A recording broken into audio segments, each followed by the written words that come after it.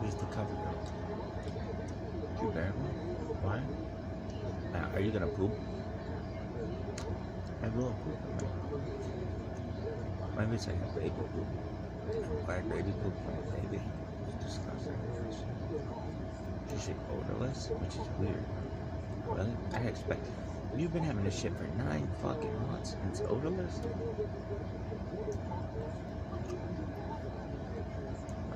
If I ever had kids, I bet. Like rabbits. We have nature rabbits and have kids.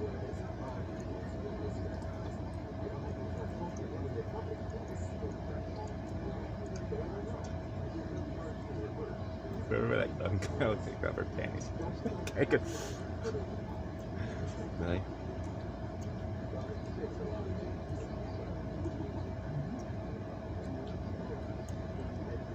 You have to poop? Scale 1 to 10 it. If you count that first one, like when you're a baby, yeah, Moscato or whatever. First poop when you're a baby, what's it called?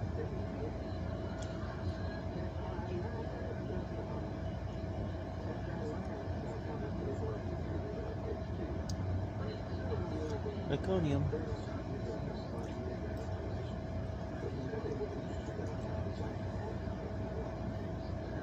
Meconium. Meconium. I got Meconium. What's the name of your band? Meconium? What is that? It's a newborn. Shotgun on newborn's first poop. What's shotgun mean? Have to be within view of the car for shotgun. Really? Yeah, let's shotgun. So like back on the trail. Oh shit, where's my hair?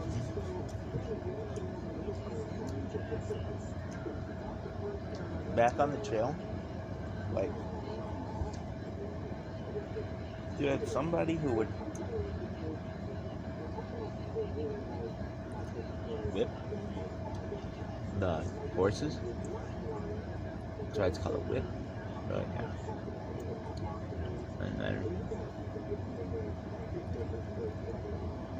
somebody ride shotgun right next to him. Why?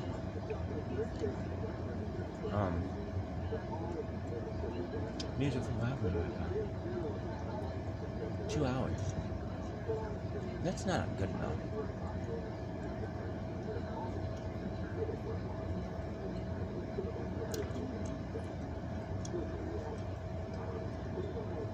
Anyway.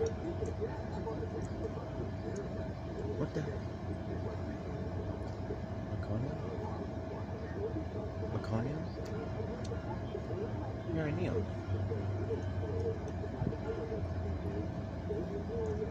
That's one of those bones in a dick, isn't it?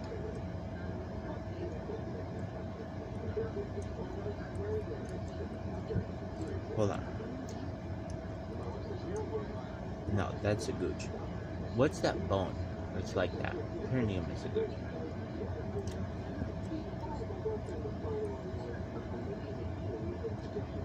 Dog dick bone. It's not a perineum.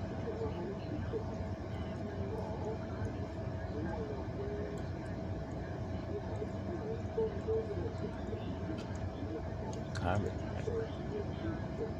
for that stuff? No, there was a name of a dog. Oh, baculum, not pyramid.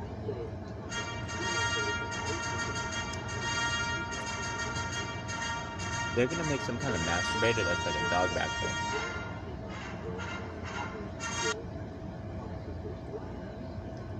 Hey, lady. Back in your stick or staff.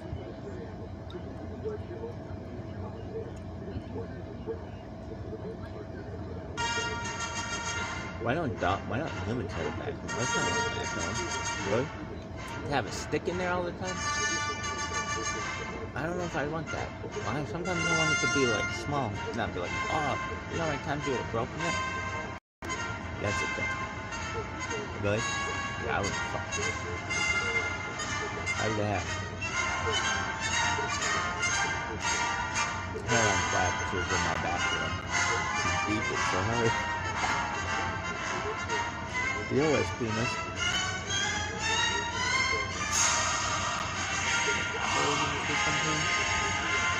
Shut up.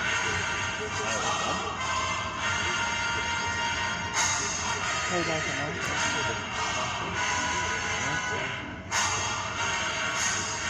there's that room back to him.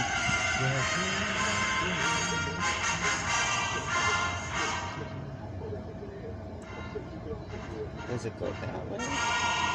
Is it pointing up? Does this one go in here? Yeah.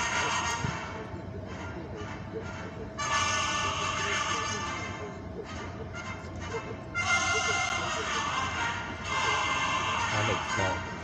Rodents. I don't know, some like this.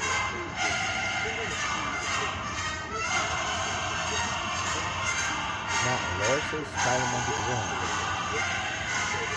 It's in a gorilla? Not Loris. Gorilla backyard.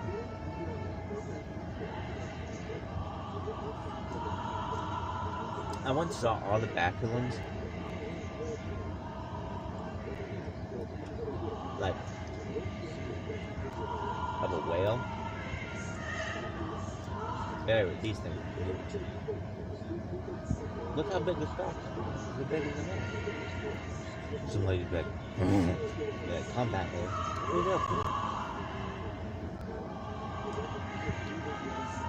Look at it coming off it. Wow.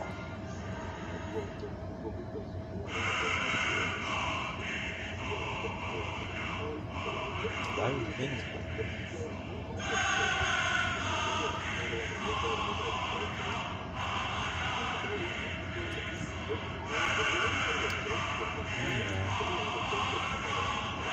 Back? Oh yeah.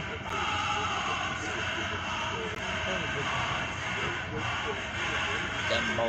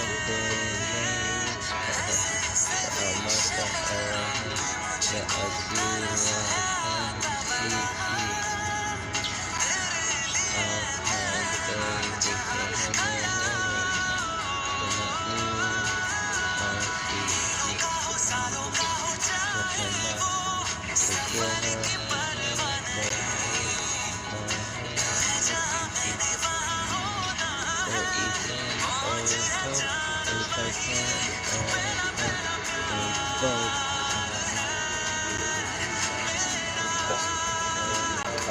so tonight's topic is Betty Friedan, and this is our penultimate class for the season. Next week we will have another, I think, very controversial topic. We're going to look at Rabbi Menachem Mendel Schneerson, the 7th Rebbe of the Chabad Lubavitch movement, a fascinating individual and misunderstood in many circles, I think, and certainly made a huge impact on modern society. And I think we'll have an interesting discussion in that way.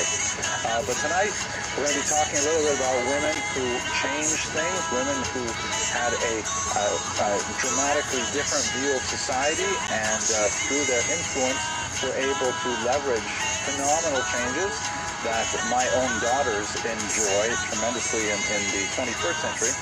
And with that in mind, that's my segue to the joke, which speaks to this idea that Jews historically are politically very quiescent. You know, they try to, blend into the background. They try to avoid, controversy and so on. There's a passage in in Pirkei Avot that says, having this power of the Shlomo Malchus, you should pray for the welfare of the community, pray for the welfare of the government, she'il male mora ish Esrael chaim below. Because if it were not for the fear of the government, people would swallow each other alive. So the idea is Jews should, be quiet, not make trouble, things like that. So the joke goes like this. There are two Jews who are being led out to execution. And one of them starts screaming at the top of his lungs, "It's a mistake, I'm innocent, you've got the wrong guy, I demand a retrial, I demand an appeal, where's my lawyer?" And the other one says to him, "Shh, don't make trouble." That was the punchline. Okay. All right. Sorry. I talked to a student today from New York, Mr. Alexander. How you doing? Shout out there. Who says that I'm actually very funny, which I appreciated. Mind you, I'm still grading his essays. But he says one day he would like me to turn the camera around. Don't do it, Mr. Rodriguez. He would like to turn the camera around to see how come it's so quiet back there. I think it's the microphone, but anyways. Okay, let's talk about our topic for today, Betty Friedan. And we have the clicker today, so we can go backwards and forwards, and we have the little red pointer up. So, her name is Betty Naomi Goldstein, born in Peoria in 1921. The E was added as kind of an affectation by her parents. That was kind of like a cool thing to do, like today when they'll put accents on words and things like that. So she later dropped the E when she was in college, but at the time she was named Betty Naomi Goldstein. Obviously a young Jewish woman. Her claim to fame, and it is extensive, is two primary achievements. One is a very important book with huge influence in America and throughout the world, known as The Feminist Mystique, 1963, a rather searing critique, not only of the sort of American middle-class ideal of femininity, but in many ways, really the entire patriarchal system from the ancient world in the West to the 20th century. A book that was a landmark critique of what people thought about themselves, particularly women, and really launched a new era, ERA, so to speak, of women's rights in America. Thank you for acknowledging that small pun. Okay. Secondly, she founded a very important organization, the National Organization for Women. She was its founder and first president, and pushed through a lot of really important legislation in this country related to women and rights. The theme for tonight's lecture is I'd like to spend a little bit of time talking about the history of feminism, because I know that for many of you in this audience, this is something that you're very well aware of, but bear in mind that there are undergraduates on the other side of the camera in particular who don't have that much familiarity with this. In fact, some really fascinating recent studies have been done, and they do it, for example, at UCLA and a few other colleges, where they'll interview incoming freshman women. That's in itself a kind of a sexist term, freshman women or fresh persons. And they'll ask them, what do they think about feminism? And a large majority of young women today have a negative impression of the word and the concept feminism. They regard feminists as being shrill, and manly and all kinds of things that they don't necessarily want to adopt. But at the same time, if they ask those same young women, how do you feel about things like equal pay for equal work, and how do you feel about, daycare subsidy, and all of a sudden they become huge feminists.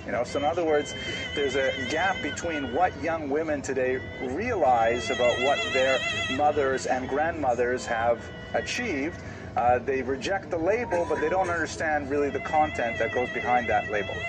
So the topic of tonight is I'd like to speak a little bit about the history of feminism coming up to the middle half of coming up to the middle of the 20th century, and then I would like to look at Betty Friedan's life in particular, although not in great detail, but we'll survey some of the most important elements of her life. And then I'd like to spend the last 15-20 minutes speaking about the development of Jewish feminism in the 1960s and onwards, and its implications for Jewish women today. So that is the plan. Here's the clicker. It works now.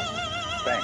So feminism, or as more properly known in the 18th century, was the women's question. What was the women's question? Really, it was the men's question. It was like, what are we going to do with women? It is ironically pretty much contemporaneous with the Jewish question. And in a lot, there's some eerie parallels between women's quest for legal rights, social rights, and so on, and Jews' quest for legal, social rights, and so on, for emancipation. Quite often, not only do they run in parallel, they intersected, as we have in the 20th century, where so many of the leading feminists were, in fact, Jewish women at the same time. But for much of it, these are two similar causes that run simultaneously. If you recall, when we talked about Shlomo Mikloel's a few weeks ago in the lecture on the Soviet Union, for example, the Soviet Union established a section of the Communist Party for Jews at the same time that they established a section of the Communist Party for women, and they abandoned them both at the same year as well. So these two ideas, these are like subgroups, an interesting kind of minority within either a physical minority or a legal minority, have a lot of things in common. It really begins with the French Revolution in 1789. Like so many things changed with that very important revolution, which occurred, of course, in the heart of Europe, transforming a major monarchy that had lasted since who knows when into a democracy overnight. And they totally rewrote the rules on everything, including how to measure things, instituting the metric system, how to measure time. They moved to a decimal system with 10 months of the year, a 10-day week, which made things really crazy for Jews who were trying to observe 1 day in 7 on Shabbat. And of course, in terms of the great human experiment, the French came up with the very important phrase, liberté, égalité, fraternité, liberty, equality, and brotherhood for all. And they were thinking everybody except for women and Jews, of course. Jews didn't get emancipated until 2 years later, when a lot of the Sephardic Jews in Bordeaux said, hey, what about us? We're French as well. And women were not considered. In fact, Marie Gouze, who was an important thinker of the time, she suggested perhaps we should amend the current document, the very famous not exactly a constitution, but a clarion call of the French Revolution, the rights of man and citizen. And she wanted to have a change to read, or an additional version, the rights of woman and citizen. The word citizen in French, of course, is declined, either masculine or feminine. And she wanted to say, hey, listen, your document here is beautiful, but it's intrinsically sexist. What about women? And the French leaders at the time said, no. We only meant men. And so that project languished. And so the question was, why were women so excluded at the time? The women's question said, why should we be excluded? Were they excluded on the basis of religion? Obviously not, because they were also French Catholics. By custom, men's and women's, it was one culture. Or obviously it was only because of biology. And this was the beginning of a couple of centuries of struggle for women to achieve equal rights in Europe. women had a lot to do with changing things around during the period of the Enlightenment. There's a photograph, or a portrait, of Rahel von Hagen. You recall we spoke about her as well a few weeks ago. She was a very important Jewish woman who ran a salon. The word salon in French means living room, and basically she and hundreds of Jewish women like her, middle class, upper middle class Jewish women who are basically the backbone of feminism up until the last quarter of the 20th century, would invite guests to her home, typically wealthy people who could become patrons of people who were practicing the arts, philosophers, musicians, artists, and so on. And it was in these salons a lot of the new and exciting ideas, politically and socially, that were later developed in Europe were discussed and brought to fruition. And one of the very important and frequent discussions was on what to do with women. Should women always be in a secondary status? Vis-a-vis the maybe a few examples of that. We look at the Napoleonic Code, where we see a really great picture of Napoleon talking about over the Alps in one of his many escapades. Not someone, I think, who would overly large view of himself in this rather bizarre picture. But looking at this law code from 1804, there's a lot of really incredible things that blow us away by our face. For example, women needed their husband's permission to attend university, to live apart from their husband, or to work outside the home. All these things you have to have a written permission from your husband to do such things. This, of course, has changed dramatically. Like, for example, I know that when I go shopping for my wife and she gives me a shopping list, I basically have to hold on to that shopping list for about 6 months. Because invariably there will be some question. I said that Heinz ketchup. What are you doing buying the generic, right? I have to make sure. I'm going to edit that part out when I do it. No, but I mean, okay, I tried to make a joke. It wasn't very funny. Okay, women. Jesus. Thank you very much. Women may own property. I mean, it's tough because you're making a wife, like, a public joke about your wife is generally not good. Before 1870, women had no legal rights to have title to any property.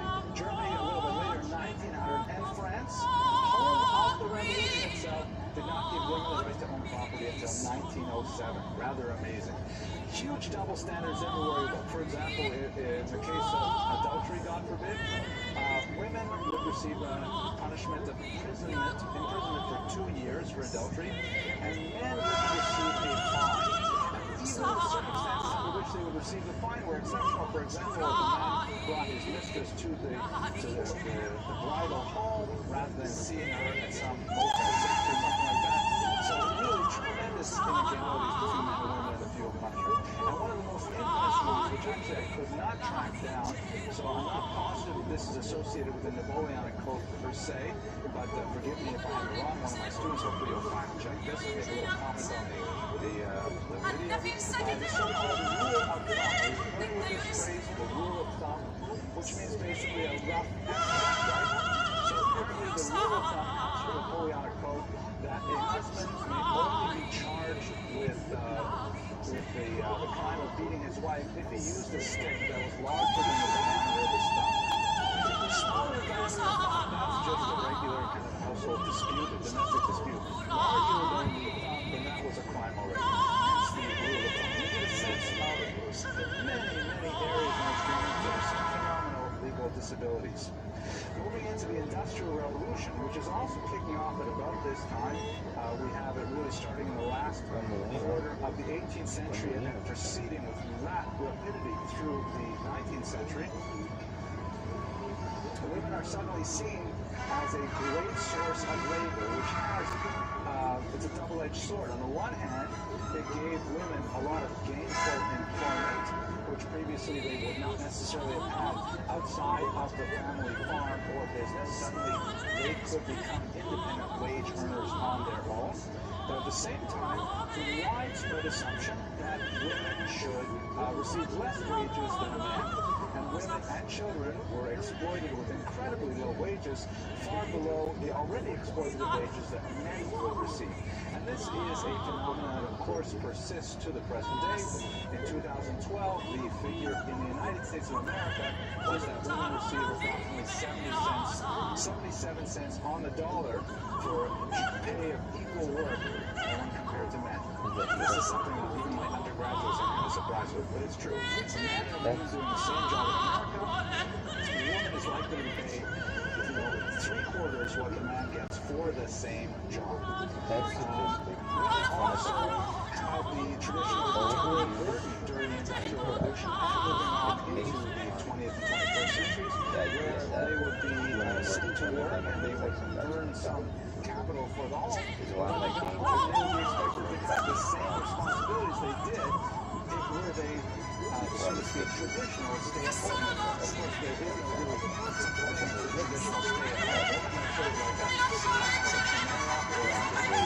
to see a 1950s Leave It to Beaver era. But nevertheless, women would be expected to go out of the home to work for a wage and then come home and take care of their children, food preparation, laundry, and so on. So women really had, in many ways, a very, very difficult time through the Industrial Revolution. Well, there's much more to say about this. We have to go on with their comments. So,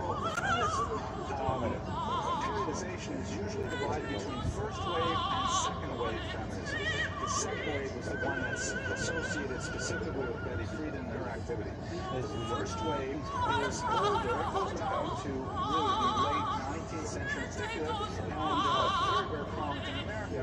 And it's primarily with the addressing of these huge inegalities, particularly in legal terms. The most significant of these efforts of first-wave feminism was the so-called suffragette. Suffragette, of course, means a female voter. It realized in a somewhat patriarchal way by the very prominent movie, which I'm sure you've seen, My Daughter Louisa, was prominent recently.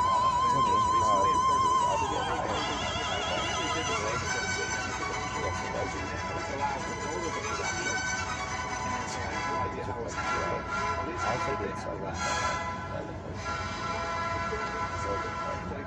I really should get the video for y'all to see. You remember familiar with the scene? She's a slightly ditzy woman, a woman in the house. She's slightly ditzy, and she comes in wearing all her hippie coats and things like that, and these silly little umbrellas, and she's wearing like this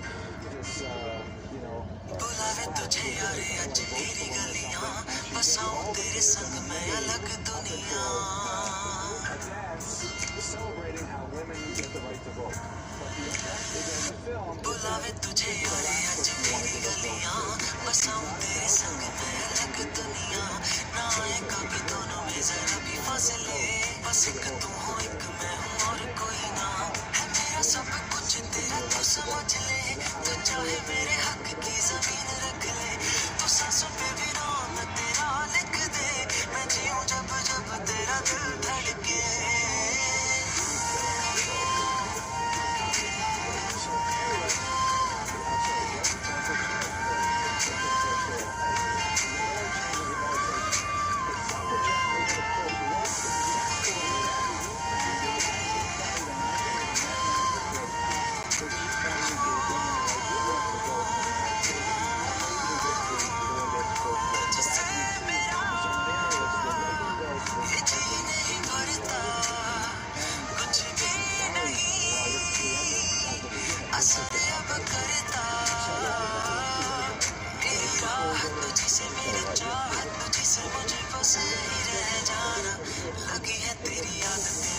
जब से है तेरे बिन पल भी बरस लगते बुलावे तुझे यारे आज मेरी गलियां बसाऊं तेरे संग मैं अलग दुनिया जो हुए तू उदास मुझे देखे हंस दे तू चाहे मेरे हक की जमीन रख ले तू सांसों पे भी नाम तेरा लिख दे मैं जीऊं जब जब तेरा दिल धड़के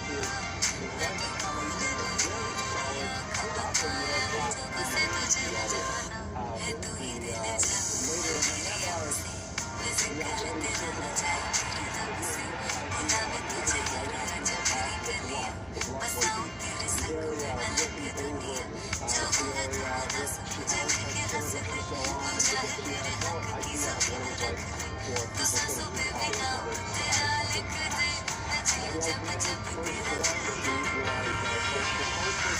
याद तेरा यार तू ले आया नहीं जीने दो मतलब आज समझाया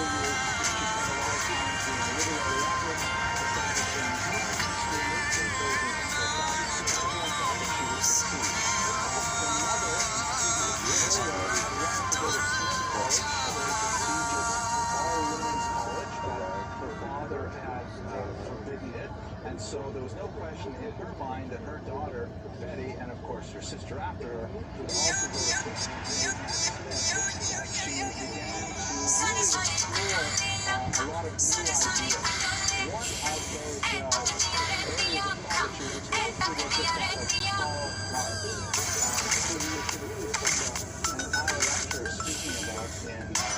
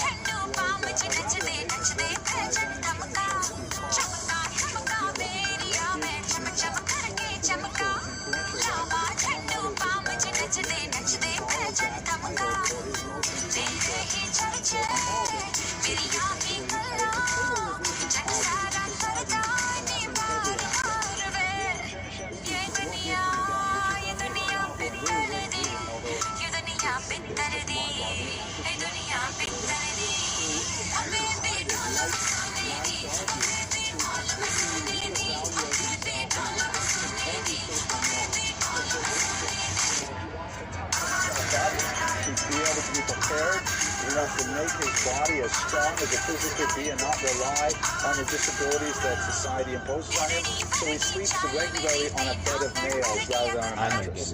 He believes that his digestive system has become corrupted by the dainty foods that he ate as an upper middle class person, so he eats ground glass. All kinds of crazy things like this. And of course he practices free love because he believes that the whole institution of marriage that we have developed is contrary to the best development of human potential.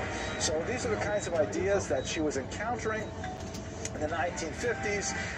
This was before the House Un-American Activities Committee really began to give communism and socialism a very bad name. She would ride her way through a lot of this, by the way.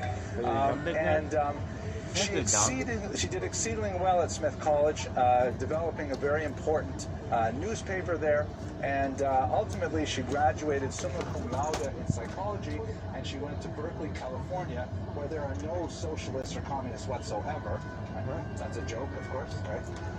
So, and she was even more influenced when she was out west, although ultimately she did not end up completing her PhD in psychology.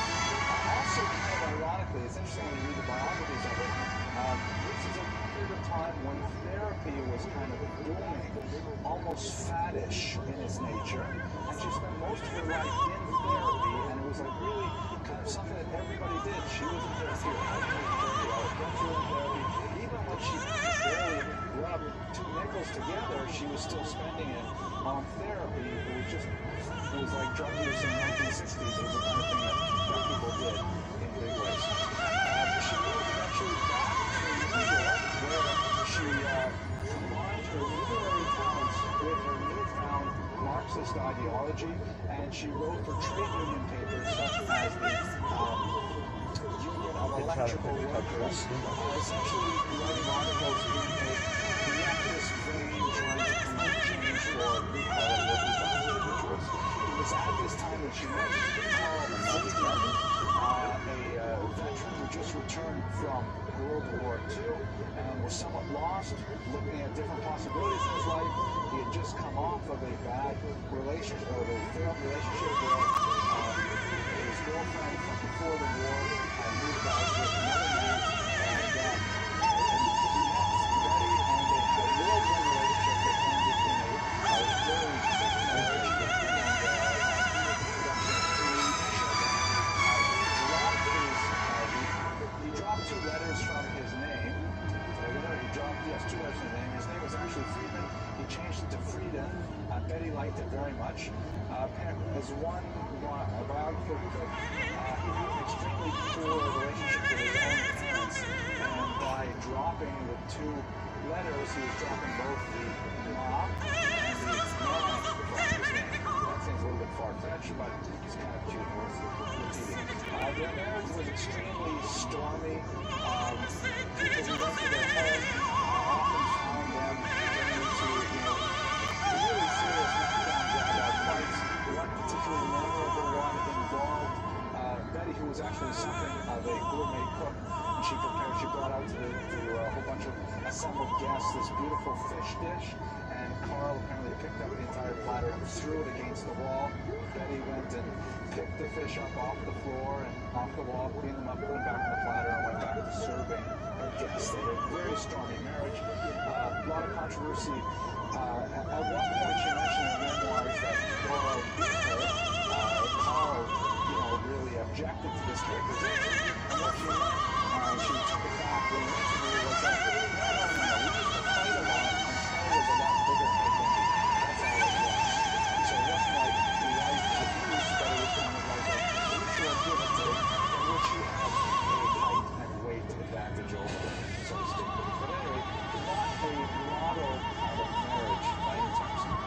Now, while she was working for the Union of Electrical Workers, she had to give up her job in 1952 when there were some cutbacks. And as was typical then, it was just simply understood that when a woman became pregnant, she would lose her job. That was just, it was just understood that there was no such thing as maternity leave.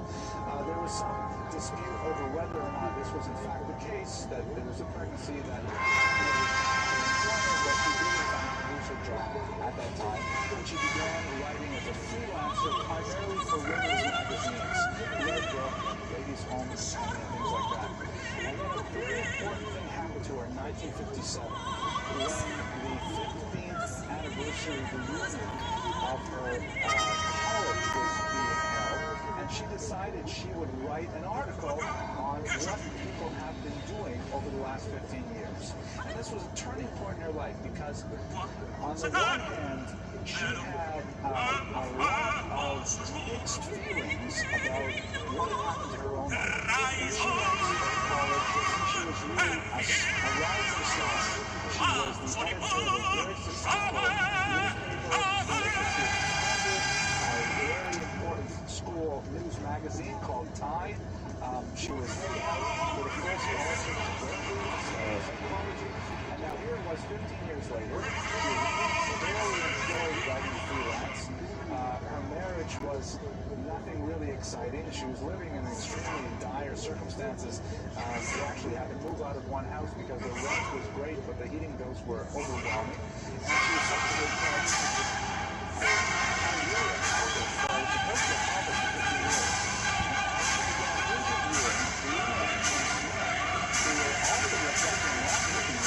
She began to identify that her feeling was not unique, that many women had the same feeling, and she called it a problem that had no meaning. If you feel really culture, it's this idea of getting the feeling, is this all there is? Is this so much more wonderful and amazing 15 years later? I really should use that technology.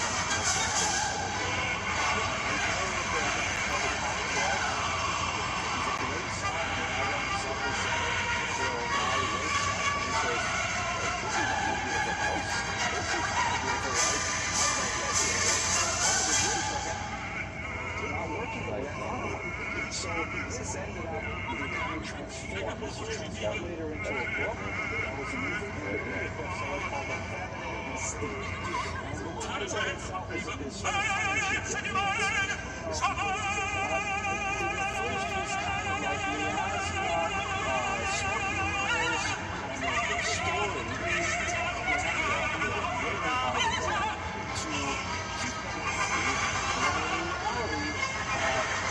society is set up to discipline them.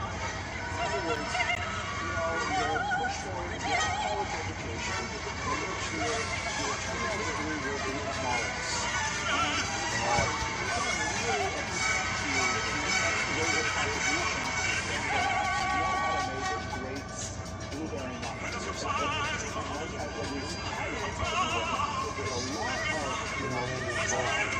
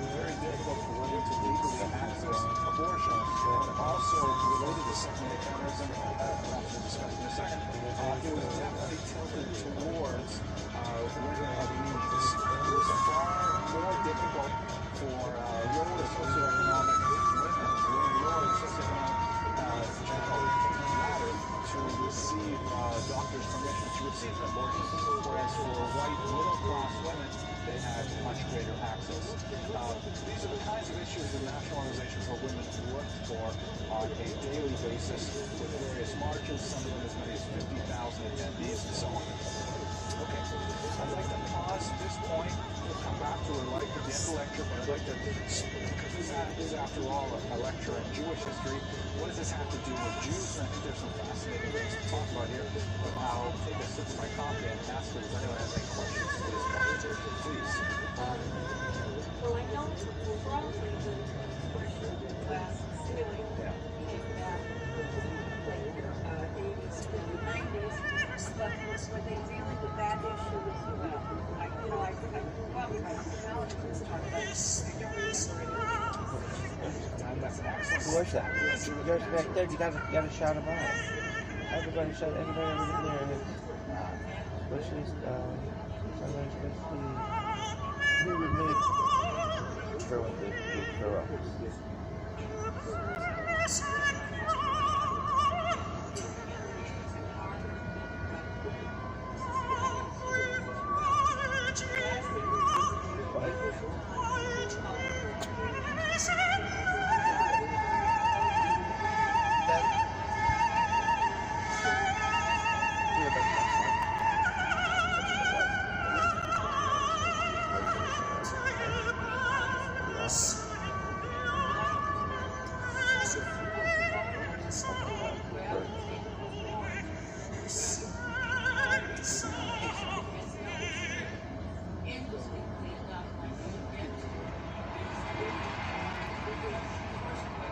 I love how Jewish these people are.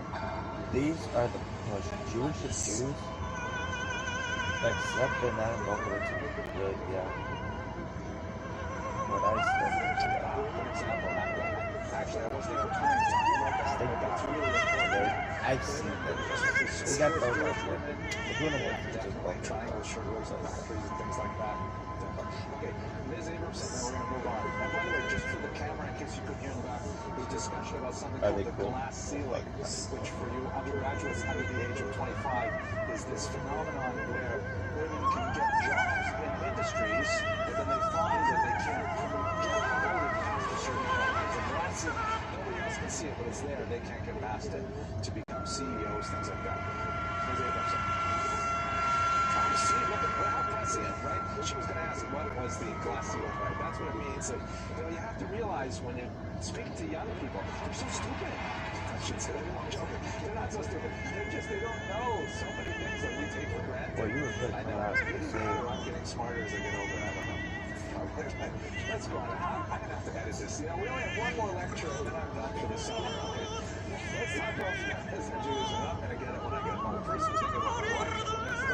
So, Judaism, probably the only thing it has in common right now is the last three letters, and that's it, because Judaism is a highly gendered culture. I mean, you can spend a lot of time ticking off all the various differences between men and women, particularly in traditional Judaism, which is relevant for our discussion today, especially 18th century. The life cycle celebrations comparing men and women are completely different. If you look at what my grandma Sean used to call the hoo-ha factor, the hoo-has associated with the birth of a boy, and then the brismila, and then the bar mitzvah, and all that stuff. They vastly outdistance that we probably do for a young woman. But the wedding is the big deal. But the wedding is also involved in a man as well. We're in a show right now where there's a pizza, where there's a distinction between where women pray and where men pray, which many would understand as a negative distinction as well. Obviously, Orthodox Jews do not find it as a negative, but that's not our topic for today.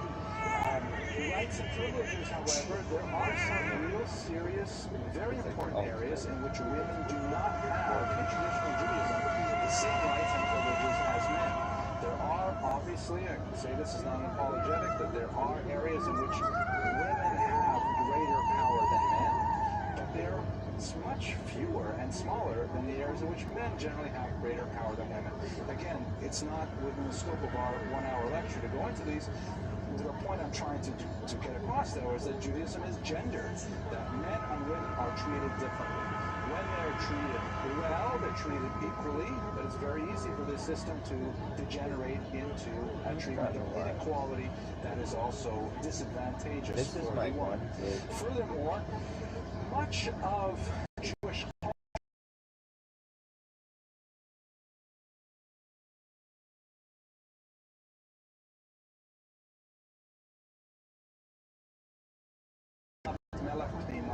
all the glory of the princess is within, meaning within the private sphere, protected, not necessarily broadcasting to the outside world and so on. This is something that is expected of the male to go out and to, kill the mastodon and drag it home, those kinds of things. And although there are very significant exceptions to that, and I often like to point out the passage in Proverbs that's read every Friday night, Eshet Chayo, which this so-called woman of valor, really a better translation would be the warrior woman. Chayal means a soldier in modern Hebrew, a soldier woman.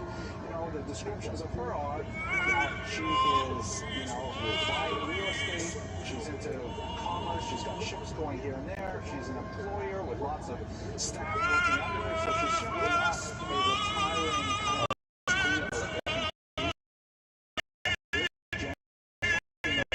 of women's place is in the home, so to speak, that they're in the private domain, whereas men tend to be in the public domain, which is definitely not in keeping with a lot of the values that we've seen in the concept of feminism. At the same time, Judaism has a lot of really strong female role models from the biblical period and onward. Even though numerically, we've got a lot more men acting in Jewish history, or these visible actors in Jewish history, we have some very strong role models. Why not trump their husbands? Sarah over Abraham, Rachel over Yaakov, and so on and so forth. So there's definitely a lot of strong-willed women with a sense of purpose who are frequently more correct than their husbands, and they are vindicated in the Jewish tradition. So we have kind of a mixed bag trying to analyze, how would Judaism mesh with this new ideology of feminism. Jewish feminism is born primarily in the late 1960s. Up until this point, feminism, even though it was often practiced by Jews, a lot of Jewish women were leaders of feminism, there was no real synthesis of Judaism and feminism until the last half of the 20th century. There are a few reasons why things begin to gel at that time. One is the fact that there are a lot of really important female Jewish leaders of the feminist movement, including Friedan and Gloria Steinem and others who are at the forefront of it. It's very easy for Jewish women to look to them and say, wow, they're Jews and they're Christians. Perhaps I should do something too, and I should connect it to my Judaism. But one factor that I deserves a lot more analysis, you don't see here and there, maybe someone should do a better dissertation on it sometime. The tremendous change in Jewish self-image after the Six-Day War. The War of 1967, in which it was painfully evident to all kinds of viewers of world politics, Israel was this beautiful and brand new experiment, only launched less than 20 years later, is going to be completely obliterated by its Arab enemies, and it was driving Israel into the sea, and he tried to remove the troops from the Sinai, the United troops, and Nasser was about to advance, again with a stunning preemptive strike and a victory after only 6 days. Not only did Israel survive, but he had to expand its boundaries and the entire Sinai Peninsula, the West Bank, the Gaza Strip, and the Golan Heights. So at that time, a lot of Jewish youth who had been, kind of laboring under the numerous clauses, the quota system in colleges, and trying to keep their heads down, shy, don't make trouble kind of attitude, and they were getting a little bit nervous about other ethnic groups beginning to kind of feel their identities. The Black Panther movement is beginning to rise at this point, and African Americans are able to express their identity. After 67, a lot of young Jews said, we should be proud of our Judaism too. We should be less afraid of being out there with our Judaism, and we should explore this thing that even our parents maybe have tried to suppressed. And our parents have tried to say, don't be too religious, trying to get us to Americanize. So there is a surgeon general of Jewish consciousness after 1977, which has all kinds of implications. We'll speak a little bit about it next week. This is really the major beginning of the Teshuvah movement that creates organizations like ShareToBeATrillionaire or Samea. The entire network of Chabad houses really gets a huge spike after this point. And so, especially young women who are motivated by feminism also get a surge of Jewish pride and begin to see ways in which these two movements can come together. There's a lot more development of college-based Jewish feminist groups where women who really apply to both designations are getting together to discuss the ways in which they can create a form of feminism. The population base is ideal for this because Jewish women tend to be highly urbanized and highly educated, involved in college life, which is where a lot of these intellectual movements get a lot of traction. And later there will be a negative push towards this thing as well, because feminism tends to become associated with other leftist causes, which for the most part tend to align themselves with the Arab world and the Palestinian Liberation Organization as well.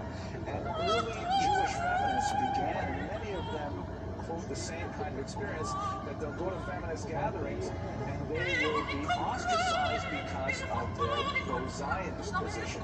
That they can be feminists, but it's felt to be out of step with the support for Yasser Arafat.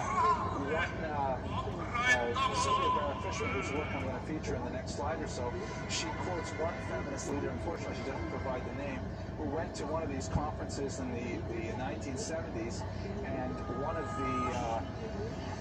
the other delegates there said to her, "Oh, Denmark is such a beautiful place, but the problem is, in the summer it's overrun by Germans. And I tell you, the Germans, they're just terrible, but at least they did one thing right. They got rid of all the Jews."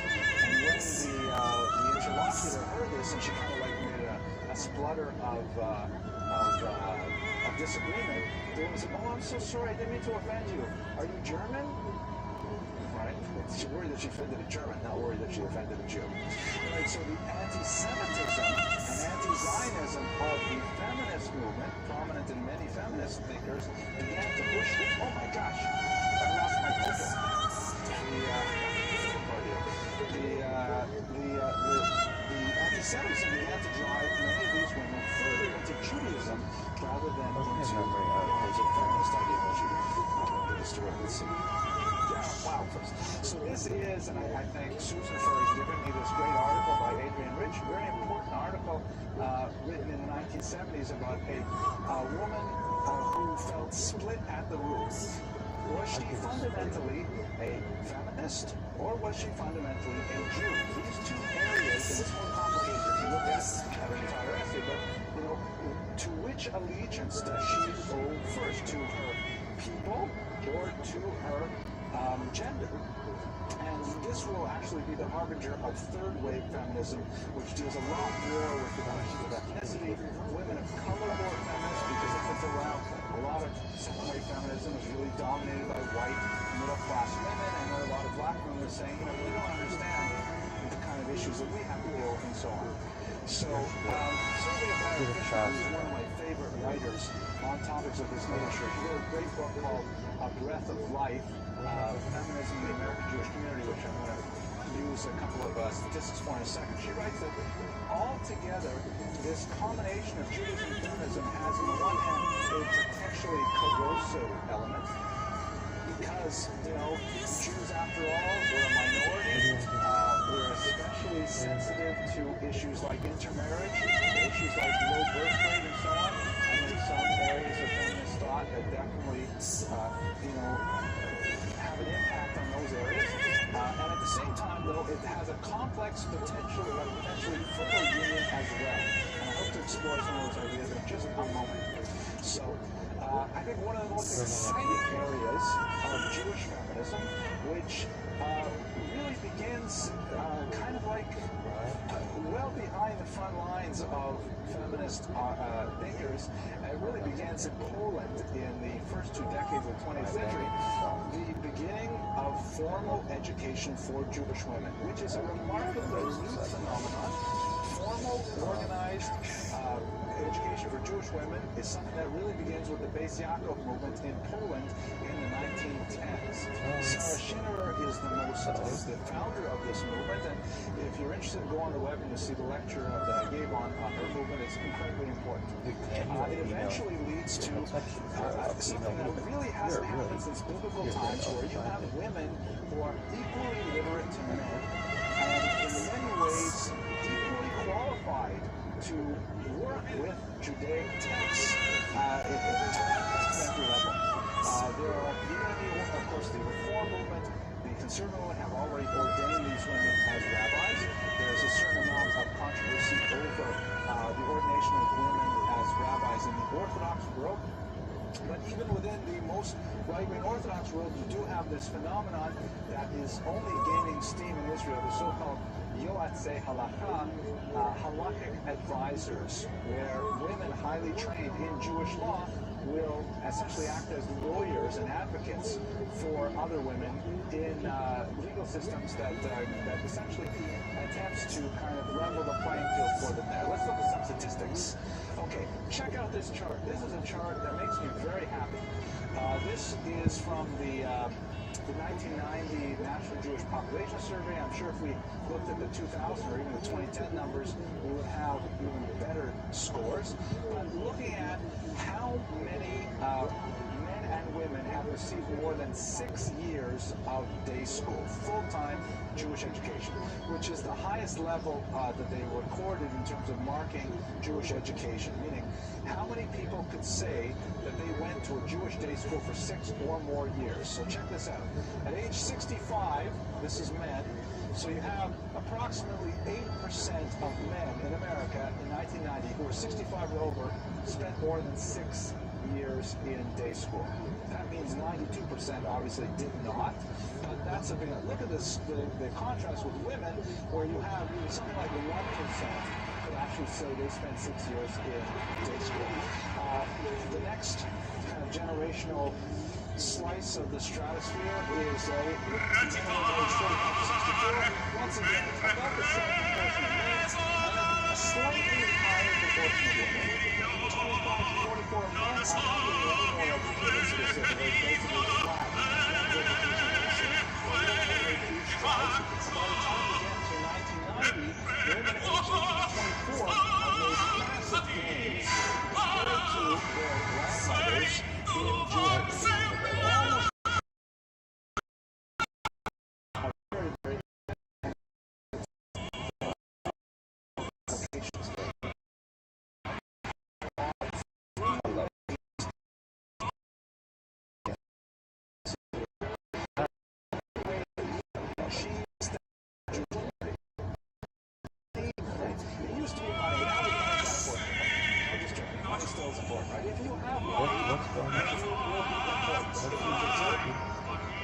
That's number 3. Education is amazing. Your Zadie was the woman's high-end, or you have all these important elements. Then, like every Lithuanian Jew in the world, there's obviously a direct descendant of the former Valley. That's the So, you have Hattie, or you have Yichus, or you have learning. And the only democratic way to achieve status is through learning. And this chart means that women are getting a lot more status as a result of the power that comes with learning. You see this also in occupational therapy. This one is as a last slide, but also it's basically looking at women as men in 2 different age groups, under 45 and over 45 in various professions. And you can see that basically these green bars are older women, over 45, or they're not older, but like of the older segment. And the older ones tend to be well represented in clerical fields, relatively low-paying secretarial jobs, and very low representation in high-status jobs. The brown bars here, though, show the representation of women in the younger women, and they are much lower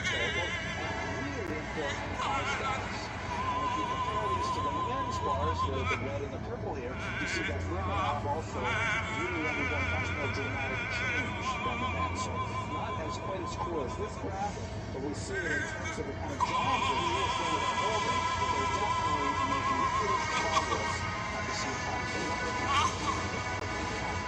Betty Friedan and her retinue are reflected in these results. Now, there are many areas in which, Betty Friedan will definitely be unhappy with the progress or lack thereof in modern-day Jewish feminism. One of the most difficult crises that refuses to easily end is the so-called Paguna crisis. This refers to a situation which has become really quite exacerbated in the 20th century. According to Jewish law, all has the right, and in the medieval period, the court did have the power to physically coerce a man to grant his right of death or a bill of divorce.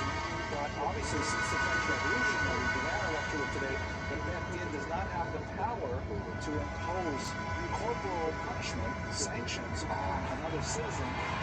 There's not a separate country. You're not allowed to simply have it.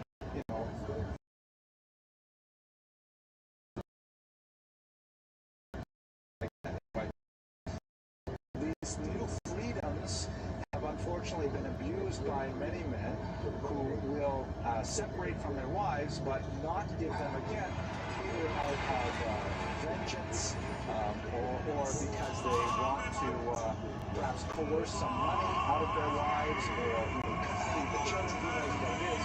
And no legal remedy in Jewish law has yet been found. Many have been suggested. Today, no single remedy has been discovered which will adequately address the situation. Joe, closure in Australia.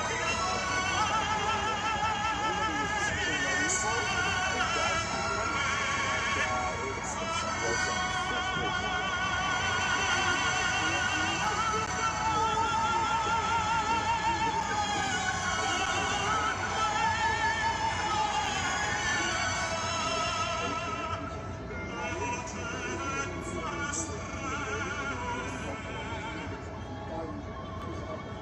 It's huge. Absolutely. Yeah, he's just pointing out there that we could make a huge laundry list. Even if I just listed them like we in the phone book, we would not have enough time in 1 hour. Point? Okay, I'll come back to that, okay, because I'm almost out of time. Another issue, Jewish birth rate. Those are one of the places in the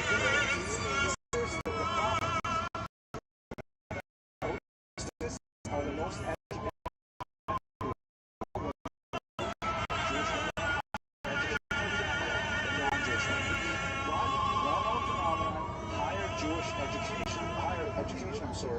correlates with a lower birth rate.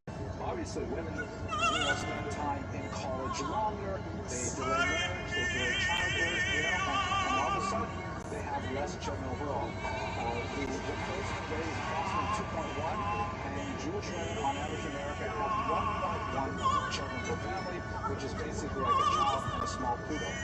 So we have a very significant issue. There is clearly a big distinction between the Orthodox world, which has a much higher birth rate, but nevertheless, on the whole, American Jews are not replacing themselves. And one factor, we have to lay all of this on Jewish education, but one factor is that as women get more educated, that also has an impact on birth rate. Yes, sir. Oh, okay, very good.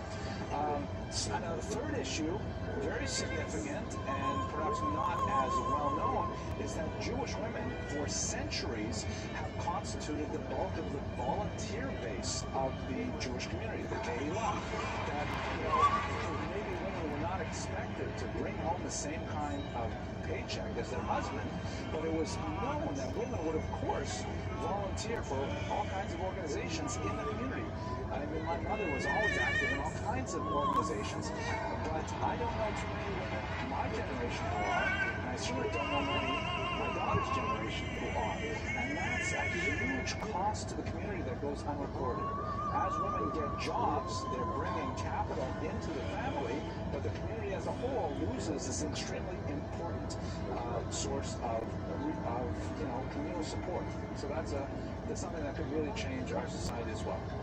So finally, there's some really fascinating things that have been written by scholars like Renee Kaufman on the phenomena of female returnees to Judaism, the so-called Ba'alot Tshuva.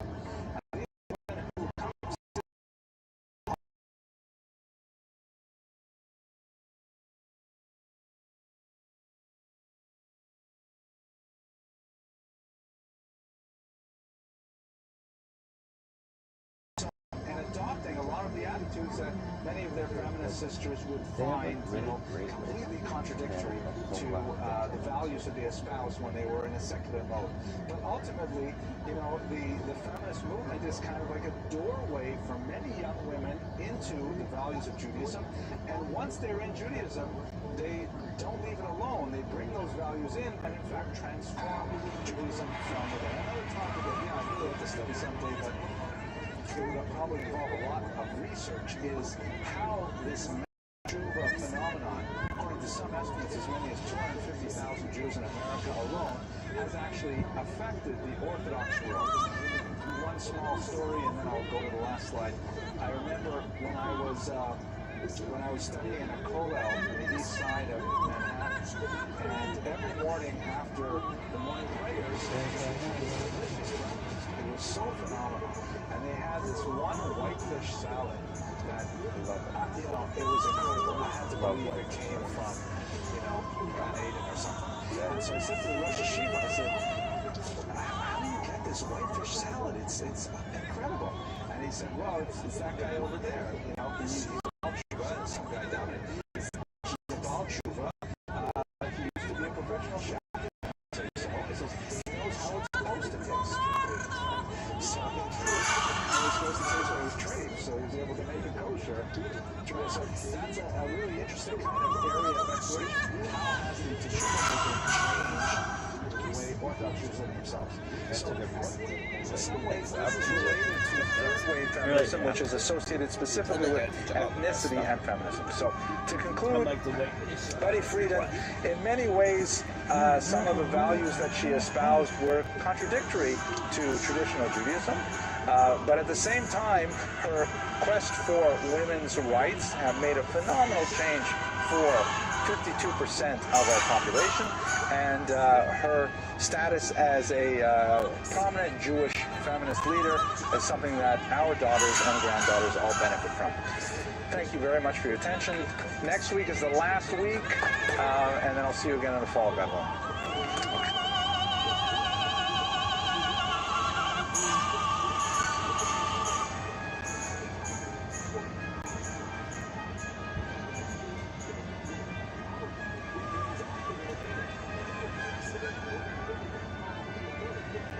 We'll start then? Okay. All right. Okay. Welcome, everyone. A couple of announcements before we get to the actual material. First of all, I have an apology. We have no PowerPoint today.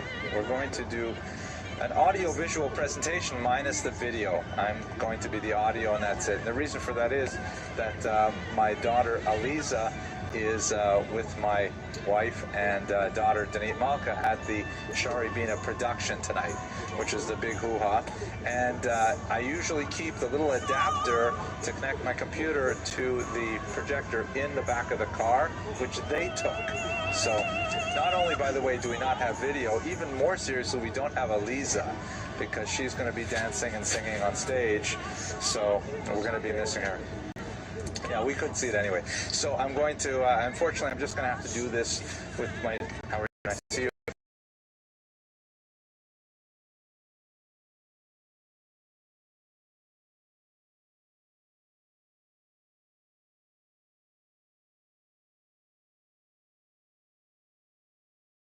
The Torah Cafe version comes out, they always integrate my PowerPoint into the presentation, so we'll have it there, and that's fine. Let me start with the joke then, and I'm a little hesitant to tell this joke. I'm not quite sure it's really appropriate, but I've already started. It goes like this. timing, right? I gotta remember this. So it's 1930s Germany. A lot of the material that we'll discuss today deals with the pre-war period, and so it's relevant to our topic. And two Jews are walking down the street in interwar Berlin, and they are walking past an institution, and there's a big sign out front that says, 1,000 Deutschmarks for any Jew who converts to Christianity. And the two Jews look. 1,000 Deutschmarks sounds like a good deal. I'm gonna go do it. Look, 1,000 Deutschmarks. It's worthwhile. So says okay. So he goes in. His friends waits for him outside. He's outside for about half an hour, and then his friend returns from the inside the building, and the guy says to him, "So new? Did you do it? Did you get 1,000 Deutschmarks?" And his friend looks at him and says, "What is it with you people?" Okay, all right. Did I get the timing right there, Joe? A little better. I'm working on it. Maybe by the third time I tell the joke will work. Anyways, tonight's topic is Albert Einstein, time, space, and the Jewish people. Fascinating life with tremendous implications, not only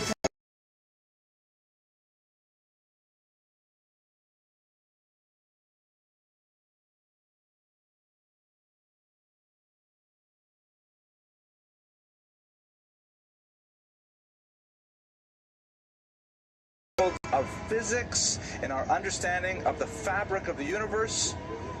Phenomenal change in the world.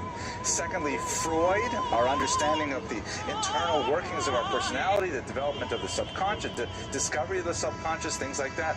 Incredible. Changed so much. Marx, our entire political system changed as a result. The development of socialism, communism, huge changes in the world as a result. And finally, Darwin, who, creator of the theory of evolution, the ascent of man, origins of humanity, and so on.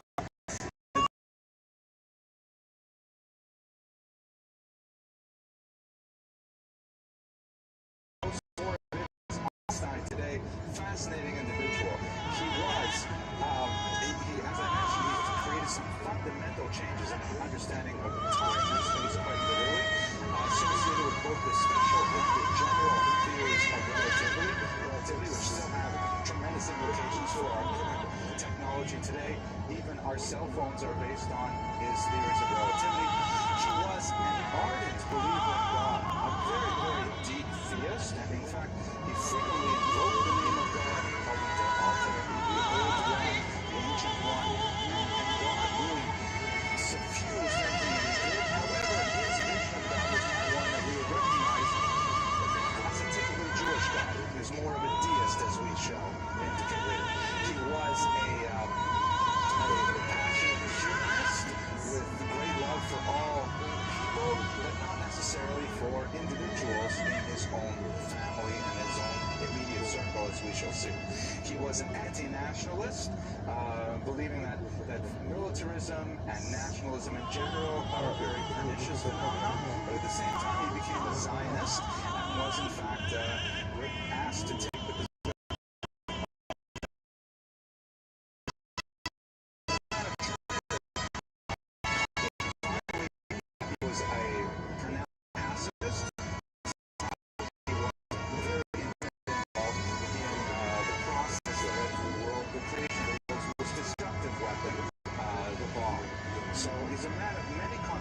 that hopefully we'll explore over the next 15 minutes or so as we look at his life and his works. I have some great photographs. I wish I could show them to you.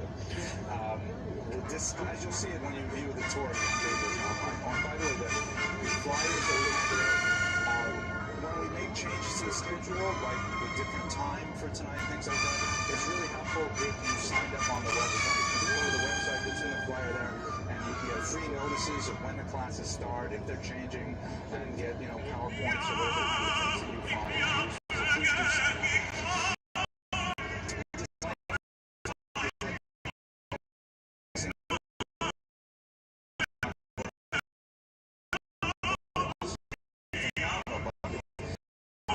Entitled Einstein, His Life and the Universe, published by Simon & Schuster in 2007. It's a massive book, 675 pages, plus notes, and I found it extremely entertaining. He's also famous for writing, among other things, the biography of Steve Jobs and Benjamin Franklin. So pretty much It's going to be a book review. They first made it up on the internet. I'm looking for something, strikingly new, original.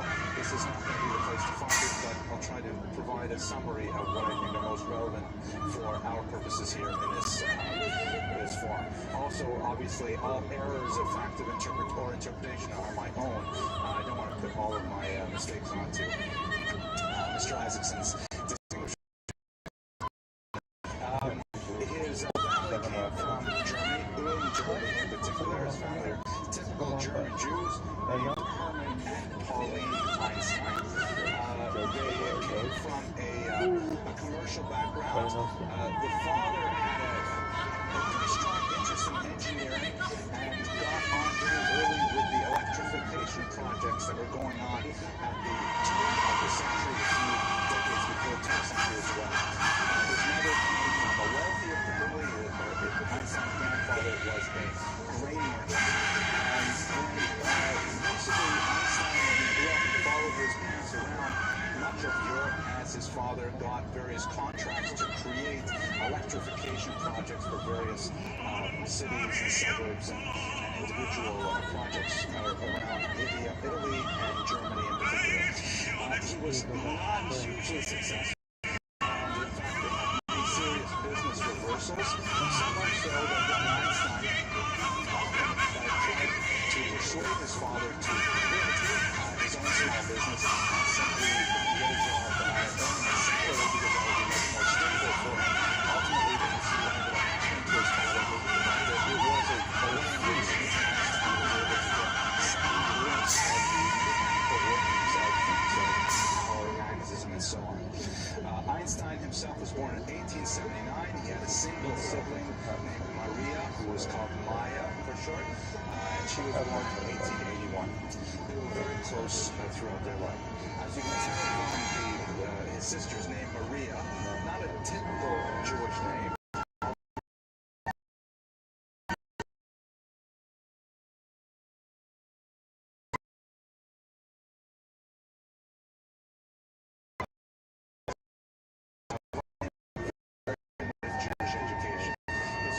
Were spent in a Munich suburb, and he received no formal Jewish education. His father felt that Jewish rituals were essentially ancient superstitions. They placed no track with traditional Judaism whatsoever. He attended a Catholic primary school in which there were 70 students in his class, and he was the only Jewish child there. And so, religious instruction was mandatory in Germany. He received traditional Catholic instruction in school. In fact, he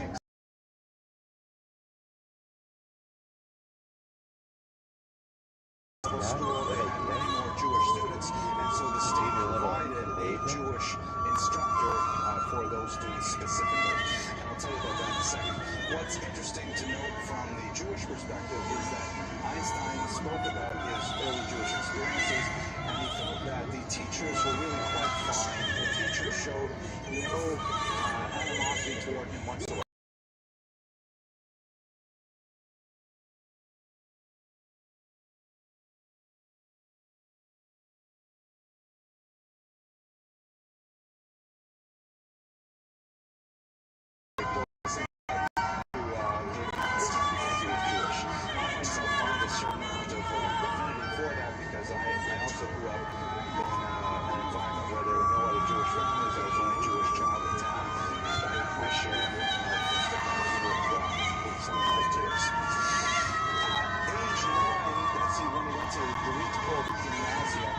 Received his first formal Jewish education, and he actually went overboard, to use the term that my students use. He flipped out for a brief period of time before his bar mitzvah.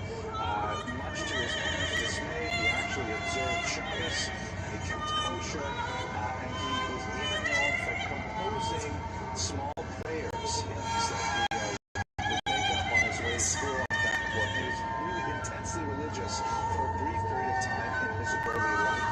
What ended up happening, though, is that, and this is ironically the way these things go, he read a popular science article that, in a very pious kind of way, tried to demonstrate that science and religion were compatible.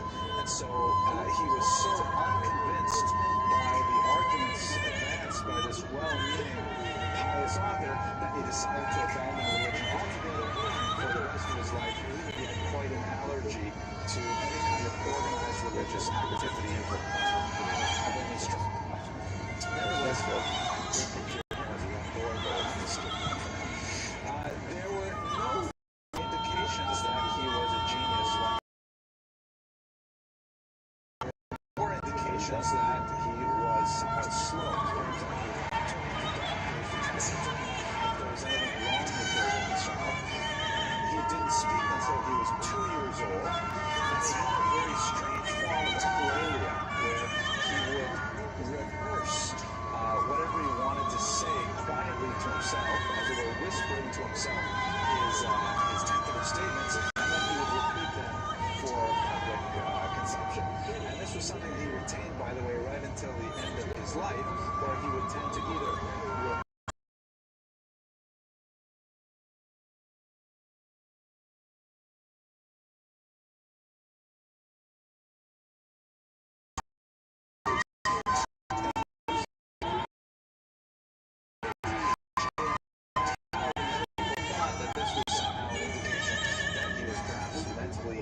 retarded or something like that, because he kept on, practicing what he was going to say before he actually said it. There was a turning point when he was bedridden with a childhood illness at one point, and his father gave him a small gift to amuse him while he's lying in bed, a gift of a compass that absolutely fascinated young Einstein, and in fact it influenced his thought for the rest of his life, because he was completely fascinated with the idea that there was a magnetic field that could somehow invisibly interact with material.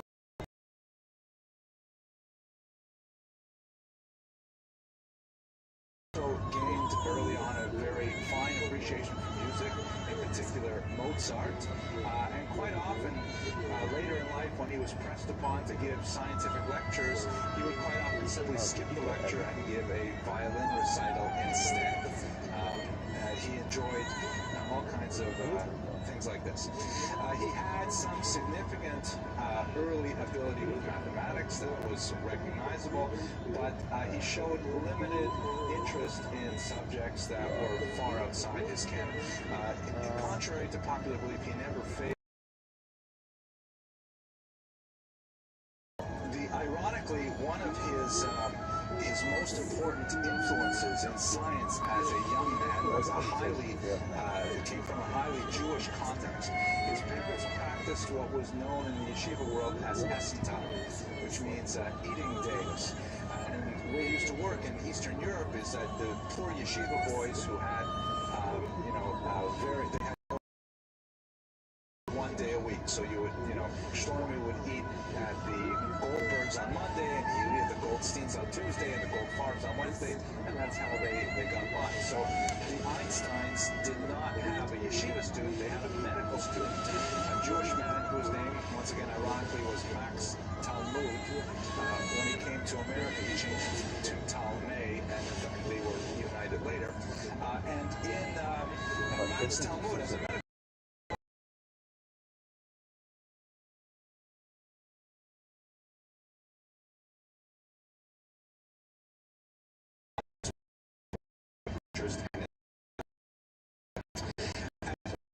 early on in his life, he testified about those years as having one of the first of what he would later call Gedankenexperimente, which means thought experiments. And this is something that Einstein was really quite famous for.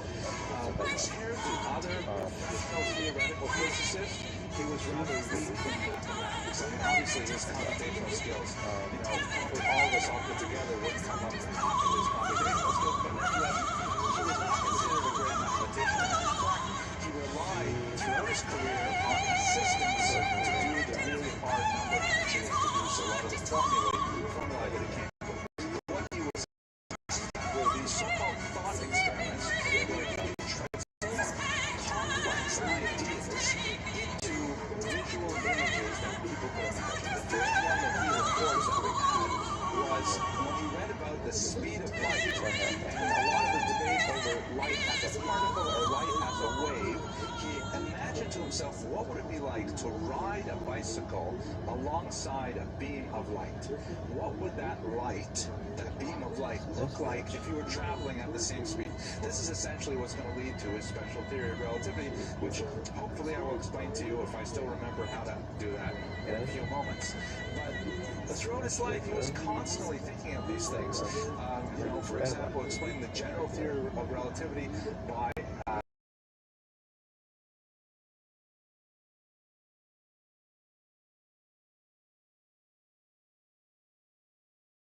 box is an elevator and it suddenly falls out from under you, you'll be suspended momentarily in the box, but it will have a lot of structural similarities that if you're not in an elevator, but you're in a box that's being spun around on the end of a rope. All kinds of images like this, very powerful, easy to grasp. Another one, again, with general theory of relativity, he described like a bowling ball rolling onto a trampoline and then having billiard balls roll in after it. Are attracted to the bowling ball is really the effect of the bowling ball depressing the field, depressing the trampoline.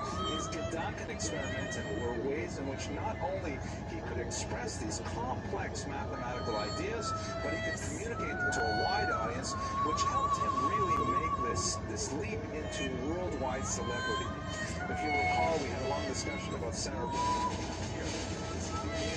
celebrity is beginning to become a phenomenon. The connection with mass media and popular consumption of visual images, photographs, later movies, creates the beginning of superstars. And Einstein was one of those superstars who really went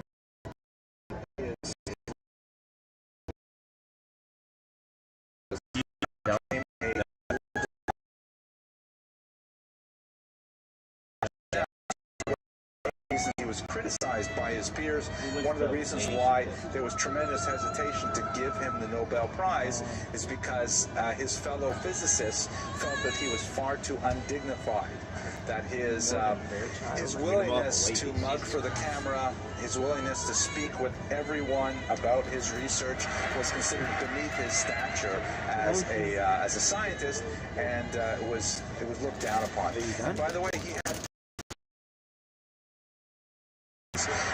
there was a little 8-year-old girl who lived next door, and she went over to his house and she asked the great Professor Einstein for help with her math homework, and she bribed him with a plate of fudge. And in fact, you know, he would help her with his math homework, and he loved to do things like, you know, there was he didn't give interviews when he got very old, but there was a local student that in a journalism school, and the instructor of the class said that anyone who can get an interview with Albert Einstein gets an A. So he went and said, hey, this is how I can get my A. So Einstein gave him an interview as well, published in a little school paper. Eventually, of course, the Trenton, New Jersey News picked it up, but these were now. I have a great picture here. I wish I could show it to you. This is the famous tongue picture of Albert Einstein sticking out his tongue. Right? He was an incredible nonconformist, which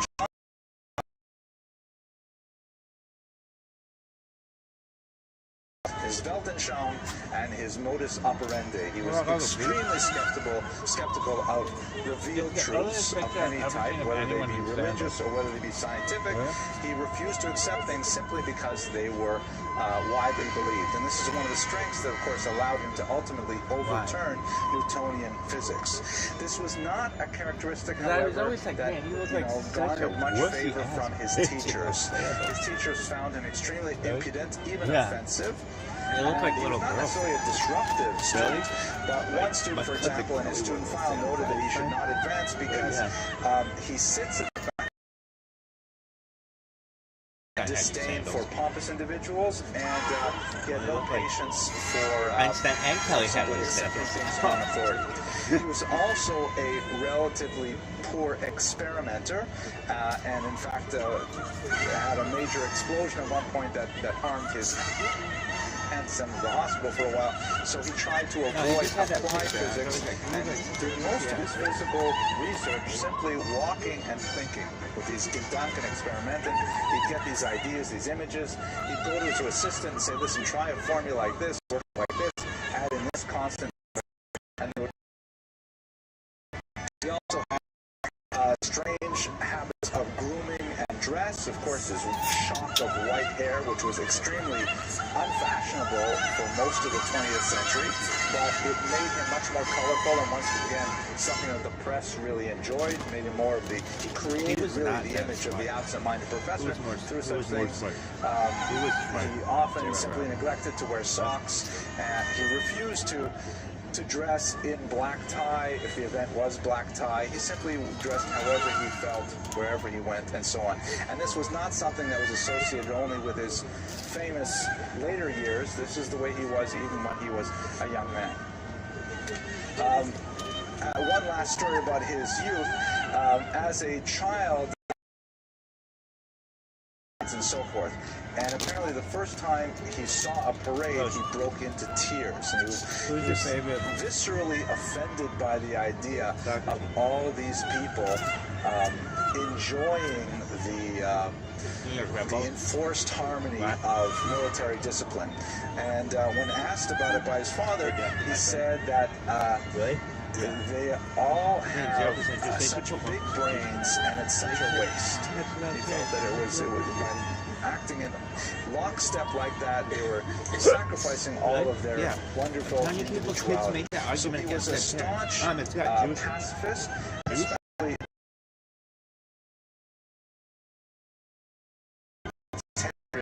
he participated in a lot of causes that advanced pacifism. Changed his mind on these things, as I'll discuss shortly. But at age 17, he actually, his parents had one of their many business reversals. They had to leave Germany for a job in Italy.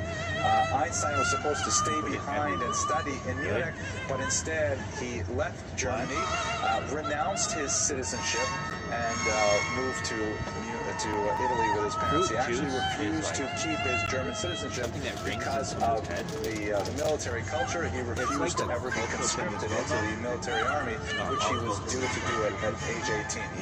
He gave it up at age 17. Interestingly, on his application for renouncing citizenship, he under religious affiliation, he indicated no religious denomination whatsoever. So he spent most of his early studies in the post-high school period in Zurich, where he studied at a place which is called the Zurich Polytechnic. It has a much longer and complicated name, which I'm not going to use. I'm just going to use Walter Isaacson's abbreviated version. Once again, he did well in math and science, did poorly in literature, politics, and so on. But after he was initially denied admission, he engaged in tutoring for a year, and he came into very close contact with a woman named Marie Winteler, who history that we'll talk about in a moment. Ultimately, though, when he got more serious in his studies, he broke it off with Marie Winteler, which broke her heart. She was very, very educated, and we know from the extensive correspondence that we have, the Einstein papers are really quite phenomenal. He was even in the habit of sending her his laundry to wash for him, sometimes without even an accompanying note, just sending the laundry, and all of a sudden the laundry stopped coming. So that was it. What are you going to do? At the Zurich Polytechnic, however, he met a woman who would later become his first wife. A woman named Mileva Maric. She was a brilliant physics student, also studying there. Ultimately, because of her relationship with Einstein in part, she would not graduate from a Serbian Orthodox Christian, again, not especially a pious Orthodox Christian, and they had a long-standing relationship before their marriage. His parents were very much opposed to the marriage, opposed to the relationship as a whole, not because of her religious background, but they were concerned about her suitability for a match for Einstein in other ways. She was 3 years his senior. She had a pronounced limp, and she had a somewhat dour personality that ultimately would descend into mental illness later on in her life. And one of their children also suffered from mental illness and was actually institutionalized for most of his life. Nevertheless, they maintained this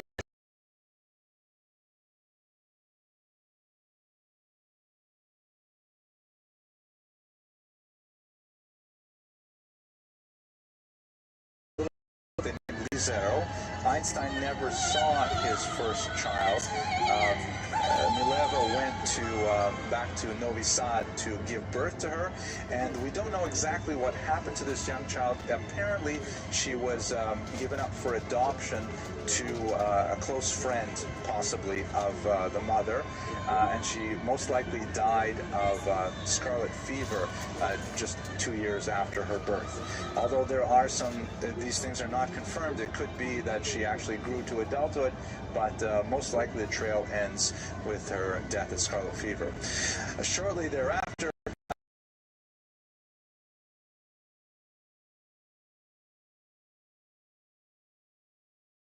in California, and their younger son Edward, who also, as I mentioned, had some mental challenges. They had a very difficult relationship with their father, and ultimately traveled to America and ultimately decided to remain here. Edward would not be admitted to the country because of his mental.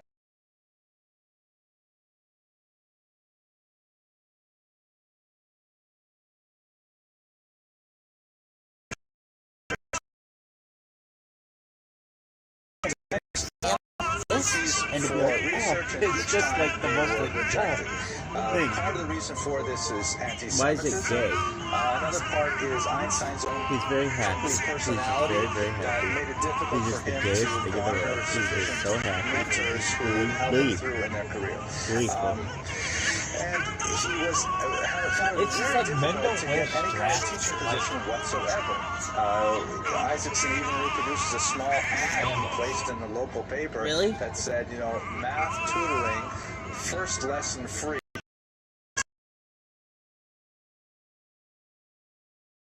Yeah, and that's fresh. You're like, nope, too much. Perfect. Boom. And they got it. That's his what you friend got. was working in the Baron Patent Office, examining applications for various scientific devices, and he thought that Einstein would be very good for that job, and so he was able to actually engineer a job description perfectly tailored to Einstein, with the indication that he would be the only candidate who could possibly qualify, and so that's ultimately what. Later, when he finally was offered a position, they actually had to pay him more just to keep up with his salary at the patent office. But in many ways, it was a great job for him because it involved just a few hours a day of looking at applications for new devices to determine if they're worthy and if they do not transgress other patent applications. And then the rest of the day, he was free to explore his physics. And in fact, that's what he did, coming out in 1905. In the space of a few short months and a few short papers published in the Annalen der Physik, he really changed the world forever. Included in that period is his theory of special relativity, which he proposed in a short paper, a completely new vision of space and time, adding a fourth dimension to the three dimensions we've been working with since Newton, the advancement of quantum theory of light. He proved the existence of atoms, which up until that point were simply theoretical, and ultimately, by working backwards from some of his early research, he discovered that famous formula, energy equals mc squared, which of course is related to the creation of the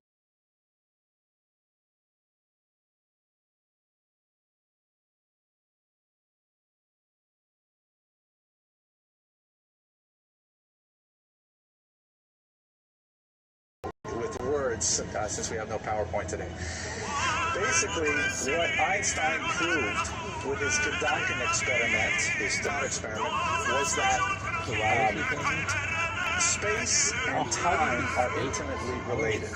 And the amount of space one uses is related to how fast one is traveling. That material measurements are dependent on the speed of the one who is doing the observing. So here's a simple example of it. Let's say you have a train that's racing along these tracks, left to right, and there are two bolts of lightning left and one that are observed by someone watching the train go past. So if I'm the observer watching a train go past, I will see these two bolts of lightning strike the tracks simultaneously. And if you ask me when they struck, I would say they struck at the same time. Obvious. However, if I was sitting in the train car, or better, if I was sitting on the top of the train car, and I'm traveling in this train at an extremely high speed, then because I can only perceive the lightning strike at the speed that that light travels to my eye, I will perceive the one that strikes in front of the train before I perceive the one that's behind me, because the speed of light travels.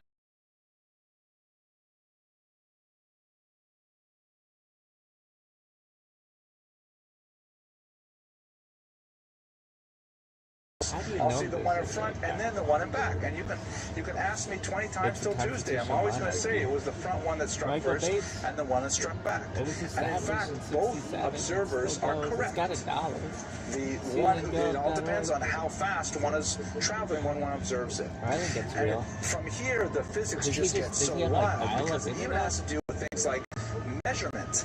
How big is something? If you try to measure a meter rod, let's say a rod exactly.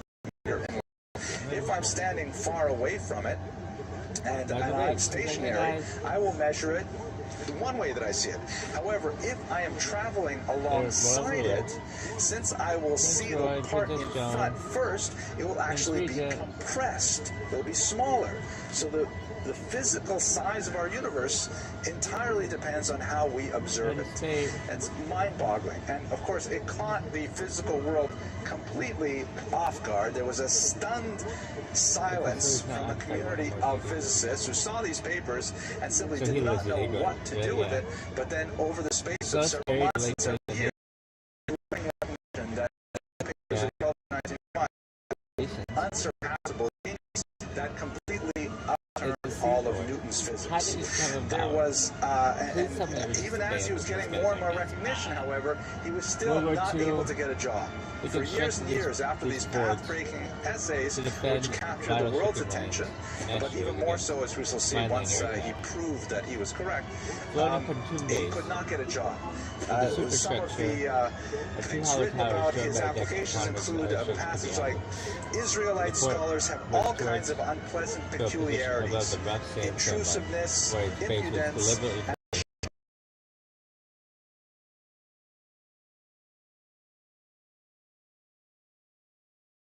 I think the phrase in German is Lektordoktorand or something, where he was literally paid by the number of students that he received. He was assigned like a 7 a.m. Saturday lecture slot, one of the most popular lecture slots for students, by the way. Get to school by 7 a.m. hear a lecture. And he had 3 students coming to his lectures. Two of whom were his old friends. And even they left after the first semester. And people were more interested in the entertainment value of being in his class. He was not necessarily a bold and striking instructor. Ultimately, he got a professorship at Prague, and he did, by the way, since he had to get the job, he admitted in his application that he was Mosaic by persuasion. Things changed much more dramatically for him in 1919. In one of his papers, he wrote that, and he frequently does this, he wrote that were not available at that time. Many of his tests, by the way, his experiments, for example, were proven only when we had space travel and could leave the atmosphere. But one of the tests he suggested was something that would require a total solar eclipse, because he argued that based on his calculations, light would bend next to gravitational forces, and that the sun, being a large gravitational object, would actually bend beams of light. Our perception of light would cause a total solar eclipse when the disk of the sun is obscured and you can see the stars behind it. So someone suggested let's try this in the next eclipse, which was in 1914, and it was going to be visible in the Crimea. If you're familiar with the dates of the 20th century, not a good year and not a good place, because it was right at the beginning of World War I. The scientists who were attempting to make this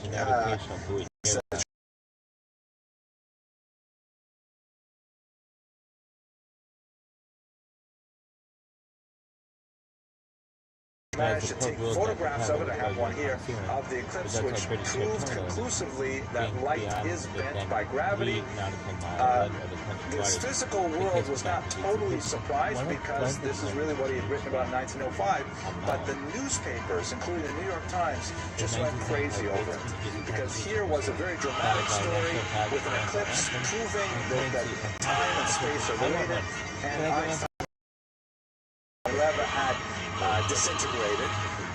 They were no longer living together, but they were very much tied economically, and Mileva was loath to grant a divorce to her husband, even as he gained more and more fame and security. He desperately wanted to divorce, and in fact, one of the final things that clinched it for Mileva was Einstein was absolutely convinced that he would win the Nobel Prize, which had a very significant prize award at the time. I think the award now is something like $500,000. I don't know what it's exactly worth, but back then it was worth approximately 37 years of salary for a professor at the rank that he held at that time. And so she agreed to divorce, and in fact later when he got the money, he turned it over to Mileva and she bought some real estate. And this allowed him to ultimately marry his first cousin named Elsa Einstein. They had a long-time relationship while he was married to Mileva, but later she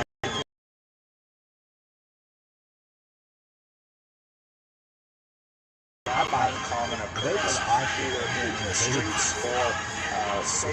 He quite often would get into a sailboat. He did not know how to swim, and he would just, the Coast Guard would literally have to bring him back, because he would simply be found drifting off in some bay somewhere. There's even a apocryphal story, which is probably not true, but still very illustrative, that when he was working at Princeton, a call came in.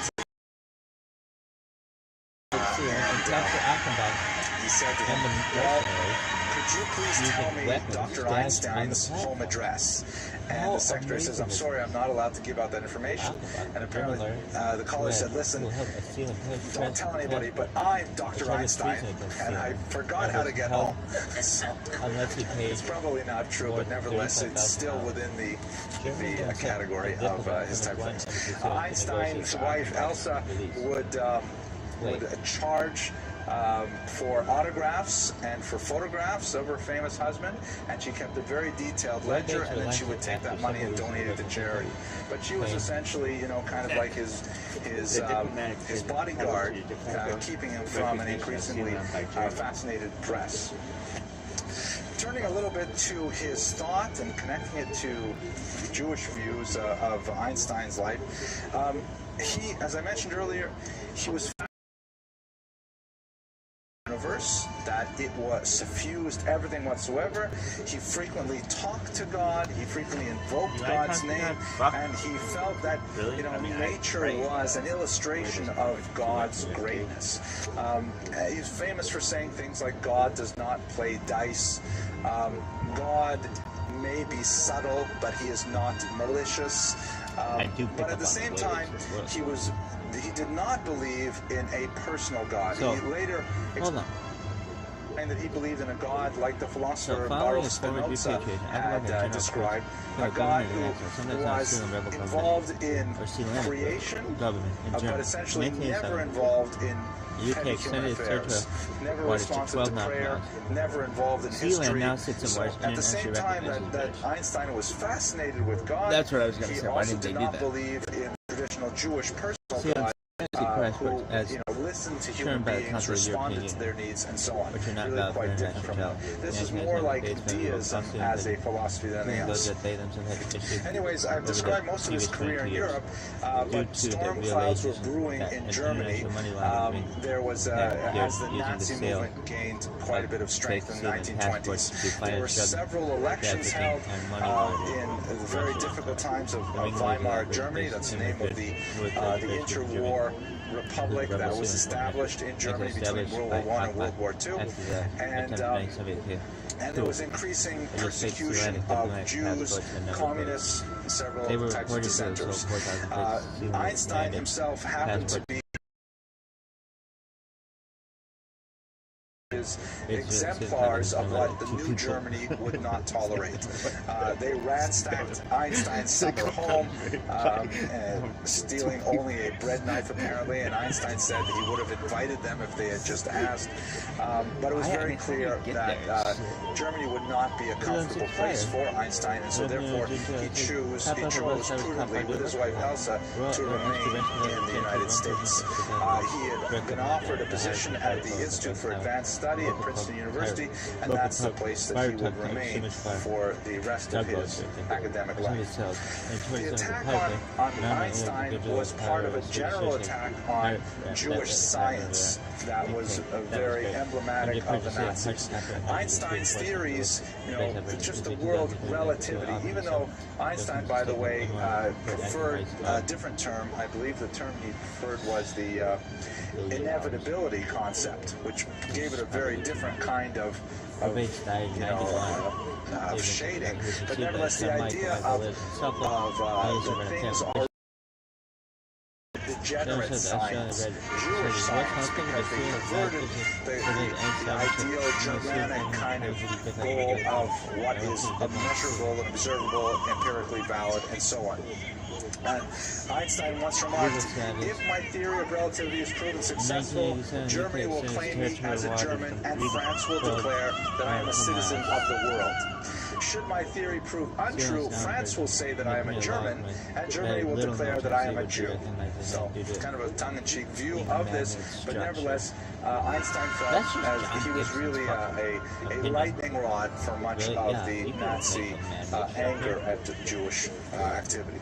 It was at this time that he became very close with the ideals of Zionism, principally through his relationship with Chaim Weizmann, a very, very prominent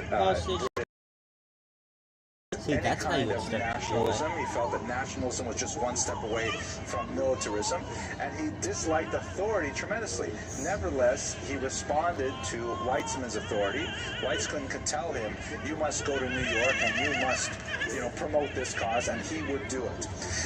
Cool, man. It appears that much of Einstein's motivation was based on the fact that while he had very little affinity for Judaism, he had a tremendous love for the Jewish people, and he recognized the level of persecution that the Jews were suffering in Germany and throughout Europe, and he felt duty-bound to stand by their side. And even though he disagreed very much with the idea of creating a nation-state for Jews, he felt that this was an in the creation of the Hebrew University of Jerusalem. He had some significant disagreements with the administration, but nevertheless he was very much involved in Zionist efforts, and as I mentioned, at one point he was even asked to serve as the president of Israel, which he politely declined.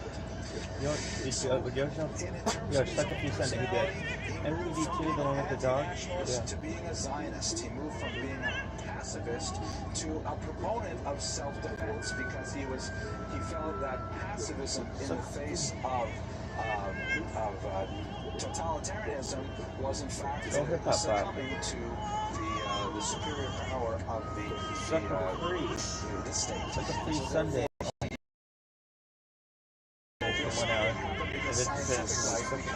Although he was an early proponent of the quantum theory, the unnerving uncertainties associated with quantum theory plagued him throughout his later life, because he wanted more of a unifying theory that would bring everything together.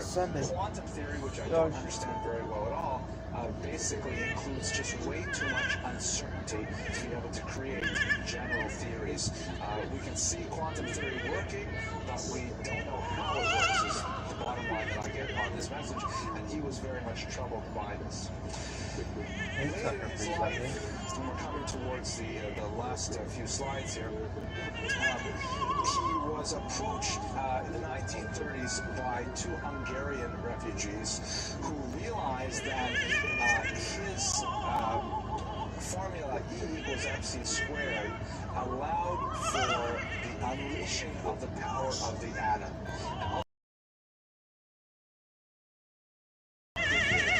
To get a hold of the uranium deposits in the Belgian Congo, then they would be able to take this uranium and enrich it and create this master weapon out of it. They went in a severe threat and they debated exactly what they were supposed to do with this information.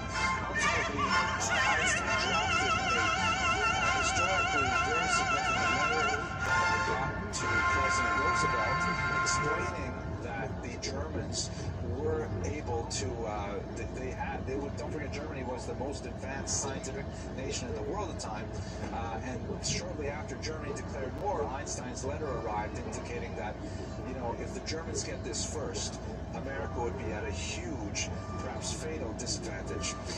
Roosevelt believed him, and they created an institute called the Manhattan Project, which was tasked with the discovery of the technology and ultimately the creation of this doomsday weapon. Ironically, that is pretty much the extent of Einstein's involvement in the creation of the atomic weapon. This country, in the face of Nazi persecution, there were a few anti-Semitic groups, including, if I remember correctly, something called the League of American Women Voters or something, who wrongly charged that Einstein was a communist, although he did have some socialist leanings. He pointedly refused to ever speak in Russian. The press there know that regime, and he refused to do so. But nevertheless, whatever anyone said about Einstein went into this file that was, kept on hand, even if it was not true at all, and ultimately he was denied Navy clearance. He did get, however, Army clearance, but that didn't matter. They would not give him the access to the finer workings of the project. They did at one point get stuck on a small technical issue, and through a roundabout way, they asked him for advice on a specific technical problem. He understood what it was. He has been associated with it, though, in a popular light, primarily because of that crucial letter to Roosevelt, indicating how important it was. Later, Einstein would have phenomenal regrets over the deployment of the bomb. And he wrote, "Had I known that the Germans would not succeed in producing an atomic bomb, I never would have lifted a finger." Meaning his entire motivation. In fact, much of his last years were devoted to, or rather an exotic attempt to create a world federation, to try and create some kind of super united nation that would regulate hostilities between nations. He had very little success at that attempt, but nevertheless, it was a noble kind of cause to engage in. So here I have a great picture. Here he is at a Jewish function, actually laughing, but giving a lot of his personality. His legacy is complex. And in many ways, there are all kinds of fascinating footnotes to his life. One footnote that's really quite amazing is that after he died, a routine autopsy was performed, and the local medical coroner, a Quaker who had no authorization to do so from the family, examined and weighed all of his organs, and he decided to keep Einstein's brain. And he kept this brain.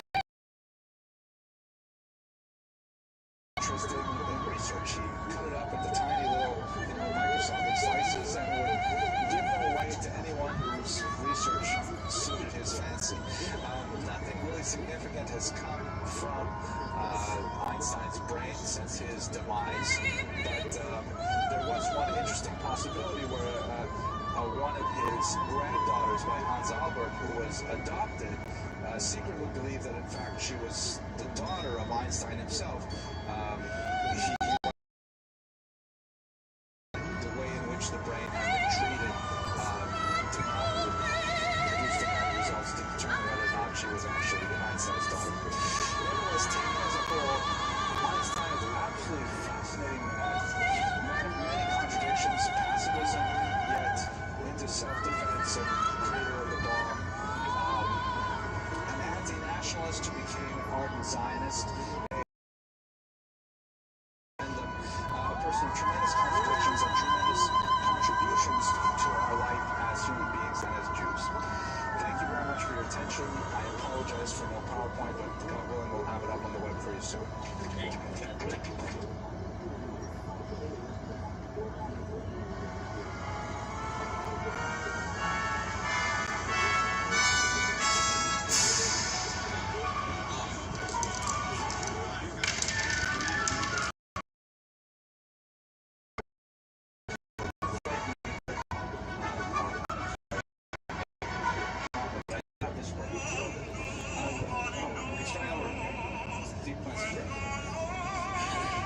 So this Jew's on his way to America, and it's the 1890s, and there's a lot of restrictions on how much wealth you can bring into the country or take out of the country. I'm not quite sure if that makes sense. But anyway, he's a dentist, and so he converts all of his liquid assets into gold teeth. You know this one, right? He told me also, right? Someone else told me this. So the joke was like this. It was funnier when someone else told me it. So what happened was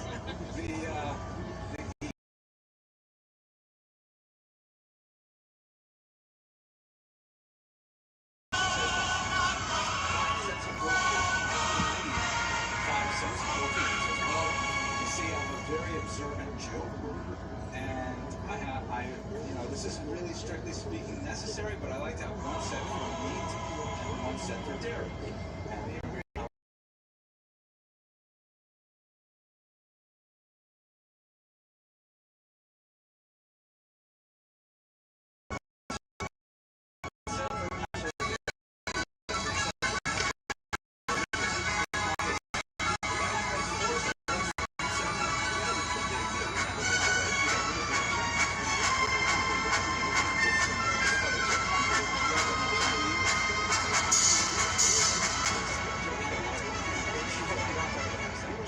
Today's discussion tonight is about Stephen Samuel Wise, a very important figure in American Jewry, and in many ways, as we shall see, was really a formative figure in defining the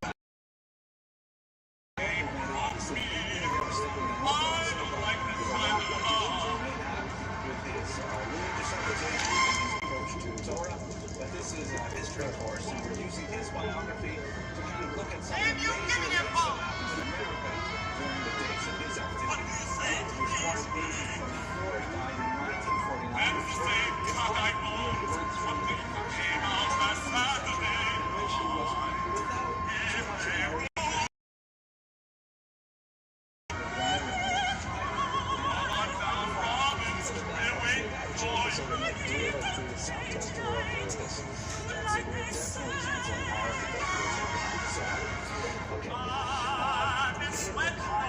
he stood for, he was, as I mentioned, a very prominent Reform rabbi, and he advanced the ideas of reformism in the direction that we all discussed. In many ways, America in the world Zionist Congress, and in fact, he had a hand in drafting the crucial 1917 Balfour Declaration, in which the government of England proposed the idea of a state for the Jews in Palestine. He came under significant controversy, which hopefully we'll discuss towards the end of our hour together, during the period of the Holocaust. In pursuing causes that fit with his larger social agenda, and for reasons that perhaps we'll explore, if not evaluate, he soft-pedaled in many of the crucial questions surrounding the American response to the Holocaust, and as a result, to this day, the emphasis is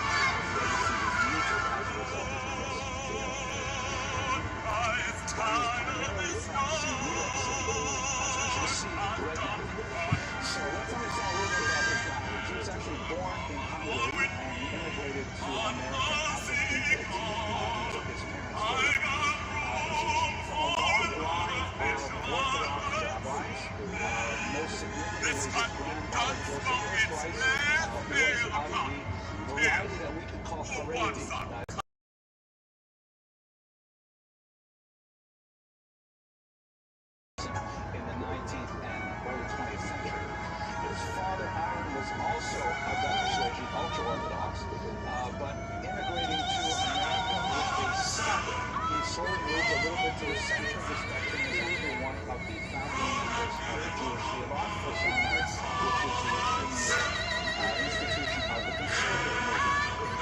In fact, during those it gives you some sense of how close the movements were at that time, at the beginning of the 20th century. The son, if we say the father was Haredi, and the son moved conservative, the grandson became Reform, and a very powerful Reform rabbi. He, among other things, was the founder of the Jewish Institute of Religion, which later merged with the Hebrew Union College, which is the institution training Reform rabbis to this day. The term neo-laws, by the way, that's the Hungarian equivalent of what the Germans call the liberal movement, or what we in America call the Reform movement. It is a movement that believes that Judaism is malleable and that it should ideally adapt, maybe changed, modified, and so on to meet the social economic needs of the Jews at the time. Let me put this on oh, this is such a drag. It's too bad the computer is not functioning because I had walk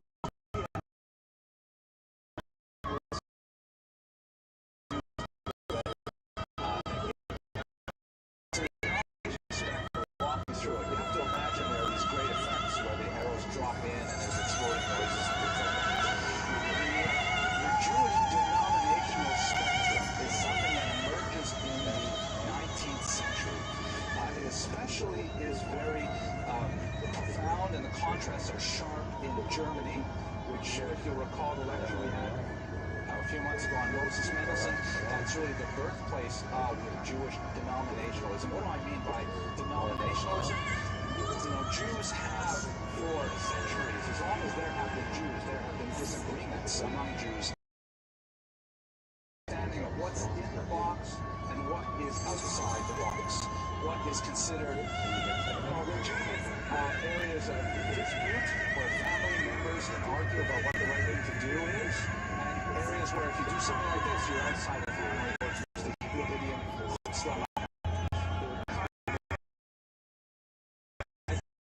I include the Karaites, for example, who denied the validity of the oral Torah, things like that. Scattered movements like this, the Sabbateans, for example, scattered movements like this throughout time, but for the most part, the bulk of Jewry followed in one broad path, while there were ethnic differences between Sephardim, Ashkenazim, and so on, and that could be translated into actual practical differences in terms of what you eat on Passover and so on.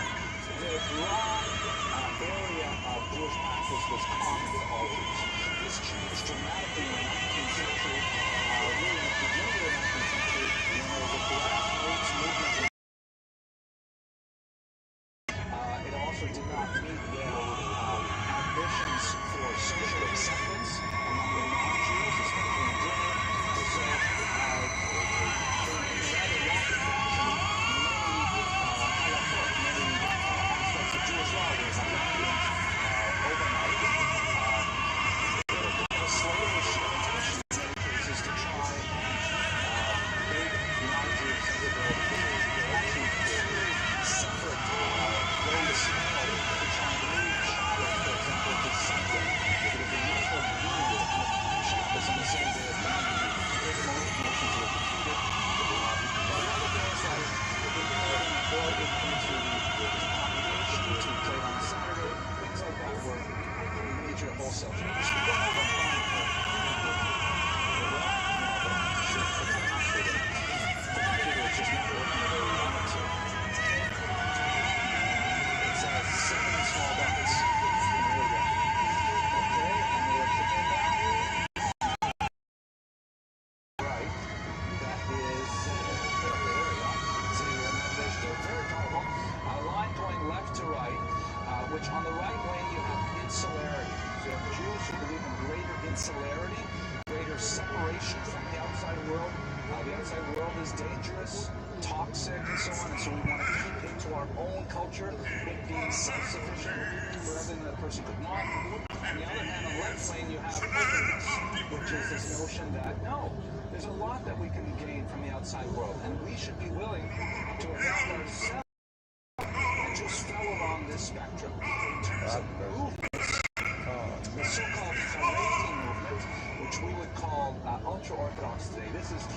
not a term that was used back then. These are modern terms used backwards, anachronistically to describe these.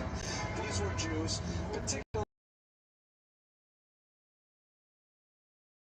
as possible, the way it was done in ancient Israel, the way it was done in, medieval France. We have to keep to the same traditions, and we have to view the outside world with mistrust. On the other side here, you have the neologues, which is the term in Hungary for the reform, who said, no, we should be open. We should, attend universities. We should appreciate the opera. We should dress like culture. We should explore the outside world and be active participants in the outside world. Later on, these actually you have the so-called neo-Orthodox here, who were Jews who said, wait a minute, change is inevitable. We have to deal with it. We have to adapt to very radical social changes with emancipation, but that does not mean that we should sacrifice the Torah. So the neo-Orthodox, also known as the modern Orthodox, not actually halakha, not actually Jewish law, but are customs that have accreted to Judaism over centuries, issues of styles of dress and things like that. While keeping the essential halachot of Shabbat, Kashrut, Tarat, and Mishpacha, and so on. And those were very prominent here in Germany. And since they are more towards the openness end of the spectrum, I've moved them to the left of the Haredim. And then over here on the left side, you have the conservative movement, then in Germany called the historical positivist movement. Not really big in Hungary at the time, but they believe in simpler values to the neo-Orthodox, but a little bit further to the left. This bright red line, and I marked that again.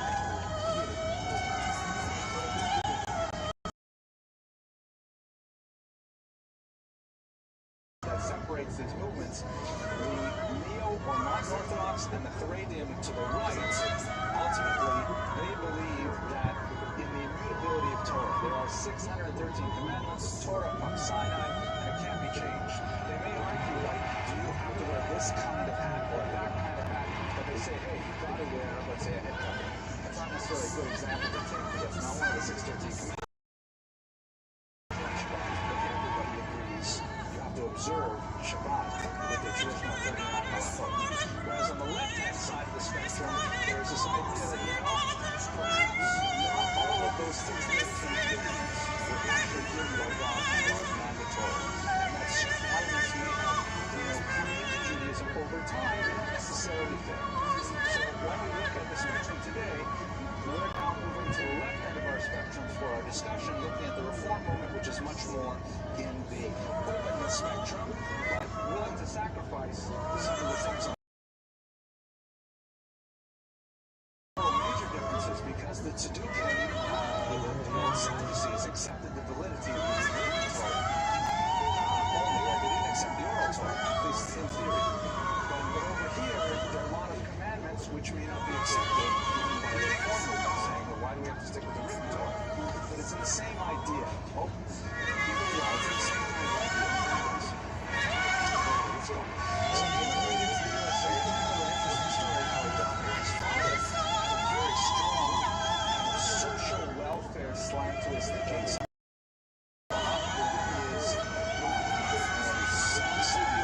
Stephen Samuel Wise's maternal father, he criticized the way he ran the company. He started to use the workers organized in his father-in-law's plant.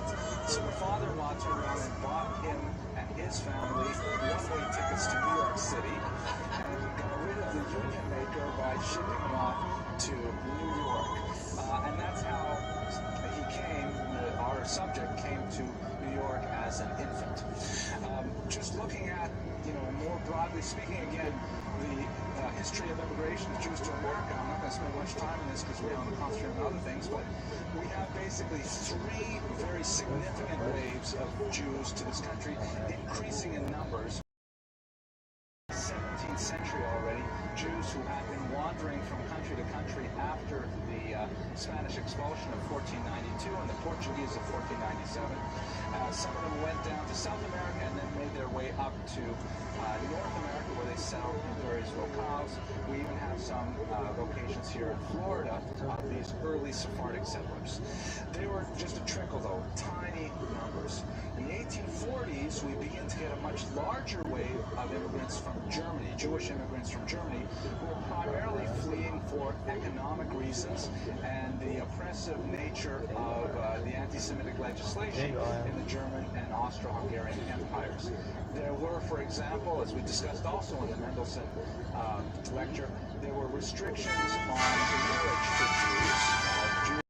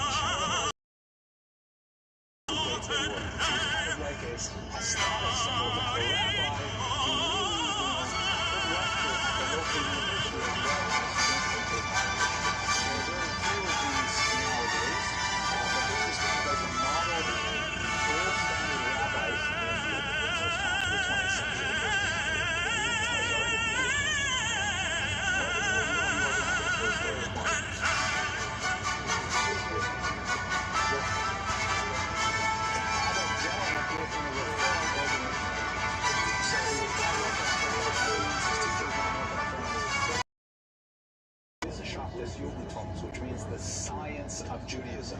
There was this idea, very prominent in the 19th century, that Judaism was like kind of like a static culture, like studying ancient Egypt. And if you wanted to be a scholar, you studied this dead culture that was not moving or going anywhere, and you translated things from Hebrew and Akkadian and Ugaritic and things like that, and that's how you demonstrated your largesse and your intellectual power. the idea of a rabbi as a pious figure, as a spiritually enlightened figure, was not considered high status. Very populist, may not be deeply literate. So now we're going to Janet. Now we're going to Wise. Wise was educated here in America, and he did it. He was 24, so he finished it. Actually, that's right. For 25 years old, he translated Shlomo Gabriel's ethical treatise. I forget which one it was, but he translated basically a medieval Spanish manuscript from the Arabic. We're talking about real scholars here, and that was his PhD dissertation. He also translated much of the Bible for the Jewish Population Society. He was one of these early Hebraists here in America. He married an exceptional woman named Mary Louise Waterman in 1900. Felix Adler, who was an important figure of the middle of the 20th century in America and a little bit earlier, he founded something called the Ethical Culture Movement, which is basically the Jewish word of God.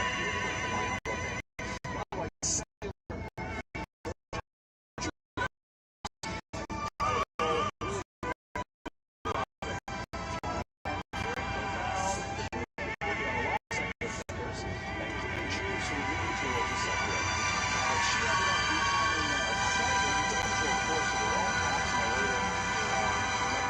We'll spend more time looking at her life in particular. She was a translator, a scholar herself, translating many Jewish works, especially modern Zionist works from several languages, wrote many of her own books, and was a social activist really functioning at the highest levels of American government. She passed these values along with her husband to their rather exceptional. Wrote a biography of his mother, which is probably the best thing a Jewish boy can do. I'm going to have to write one of those of my mother. That will be, I think, really nice. And he had the tremendous skills in the auto world. He ended up moving to Europe, where he was an international art connoisseur and expert on various forms of art. His daughter, their daughter went on also to become an author and to become a judge at various levels of the circuit courts. She was especially important in child welfare issues. She advised Eleanor Roosevelt and served on many high-ranking national-level committees working for the welfare of children. So really an exceptional, overachieving family all around. Now, going back to his life, they moved to Portland, Oregon. They spent some time out there where there were not so many Jews, but nevertheless he was beginning to make a name for himself. In 1906, he was invited to congregation their rabbi in a Reformed temple. He's invited at a young age to give some trial sermons. Apparently, there's some dispute to that.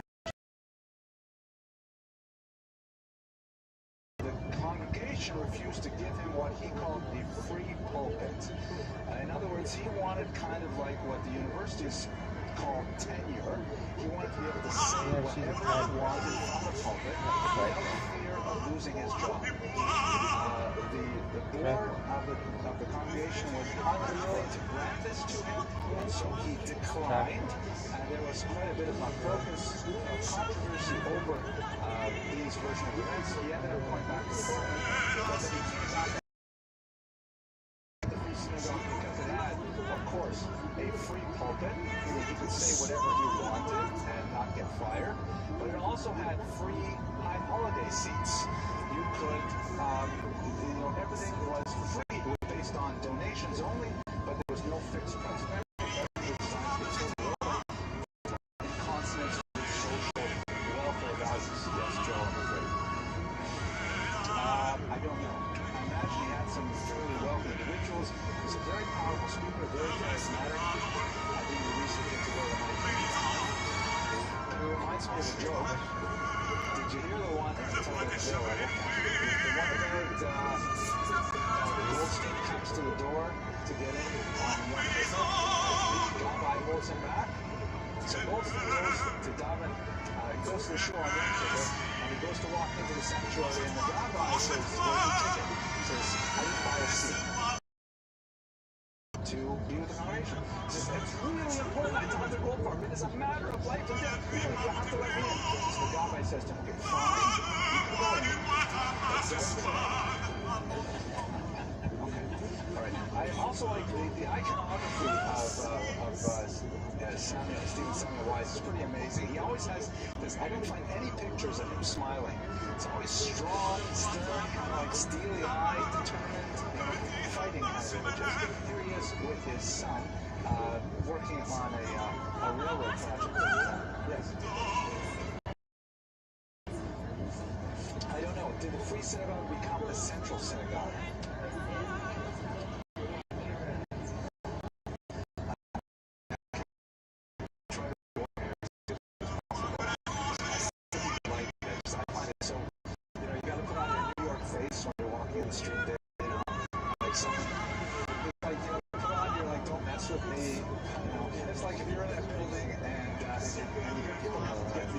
Push the closed door button, you know, that kind of.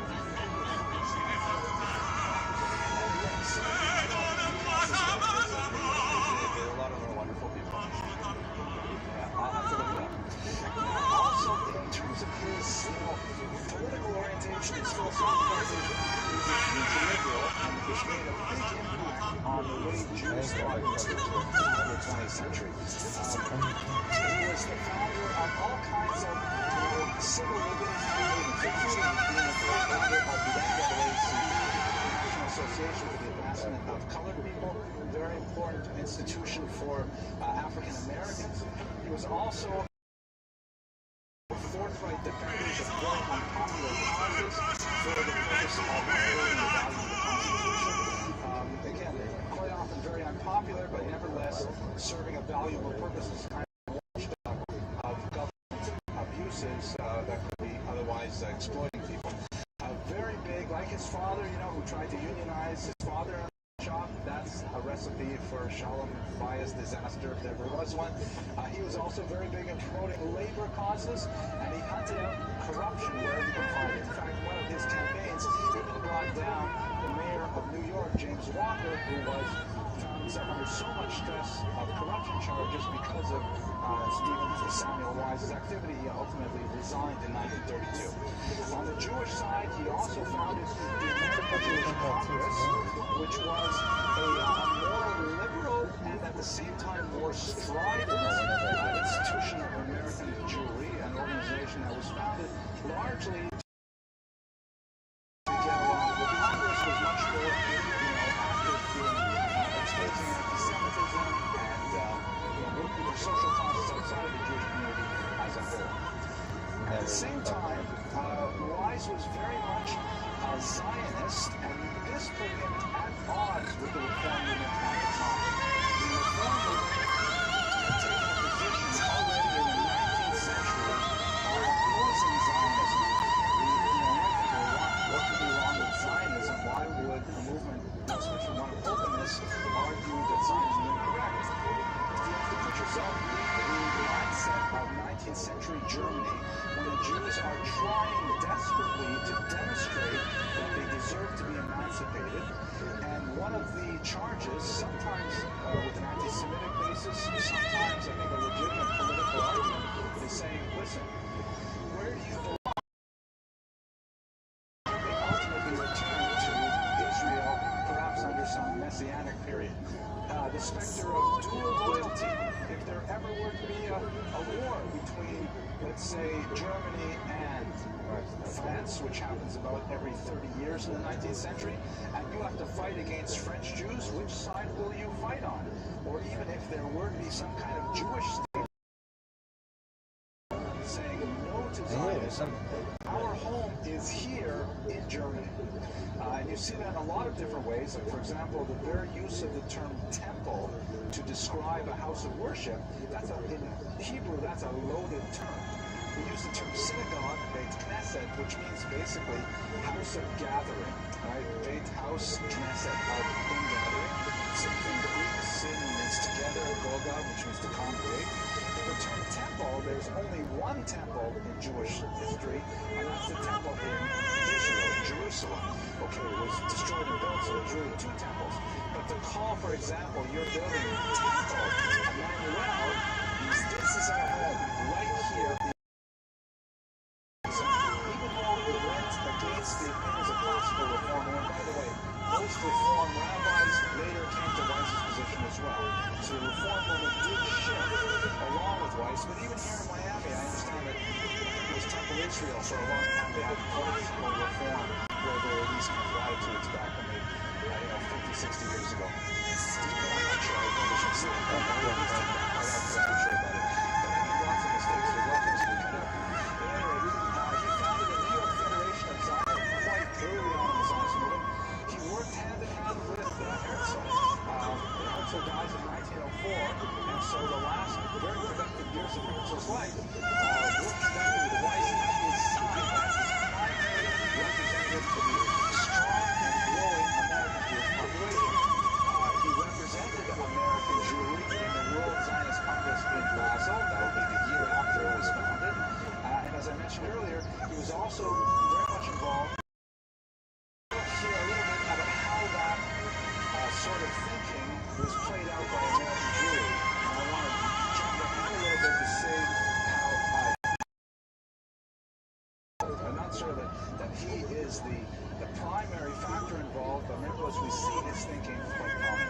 And I know that this is pretty much, very well known to most of you in this room, but to all the undergraduates I have who are going to be watching this on the web, who are, younger than 25, this is going to be surprising, shocking even for them. And the first thing is that the vast majority of Jews historically voted Democrat. That's something that especially Orthodox Jews will say, what? All my friends are Republican. Reagan since the 1980s. But overwhelmingly, Jews voted Democrat. If you look at this chart here, this shows the Jewish vote in presidential.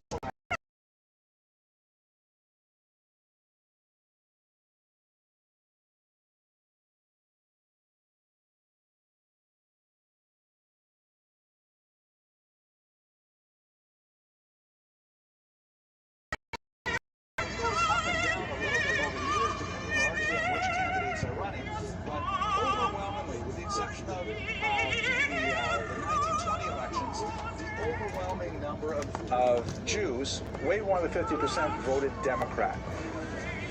Well, we have polling. I'm sorry. Well, they're either answering the polls incorrectly, the exit polls, or it's an anti-Semitic plot. It's one or the other. But yeah, exit polls, sure. Yeah, and they ask you your religion too. Where do you live? And you don't want to answer. You don't want to answer. But this is really good research from Ira Sheskin, a very important Jewish demographer. The vast majority of Jews voted Democrat. However, let's look at this, for example. I'm sorry I didn't. Ethnicity, you can see that, and also I tried to figure out how to make these blue and red, but I couldn't figure that out, I'm sorry. So if you look at Caucasians, whites, a little over 50%, let's say about 60% voted for McCain, Republican, and closer to about 35% voted for Obama. Among Hispanics, the number is reversed, where you have many more Hispanics voting for Obama than for McCain. Obviously, Romney experienced something similar in the last election. Among blacks, this is a huge surprise. Only a tiny percent voted for McCain, and overwhelmingly, of course, they supported Obama. And look at Jews here. Jews are voting more like Hispanics, but vote like Puerto Ricans, meaning that Presbyterians, old-style Mayflower Americans, tend to be wealthier. Wealthier people tend to vote. The Puerto Ricans, relatively new additions to the American continent politically, with less wealth per capita, they tend to vote Democrat. So Jews, overwhelmingly, let's say 2/3 and higher, tend to vote Democrat, even when they're rising in the socioeconomic scale. And of course, the total population is pretty much 50-50 in the 2008 election, pretty much the same thing in the popular vote in the 2012 election. And now let's look at how denomination makes a difference as well. This is different for Orthodox Jews. So if we break it pretty similar, If you look at Jews overall, you see that most Jews voted for Obama in 2008, but a significant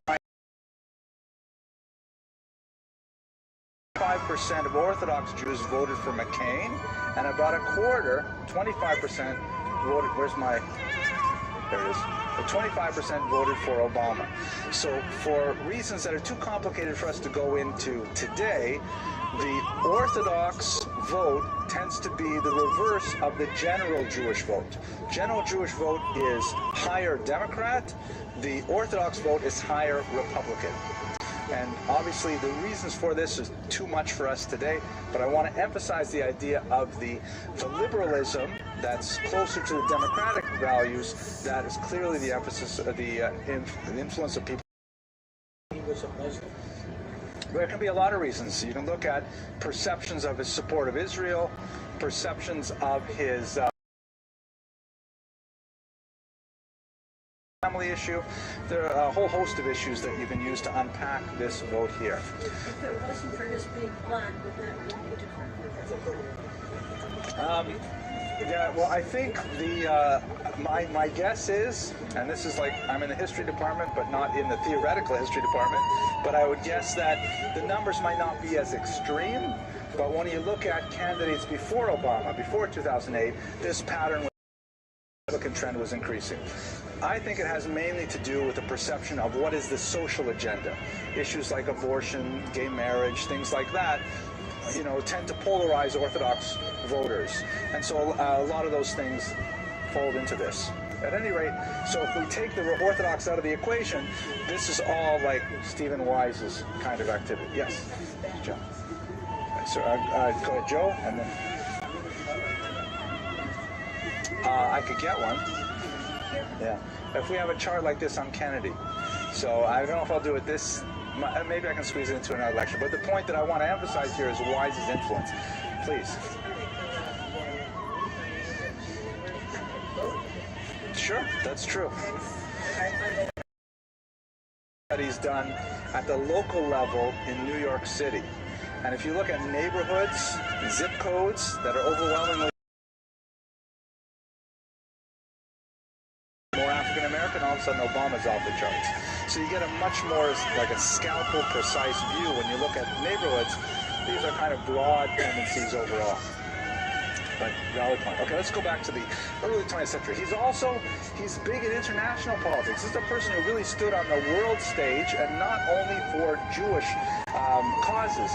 At the end of World War I, one of the major issues that had to be decided was, what do we do with the ruins of the which did not exist in 1918 after the war? And so one of the biggest issues was one here. You know, a lot of different groups had an opportunity to present their case for statehood. Weiss represented Zionism in the case for Israel there. He was also influential with President Woodrow Wilson, who established the 14 points, a system that was designed to try and create a test for who would get statehood after World War I. So this is a figure, we have a person who was a religious leader, a social activist, prominent Zionist, very leftist in many of his views, and he's also active on the world stage. Yeah, at the same time, he's writing lots of books. I don't have too much time, so this is just one of about 7 books that he authored. Basically, his speeches, sermons, things like that, which later made it into print.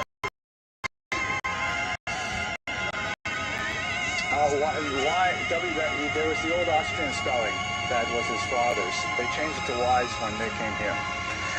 Now, getting to the more controversial point is life during the Holocaust. I'm going to have to go a little past 9:30 just to finish this. I hope you don't mind. We had to start late. So you can leave in disgust if you like precisely at 9:30. But, well, yeah, my videographer is going to go at 9:30. But I'll go quickly. Okay, so the controversy is, okay, the Holocaust obviously was an existential threat to the Jews of Europe. America at this time was undeniably the world. How should American Jewish leaders have responded to the ongoing news of impending doom for the Jews of Germany? Weiss started with a very powerful beginning in the 1930s, organizing anti-German boycotts with the rise of Hitler to power in 1933, and generally took a very strident voice against the Nazi anti-Semitic regime. At the same time, however, once World War II formally broke out, and America was engaged in the war, Weiss's rhetoric changed, and there was much more of a deferential attitude towards the leadership of America in the war, particularly, by the way, I should say, after 1941, because America did not enter the war until Pearl Harbor. But once American young men were in Europe, American men are dying. There are boots on the ground in Europe fighting for a cause which is exactly consonant with what we want, the end of the Holocaust. And so Weiss's approach was one of, let's trust the government to do this, let us move forward with their plans, respect their military decisions, and so on. Many Jews felt this was what happened to try and get things to change, and they felt that his leadership was quite tepid. This is especially true after the issue of the Regner telegram. So Gerhard Regner was a consular official, I believe he was consular official in Geneva, and he passed on this telegram that was addressed to Stephen Weiss. It went through the State Department, and the State Department actually held it back from him, did not give it to Stephen Weiss, but it did get to him anyways through a different route from the British Parliament. This telegram, which was dated in August 1942, gave real, concrete, and fairly accurate details about the Holocaust. And when I say the Holocaust in this context, I mean the clear determination of the Nazis to massacre every single Jewish civilian in Europe, including the mechanisms for this destruction and so on. Now, this was actually not totally new to America. There had been reports leaking out, but this was the first verified true. So what was Weiss to do with this text once he found it? Here is the actual text of the Regner telegram. This is the version that was sent through the World Jewish Congress, and it reads, "Have received through Foreign Office following message from Regner, Geneva, stop. Received alarming report that in Führer's headquarters plan discussed and under consideration all Jews in countries occupied or controlled Germany, number 3.5 to 4 million, should after deportation," numbers perhaps 3.5 to 4 million, but the actual plan was decided, we know, on January 22nd, 1942. We know the idea of deportation to the east. We know, of course, of the terrible death camps. Here's the version that actually came through the British Foreign Office, and it even indicates the use of prussic acid, which was Zyklon B, the chemical that was used to kill the Jews. So here we have, the most prominent American Jewish leader getting a telegram that is 100% accurate and comes through. He had a meeting with President Roosevelt. It was scheduled and held in 1943. The meeting lasted approximately 30 minutes. It began with a brief prayer. Stephen Weiss presented this information, which of course Roosevelt already knew. It was well known from other sources already by this point, and the majority of the 30 minutes was taken up by Roosevelt speaking about his position on this. And that was basically it. And many Jews felt that this was insufficient, was that, he should have pushed, he should have screamed, he should have organized demonstrations. There were also some very controversial plans, which too much for us to go into today, but especially toward the end of the war, certain elements in the Nazi chaotic bureaucracy were willing to exchange Jews for materiel that they pressure on the Eastern Front. They wanted, it was called the Jews for Trucks. Of war materiel that could then be used against the Russians. The Americans ultimately rejected the plan. It was kind of a crazy plan from a military background. Here you are trying to defeat an enemy, and you're giving aid to the enemy to defeat your ally. But it could have saved, potentially, about 500,000 Jews in Hungary. So it's a very controversial thing. Why his position was controversial, the critics is also controversial, and the legacy of this entire period is yet to be determined. So let me just conclude with a few comments. I'll take some questions in a minute.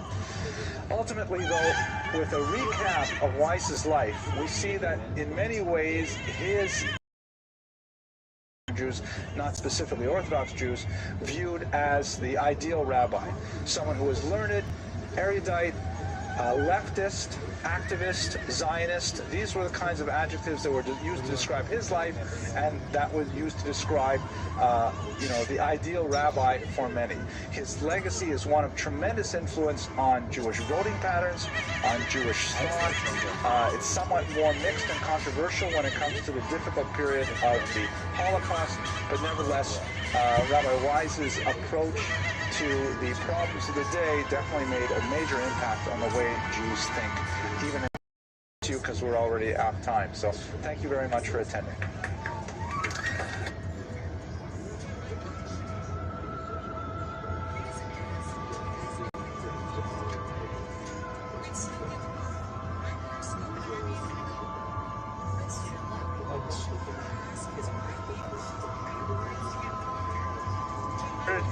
Ready to go? Okay. Thank you for coming. It's a nice turnout for the. Oh, it's my pleasure. So it's nice to have a reasonable turnout in the off season. I would like to welcome the Mayor of Surfside, Mr. Teicher, is here to join us. A big round of applause. Okay. And we got a fascinating presentation for us tonight. I really was hoping to be able to use my new clicker thing, but unfortunately the batteries are dead, so we're just going to have to deal without the batteries. But our topic for tonight is Menachem Begin, and the subtitle in a lot of the thinking about Israel, the thinking within Israel, and as I hope to demonstrate in the next 48 minutes or so,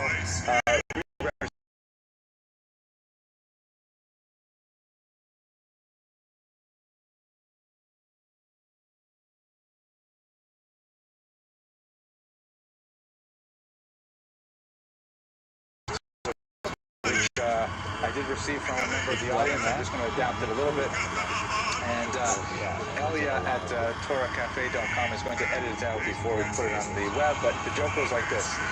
There's this great rabbi who, spent a lot of his life studying the Torah, teaching the Torah, and counseling people, and offering sermons and things like that. And after a long, well-lived life, he goes up to heaven. And the angels are very happy to see him. They say, "Welcome, Rabbi," and they take him into the anteroom, the vestibule, beautiful decor and big curtains and things like that. Angels moving back and forth. Sitting there waiting, very pleased with himself because this is the culmination of a life well lived. And all of a sudden he hears in the distance a shofar blowing. And then, angels start flying back and forth with great rapidity. And then they come out with these long trumpets and they're blowing all kinds of sounds and everyone's in a dizzy. And he says, "What's going on?" And one of the angels says, Didn't you hear? Shlomi, the Egged bus driver is here. Shlomi, the Egged bus driver. Egged, of course, is the Israeli bus company, which is known for their somewhat chaotic and creative interpretation of the rules of the road. So, anyways, he's saying, "Oh my gosh, it must be some tzaddik, it must be a hidden tzaddik, a tzaddik nistar, something like that." And he waits to see who's this Shlomi. White beater shirt that's stained, and he's smoking, and he's spitting out sunflower seed shells, and he's swearing, saying, "Wow, that was quite a show." But I'm wondering, who was this Shlomi? Did not look like such a tzaddik that he should be rushed into heaven so much. And me, I really did dedicate my life to Torah and tefillah and to avoda. How come I'm sitting on the sofa? So he goes up to one of the angels and he says, "What's tutzach? How come he got ahead of me?" And they said to him, "Rabbi, you don't understand. When you get up and you give a sermon, everyone falls asleep. But when Shlomi drives his Egged bus, everyone starts davening." Okay. Actually, the centennial of his birth, I believe his birthday is right around this time of year as well. I'm sorry, I didn't look up the specific date. first who did not come from the left-wing Mapai or Labour Party, as we shall see, a very important change in Israel. He is associated with a group called the Irgun, a very important pre-state British resistance movement, a resistance to the British movement, controversial as we shall discuss. But despite his very right-wing credentials, he definitely was a hawk, very warlike, with a sense of unease with regards peace treaties and accommodation. Was quite literally the hawk who made peace, and that peace, although it is not without some tension, nevertheless has maintained stability since 1978 when it first began. So he's an unusual figure, a figure with contradictions, a figure with internal turmoil, great tragedy in his own personal life and great victory at the same time, a man of incredible tenacity and a man of great achievement, as we shall discuss. So he was born in Brest-Litovsk, which is then in Poland. His family was also very Zionistic. In many ways, actually, is kind of like my grandmother, her sort of orientation with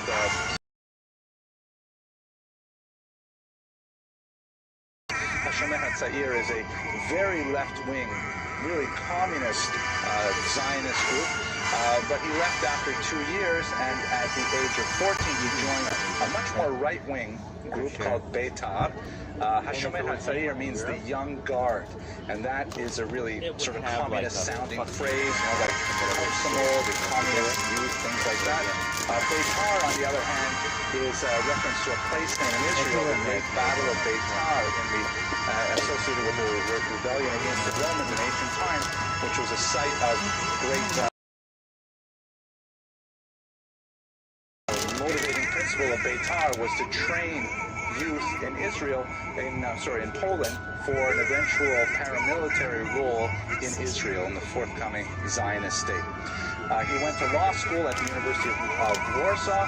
He gained his law degree, but he never practiced law, although his expertise in language was well noted even as a young man.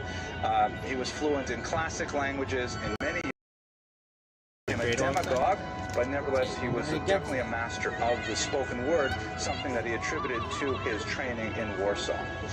But his principal influence, without a doubt, was a man that he frequently called Mori Rebbe, my master and teacher, Vladimir Zev Jabotinsky. Jabotinsky is a fascinating, very important character. Perhaps in later classes we'll look at his life in detail. But basically, he swam in the opposite direction of much of the secular. The idea that, you know, the Jews should participate in a proletarian world in which there is no more, criticism between nationalities, there's no more racism, no more hatred. That's where most Jews were kind of voting. And if they were Zionists as well, they were voting with their feet to create that kind of reality in the state of Israel. What would be the state of Israel? We discussed it last week with Golda Meir. Was typical for much of the youth of Poland at the time. Jabotinsky, on the other hand, had a radically different approach. Jabotinsky felt that fundamentally the Jews had to go it alone. This idea of, all the nations setting aside their differences once they recognized that their true enemies were not national, were lovingly drinking up, but it was meaningless. He felt that ultimately the Jews had to stand on their own 2 feet. This is also in great contrast to Herzl, who, although Herzl was not a socialist by any means, his vision of Israel was something like, Vienna on the Mediterranean. If you ever seen Haifa, for example, that's really kind of what Herzl had in mind. So Herzl was spending most of his time going from world power to world power with the early shuttle diplomacy, trying to convince, the head of England, the head of Germany, and so on, to support the Zionist venture. Jabotinsky said that's all a waste of time. We can't trust anybody. We must do it on our own. The critics of Jabotinsky said he was an early integral nationalist. That's kind of like the nice technical term for fascist, meaning that they were very into typical things that were associated with the fascists: a chauvinistic attitude, the idea that the Jews are better than everybody else; a militaristic bent, very much into parades and insignia and paramilitary drills; less of a democratic structure, more of a charismatic leadership structure. Because he had a very broad-minded approach to the national struggle of many other peoples.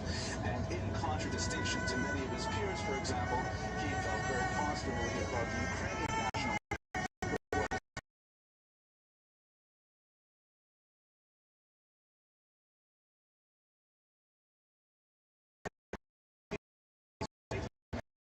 age of 22, he was already appearing beside him at the World Congress of Revisionists, which was the name of Jabotinsky's party, as we shall see. And Jabotinsky's perhaps greatest claim to fame was his backing of Jewish self-defense. Recall that during this period, there are ongoing waves of pogroms against Jews in Eastern Europe, most notably the beginning of the 1880s, and then with increasing rapidity and ferocity in the first decade of the 20th century, the second decade of the 20th century, just incredible numbers of attacks on young Jews would get together, train themselves, and be prepared for the attacks of hooligans that would typically come on the railroads at the time. He was beloved by the youth. He was distrusted by the older generation, who felt that these self-defense units would just exacerbate the problem. It would look like a provocation, whereas the older Jews were saying, you know what, we should just keep things calm, we should follow what the Torah says, pray for the welfare of the government so that they leave us alone. Jabotinsky represented a radical new type of thinking that was ultimately very influential. What I'm going to show you here today, I'm very proud of. My daughter Denise often helped me put this slide together. You know, most of my slides technology called chalkboards. So my wife actually, many years ago, she bought me a little metal sleeve to hold the chalk in, because otherwise it would come on my right side was just covered in chalk from teaching. And I used to teach this particular class on a blackboard, not even a green board. And then, I came out, I started going to transparencies, those plastic clear sheets you would write on them, so I used that. And then when I went to PowerPoint, I couldn't do it. And now finally, with my Mac, I figured out how to do it with my daughter's help. And so I'm going to go back to both self-teaching, but it's very complicated. So it's an important moment for me.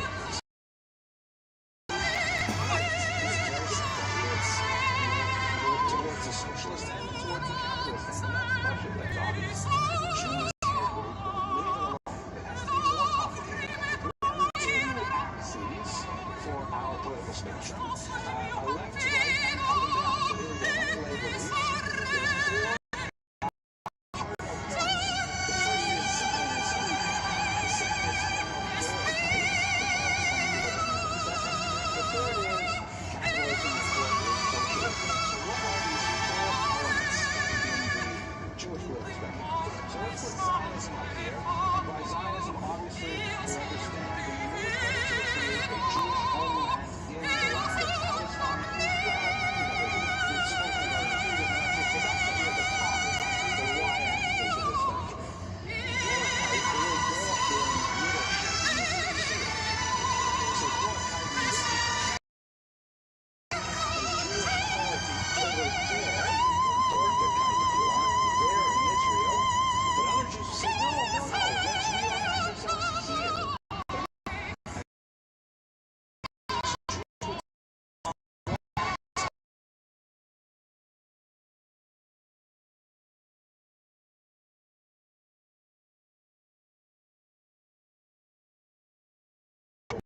Right, as we shall see, capitalism is essentially, in favor of the free market economy.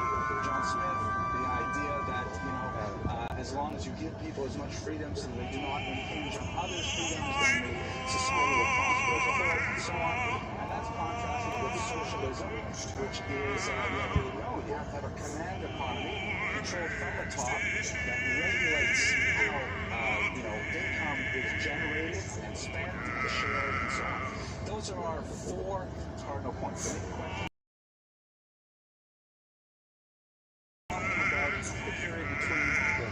let's say in 1905, when the Tsarist Empire first allowed political parties to actively work, until 1912, which is the foundation of one of the last parties of government. So this is what the complexion of Jews politically were at the first 2 decades of Tsarist Empire. The so-called Allied Zionists, or general Zionists, so-called because they have to be distinguished from about 7 other kinds of Zionists. This is basically Herzl's party. They're the largest single Zionist party, and they were obviously on the top end of the scale towards with the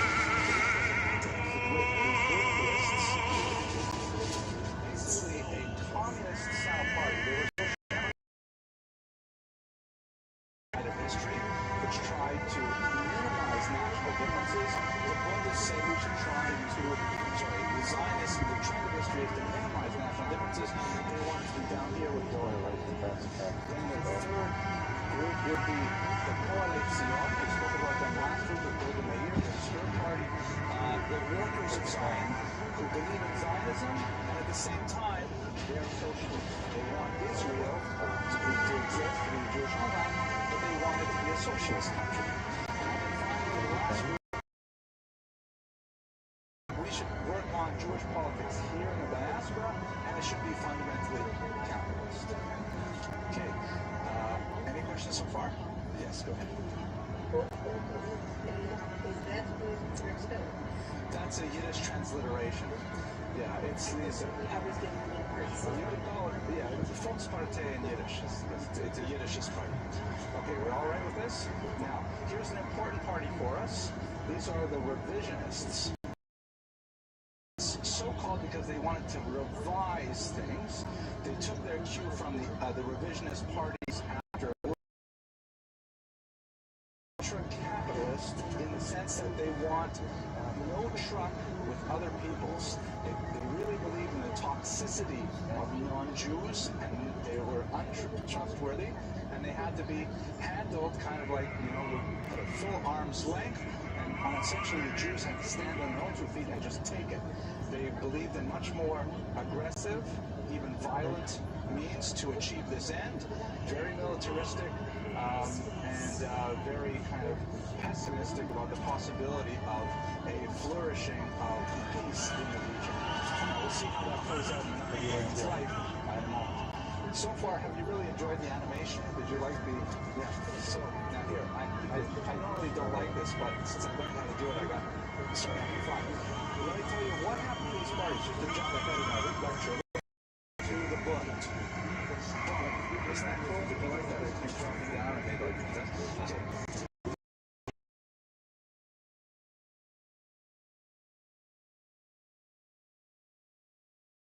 In the first half of the 20th century, quasi-socialist Jewish group, very active in New York City in particular. Now here goes. All right. Now here's another animation. That's nice. Kind of a star that goes by like that. The Volkspartei had a major influence on the structure of the Jewish Federation teachings. There's a third one, the Coalition. Wow, that's the flashing bulbs. They became the Labor Party. And the general Zionists and the revisionists joined, and they formed this party, the Flames, right? Likud. So that's where we are today. Sort of the major orientations of like, as they say in Yiddish, plus ça change, plus c'est la même chose, right? Nothing changes, it's always the same. It's not actually Yiddish, but I think at least one of you knows that. Okay, so that's basically where we're looking at now. So back to his life. He was very, very active in Beitar, the youth wing of Jabotinsky's revisionist movement, and he actually would travel around Europe, garnering support and encouraging young people to join this movement. And while he was traveling around, he would stay, of course, in the homes of various wealthy supporters. It was at one of these homes that he met a young woman named Eliza Arnold, and 1 month later they were married. And they had an incredible relationship. that lasted until her death. I guess it would be about, I can't do the math off the top of my head, but they had a very, very strong relationship that lasted to the end of her life. And in fact, when she eventually passed away, he was devastated, and it really represented the end of his career and ultimately his life as well. She was a retiring figure who really stood in the background whenever possible. In fact, when she was honored, when Begin was invited to was shocked that she refused to speak. She just got up and said thank you, and was continuing the speech about politics in Israel. She said, my husband is the speaker, and she sat down. So she really was a kind of stay in the background kind of person, but she endured tremendous suffering on behalf of her husband. That was really quite remarkable. Here she is, with their oldest son, Benny. They had 3 children. Benny later went into politics, Benny Begin. In this particular picture, it's taken from when he was in hiding in Israel. He was on a hunt. He was hunted by the British, and so he pretended to be an Orthodox rabbi named Sassabur, I think, living in a regular neighborhood where Irgun members, and he was the leader of it, had no idea who he was. And they were like inviting him into their secret circles and things like that when he was really yeah, that's true. We'll get to that. But still illegal immigration to Palestine. He's organizing Jews, organizing boats, trying to get them into the land of Israel when war breaks out. He happened to be in Lithuania at the outbreak of the war.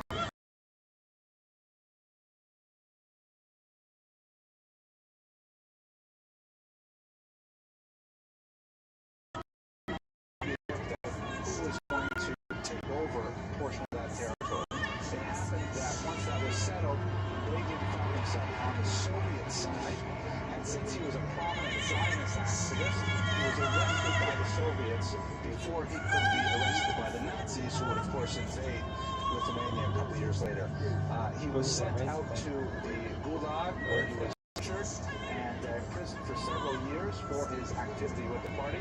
This is his Soviet mugshot from the time. But then what happened, as we discussed in previous classes, is that in June 20, the Union looked to their prisoners in various gulags to see if they could dig up some allies to fight the Nazis. So Begin was released to join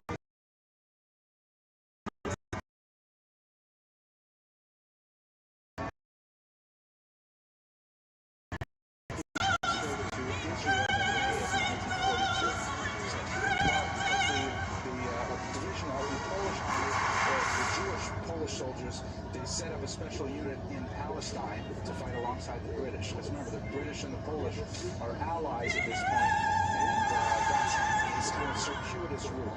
Ironically, he wanted to stay in Eastern Europe and continue fighting against the Nazis, but he was urged by his followers to go take the fight to Israel, which wasn't the same kind of fight at all, because there was no hostilities, no front line in Israel itself, but of course that was the homeland.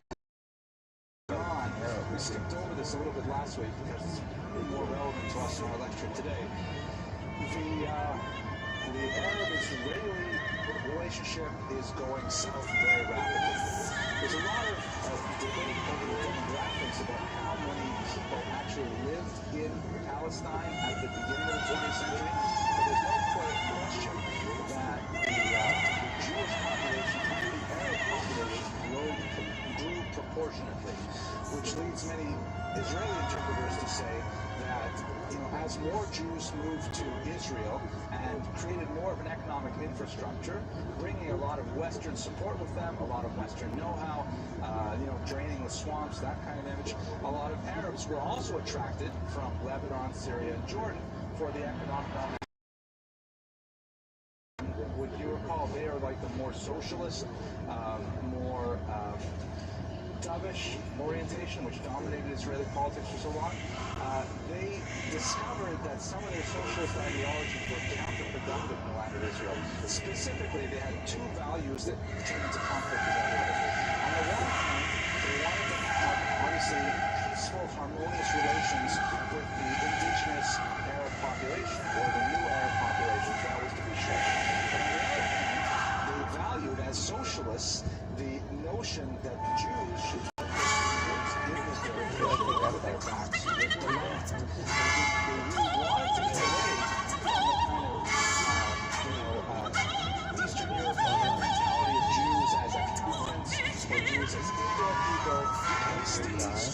weak wings. They want to have strong new Jews who are farmers who work the land. So the Arabs love that. Picking the oranges and tending to the crops and things like that. They were not creating a new Jew that they so hoped to do. So the Coalition instituted a policy of Jewish labor that was intended to get regular Jews, out of off their butts in their offices and into the fields working. To my language, point that out, Elliot, please, when you do the Torah version. Get them into the fields, muscular and tanned, and that's the kind of idea. But that meant that the Arabs didn't have work, because they had to let go of the Arabs in order to hire the Jews to work in the fields. And this sparked a significant amount of economic protest, because a lot of Arabs said, well, what is this? We came here, you need work, you're not hiring us, that's discrimination. And so you had an increasing level of economic tension that, eventually morphed into a violent conflict. There's several major riots of this nature that are tied to other elements of activity in Eastern Europe, and it was escalating rather than getting better. So this is the environment into which Jabotinsky found himself with the Arabs. Added to that was the fact that the British had just published a very anti-Zionist position paper called the White Paper that was an attempt to deal with the violence that was increasing between Arabs and Jews. The White Paper was compared by this thing called the Peel Commission that argued for essentially a separation of Jews and Arabs with some internalization of certain zones like Jerusalem and so on. But on the whole, it benefited the Arab position. And many Jews felt that they had been betrayed by the British, who had in 1917 made that fantastic Balfour Declaration to include in their goals the idea of a homeland for Jews in Palestine. The worst part of it, of course, was moving quickly through the period, but Britain is in control of Israel at this time. Britain is obviously fighting against the Nazis. The Arabs decide to join the Axis powers. So the Arab nations surrounding Israel become pro-German. They are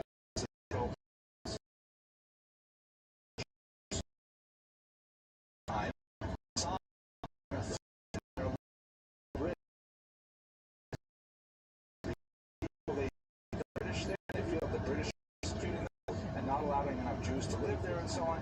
At the same time, the enemy that they share, the Nazis, was far more grievous than temporary difficulties. And so therefore, the various Jewish underground movements said at this point, you know what, we're complaining about the British, we don't like the restrictions they placed on us, but we are going to suspend that, and we are going to cooperate with the British in our attempt to rid the world of Nazism.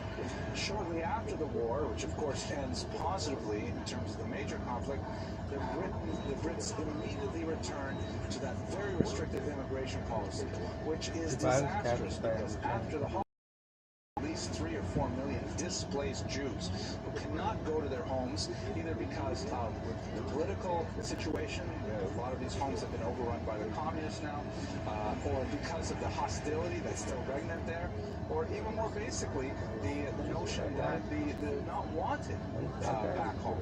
The notorious pogrom in Kielce in 1946, in which Jews were accused after the Holocaust of drinking the blood of Christian children, was just a clarion call for Jews to get out of the graveyard of Europe and go to Israel. So you have all these Jews who are amassing in displaced persons camps, and they want to go to Israel. World opinion looks upon this with favor after the news of the tremendous devastation of the Holocaust gets out, and Britain is increasingly beleaguered in the world in terms of public opinion. So Begin again is involved in smuggling Jews into Palestine, and as we discussed at length last week, so I'm not going into detail.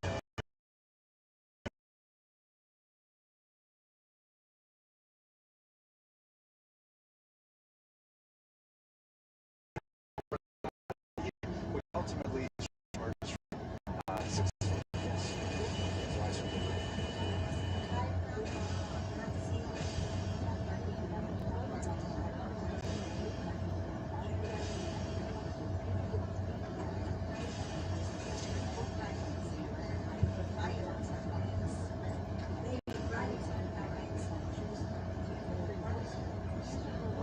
interesting. I've never heard of a Nazi colony in Israel. There are definitely Germans there, but I did not know it was that. Wow. That was a bit of wisdom.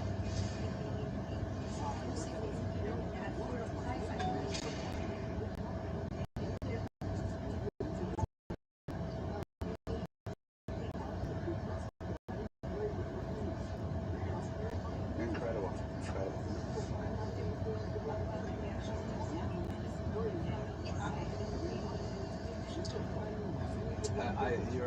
Your question exceeds my ability to answer. It's fascinating. I'll have to look it up. Okay, shall we go on a little bit? I got more stuff on Begin. Okay, so what was Begin doing at this time? Again, the Irgun was the collective name for his new movement in Israel. He rapidly became the leader of the Irgun, which was most distinguished from something called the Haganah. Haganah literally means socialist, coalition party had its own forces, and they implemented policies that were consistent with the ideals of socialism. The Irgun, which means essentially the organization, was based on revisionist principles, and not surprisingly, these two military forces often came to severe disagreement and even blows. Very significant conflict on a number of occasions. The most significant question was, how do we deal with the British? The Haganah wanted to adopt a much more diplomatic approach while clearly opposing the British and wanting them to lift their restrictions on immigration and so on. They felt that the British were ultimately just, a pipe dream and not worth thinking about at all. The only way to get the British out of Israel was to drive them out. And they implemented policies that were much more aggressive towards the British. Most importantly, the notorious bombing of the in July of 1946. This was the headquarters of the British in Israel. And the warnings were issued. The Irgun placed several bombs in the basement of this hotel, which of course still stands in Israel today. It was rebuilt. And they issued several warnings in several different media, including phone calls to the switchboard itself. And the British ignored those warnings. There was a major investigation afterwards, and the British, although definitely holding the Irgun to blame for this attack, they also threats were very common, and they were typically ignored, like fire drills and condominiums here in Surfside.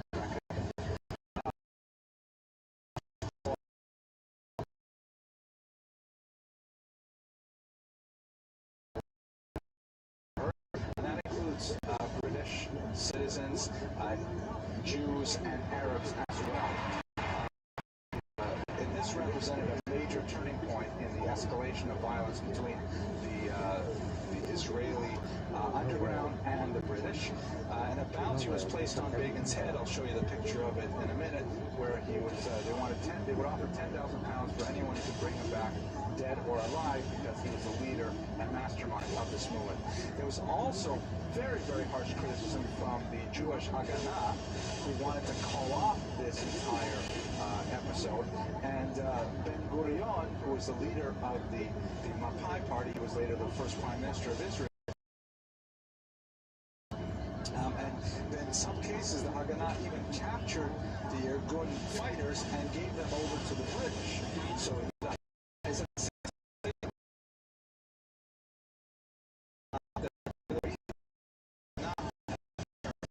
as well. Yes, Mr. Lack.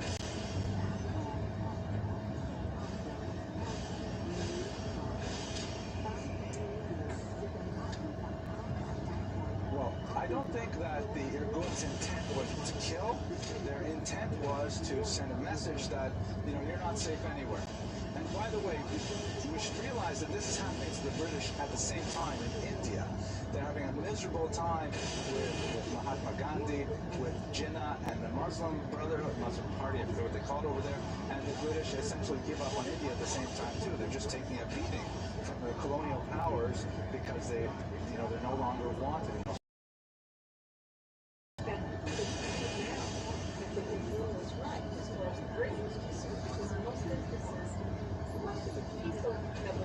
together in Palestine, which really can't much of a good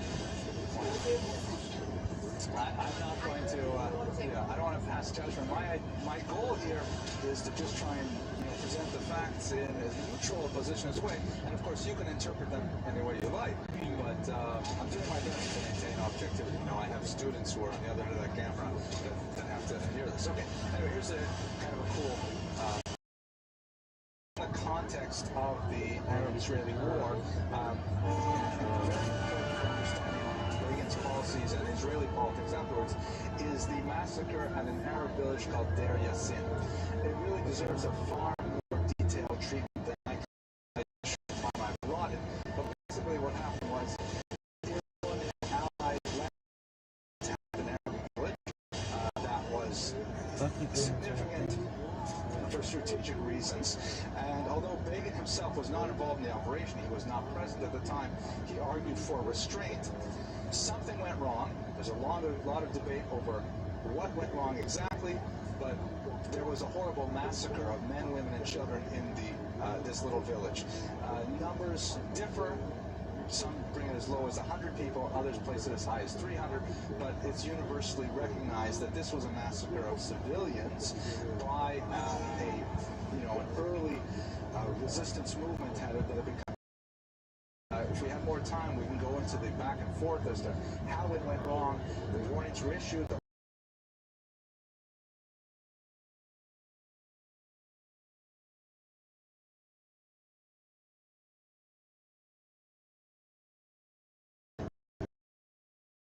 Our message, though, is that Deir Yassin was a major turning point for the beginning of the Palestinian refugee problem, because many Arabs in Israel said, my gosh, these people are savages, and they fled Israel. They fled the war zone. Now, many Arabs felt that they would soon be returning with victorious Arab armies and claiming property from the Jews who had been driven into the sea. But any way you look at it, there was this fear generated that the Arabs were not safe in the new Israel, and that they had to leave simply for the safety of their own families. At the same time, once again, while the Arabs and the Israelis are fighting, the Israelis and the Israelis are fighting. And perhaps the worst moment is the so-called Alt Elena affair, which is in June 1948. The Alt Elena was the name of a boat that was commissioned to bring immigrants making aliyah to Israel from Europe, from the displaced person camp, along with a large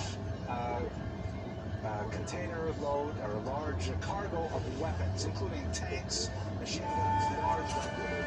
And the agreement was that since this was a boat that was to be that was entirely financed by Irgun supporters, and there were Irgun members on board, that these weapons would go to the new Irgun units of the Israeli Defense Forces. Remember that when the state was complexions, they were not a unified army with uniforms and we're going to cooperate with Ben Gurion's Haganah, but we have our own guns, thank you, and we have all our own people, and we're going to work this way.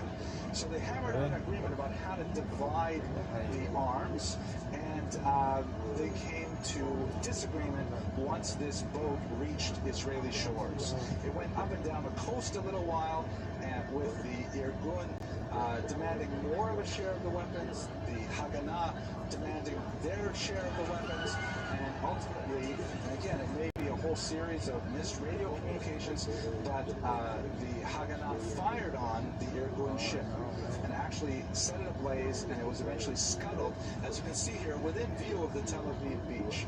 So this is, more left-wing Ben Gurion Haganah forces firing on a ship full of Begin was on the ship, and there's a large supposition that perhaps they were hoping to assassinate Begin personally because he was such a thorn in their side. Ultimately, Begin did make it ashore. There was a gunfight between these various forces on shore as well, and they managed to get a ceasefire and patch together, but it showed a great moment of betrayal of the Irgun cause was by the more left-wing, Mr. Lennox. I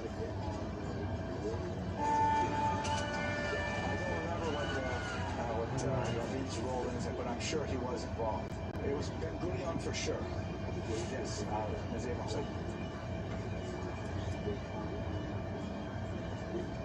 Oh my gosh. Okay, there you go. Thank you, Ms. Abramson. You're destined to be a historian one day. Let's go. Do you want to share anything with us? Mr. Rodriguez, good. Now, I have students. Rabin, we were called out to Kfar Vitkin. That was a settlement on the ocean not far from Tel Aviv, not to let the people from the Altalena to come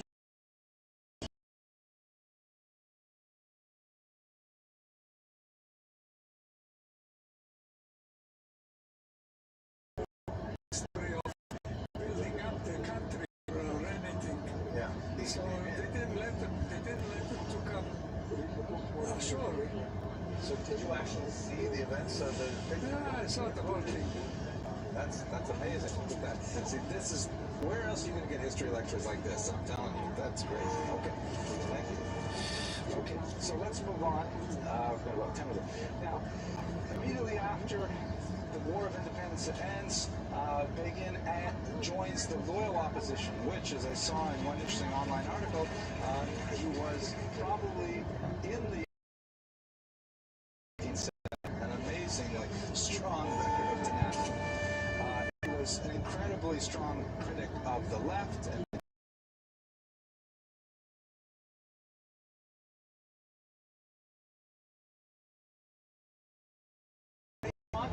to these leftist figures, whereas the social kind of ideal was very working class proletariat, who walked in shirt sleeves and no tie and very casual, whereas Begin was always seen only in a suit and tie, always speaking very carefully. He had this concept of Hadar, which means like kind of glory or beauty that he took from Jabotinsky, the idea that you have to look like a mensch at all times. And his critique of the leftist government was very strong, including a major 1952 demonstration that turned into a riot in Israel because Begin felt to the memory of those who were killed in the Holocaust, and he had quite a few supporters that led to a major riot, even though they ended up continuing this. Now, it's interesting to note that the I heard from Schreiber that he quoted someone, I can't remember, that Begin led us from avoda to cherut, from slavery to freedom. Right? Okay, well, anyways, yes, please. Abdus Lacherus, thank you. He was a member of the Unity government in 1967. A very interesting account in the That's true. Prime Minister by ViralRabbi. A fascinating account. It's an excellent book, amazing book. Some people question, but he was a member of the... That's true. He joined the National Unity government during the Six-Day War. Convincing people to do so. All right, absolutely. Now here, I know what I'm going to present to you, to most of you in this room now, is going to be obvious and old material, but remember I have 19 through 24-year-olds who are watching this online, so I'm going to give them some information that may be shocking to them. And that is something about how the Israeli government works. It's very important to understand this in order to get a sense of it. So here's a picture of what our current American government looks like, which, according to some opinions, is, is Republican, 53% is Democratic, with 2% who are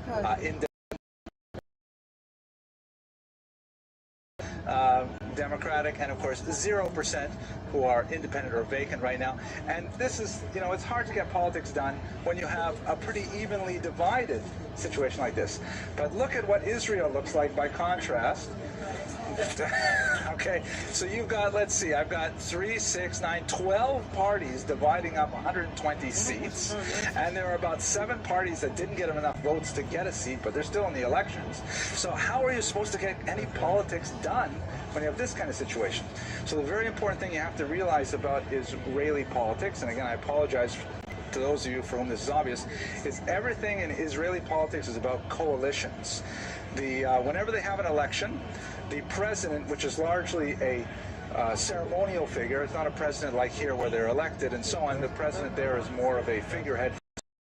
Now, that would be Likud, joined with ViralRabbi, who has 26% of the seats, and says, okay, you have 26% of the seats, so you can have 51%. So they've never had, except for the time when they have national unity governments, when the two largest blocs come together, and that's only in the case of war, really, to deal with external threat, they've never had one party that controls 51% of the seats in the Senate. There's always these very complicated arrangements between various parties and easily toppled over. So in this case, we have with other parties from its inception in 1948 until the 1977 rebellion or revolution, when suddenly Begin won the election. Now, he had been slowly gaining there.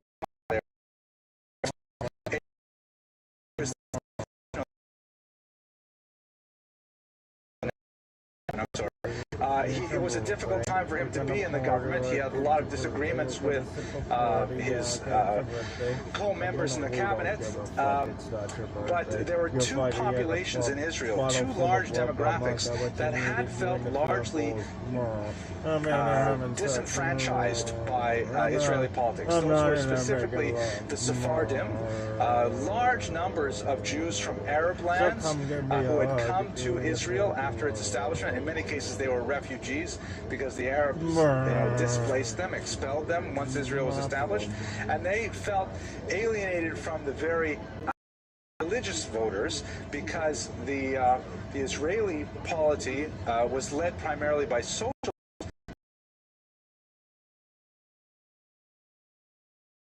friendly, even though not especially observant, but they affiliated themselves as Orthodox, and they find themselves shut out of a government that's largely socialist and Ashkenazi. So these two large demographic bubbles began to grow, and their resentment was eventually sparked by Begin's standing for election, and he definitely knew how to speak to the Sephardim. And so these two groups really propelled him into the position of authority in 1977. Now, if you recall this wonderful slide, I want to remember through the whole thing. Part, I wish my clicker ran out of batteries. Torah Cafe, will you send me a regular supply of batteries so that I can keep this going? Okay, I'm joking. I'll get some batteries. So here's our four groups, and here's our parties. Come on. All right, we saw them before. Here's my favorite one. Oh, no, not this one. Here's my favorite one. You ready? Wow, that's great. We should have some sound that go with it. Can I put sound on this? Okay, great. Okay, now, these are all our parties. We saw them before, but Jews can't leave this alone. There's not only two axes, there's a third axis as well. And who's on this axis? The religious parties. We didn't talk about those guys at all, but now there are also religious parties that are active since 1912. One of them that's very important is the National Religious Party, which feels that the expansion of Israel is a religious imperative, much more in line with Jabotinsky's ideal that, the land of Israel has to expand to incorporate all the immigrants that will come in the time of Messiah. And so they see this aggressive attitude towards the Arabs as a religious idea. Now, that's obviously not the only position held by religious Jews. Another one that dates from before the war, called the Agudat Yisrael, also very popular and strong here in America today. They were religious, but they did not believe in Zionism as a political desideratum. They felt that Zionism, that's because after the Holocaust, whoops, oh no, I'm not going to do through the whole thing, oh my gosh, that would be terrible. But basically, bang, that's my favorite one. Okay, there we go, here we go. Israeli politics, oh my gosh. Republicans and Democrats, this lecture would be over if we were only doing that. Okay, here we go. And here's the national. Here's the Agudat Israel. And after the Holocaust, because there was really no Jews left in Eastern Europe, they moved to the Zionist position. And so you've got these two parties over here who are significant. They can be major, and they give Begin that bump that puts him over the edge and gives him the election. I'm going to have to skip on a little bit.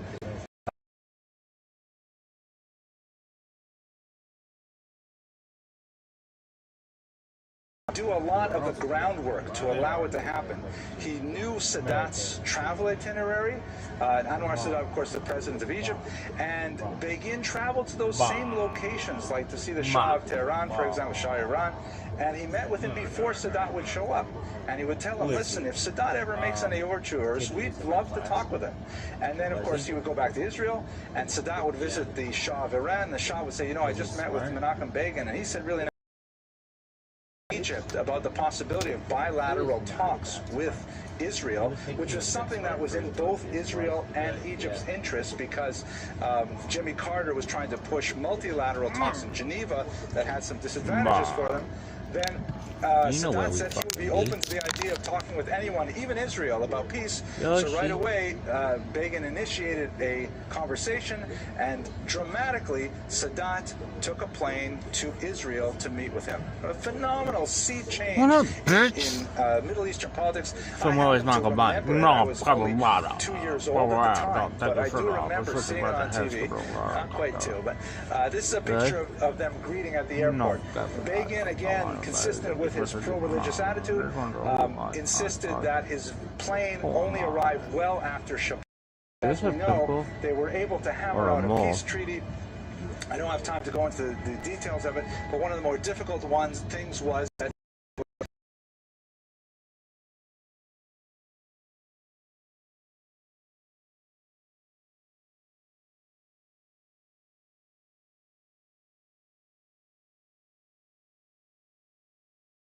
in 1982, here you can see Israeli soldiers actually dragging children out of their homes in Yamit to give the land back to the Egyptians. But ultimately, as I mentioned earlier, even though Begin had a very hawkish personality, he nevertheless saw the opportunity for peace with Egypt, and it's ironic that he, of all the prime ministers, should be the one to actually seal that deal. I'm going to same after that. She died when he was out of town. He was in Washington, and so he eventually resigned shortly thereafterwards, and essentially led a life of very deep seclusion. He had a heart attack in 1984 and ultimately passed away. I forgot to mention, by the way, that he was also a Nobel laureate for his signing of the peace treaty with Sadat. And Sadat, who also won the Nobel Prize, was later assassinated by his own bodyguard, who had become close with the Muslim Brotherhood. Do you think he masturbated when we look at the overall legacy of Menachem Begin, we see an individual of tremendous intellectual resolve, willing to undergo incredible privation for his vision of the Jewish people, enduring torture and imprisonment under the Soviets, subject to a massive manhunt by the British, excoriated by the political establishment in his own country, and yet at the same time, and with this, I want to thank you very much for your attention. I could be wrong about I look forward to speaking with you next week. He probably got fucked up in high school. Like craft beers and stuff. Really, he's into tea. Back then, he's a donkey. All right, ladies and gentlemen, we're right on time. Why don't we get started? So today's lecture is on a fascinating topic, Golda Meir, the fourth Prime Minister of Israel. And I'm hoping, as you know, this is a thinly veiled attempt to give a survey of Jewish history course in general. We use the figures that we do little biographic studies of as a sort of a foil to understand the larger patterns of history. As it happens, Golda Meir is herself history, so we'll be interweaving a lot of this, the early statehood period, right up until the Yom Kippur collapse, because next week we're going to speak, God willing, about Menachem Begin, and of course they are contemporaries and erstwhile opponents in their all the political.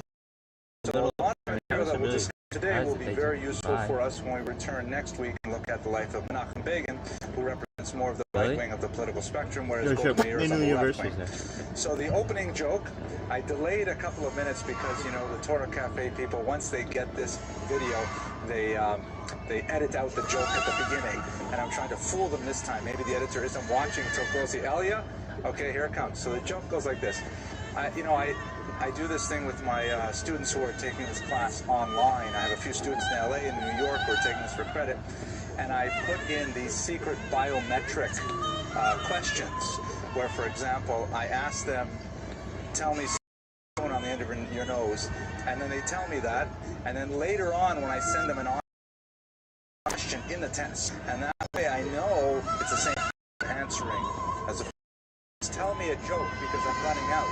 And I heard this one today from one of my students out in LA. She writes, so a woman is washing dishes by the sink and her 8-year-old daughter is standing on a chair, her 6-year-old daughter is standing on a chair helping her, and the daughter looks at her mother and says, Mommy, how come some of your hairs are white?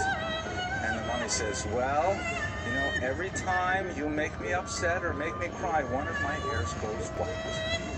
The daughter thinks about it for a while and says, Mommy, now I know why Savta's hair is all.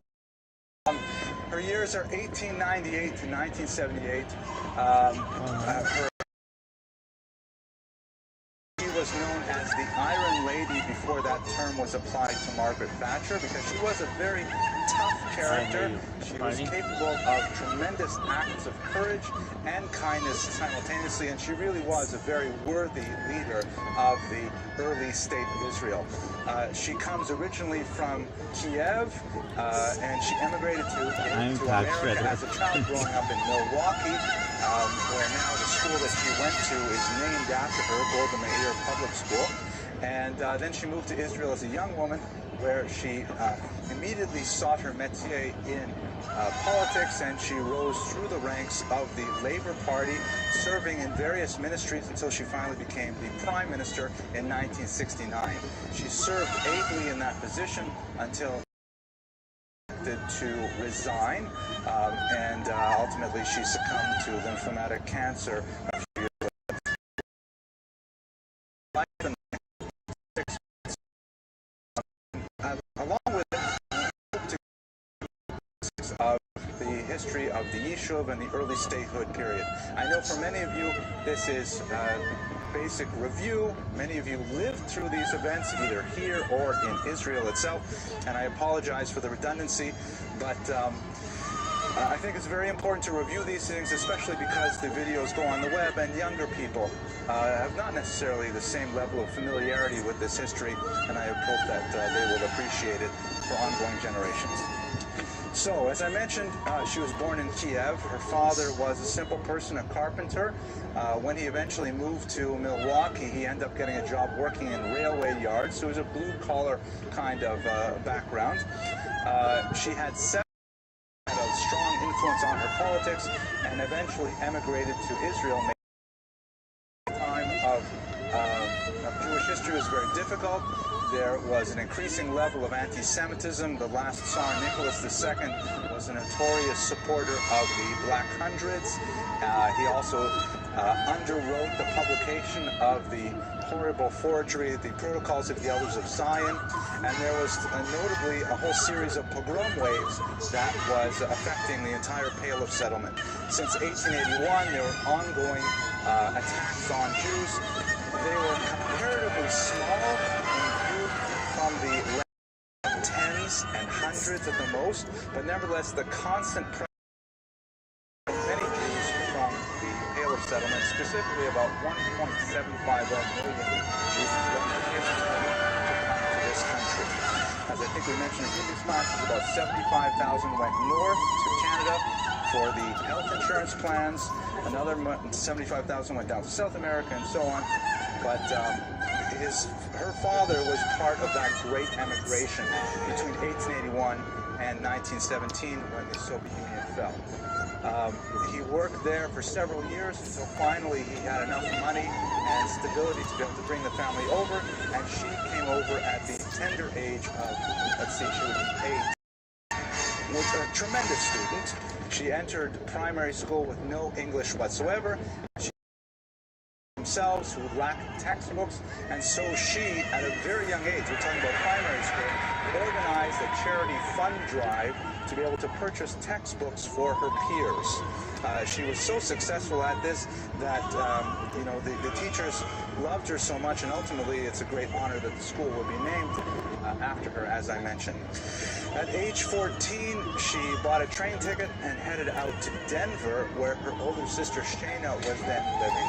And it was in her sister Shayna's living room that she was first acquainted with politics.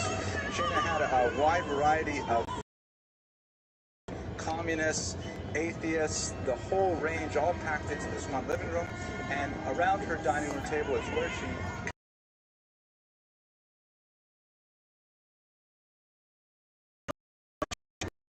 named Myerson. Her name was, by the way, anglicized later, Hebraicized later in 1956 to Meir, because Moshe Sharet felt it was inappropriate that members of the government should have these European-sounding names. He asked all members of the government to Hebraicize their names, so she shortened Meyerson, which essentially means son of Meir, to simply Golda Meir, a more Hebraic sound. But at any rate, that's after her husband's name. So after some time with her sister in Denver, she moved back to Milwaukee, and she occupied a lot of her time, specifically with a Jewish movement named the Poalei Zion. She ended up, maybe I should mention, somewhat tumultuous marriage. They remained agenda and political activity. He was a socialist himself and went to Israel the kind of rough and tumble world of politics as it's actually lived in the street in Israel. And I'm sure many of you, having been to Israel, you know that unlike America, where politics are so tame, I can't believe I actually said that.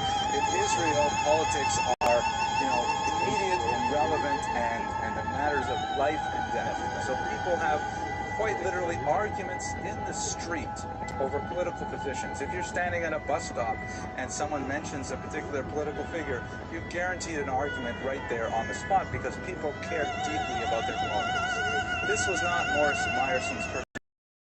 A very lively political, never remarried, and they jointly raised their 2 children, called Poalei Zion, which is a translation of the term workers of Zion. Workers, of course,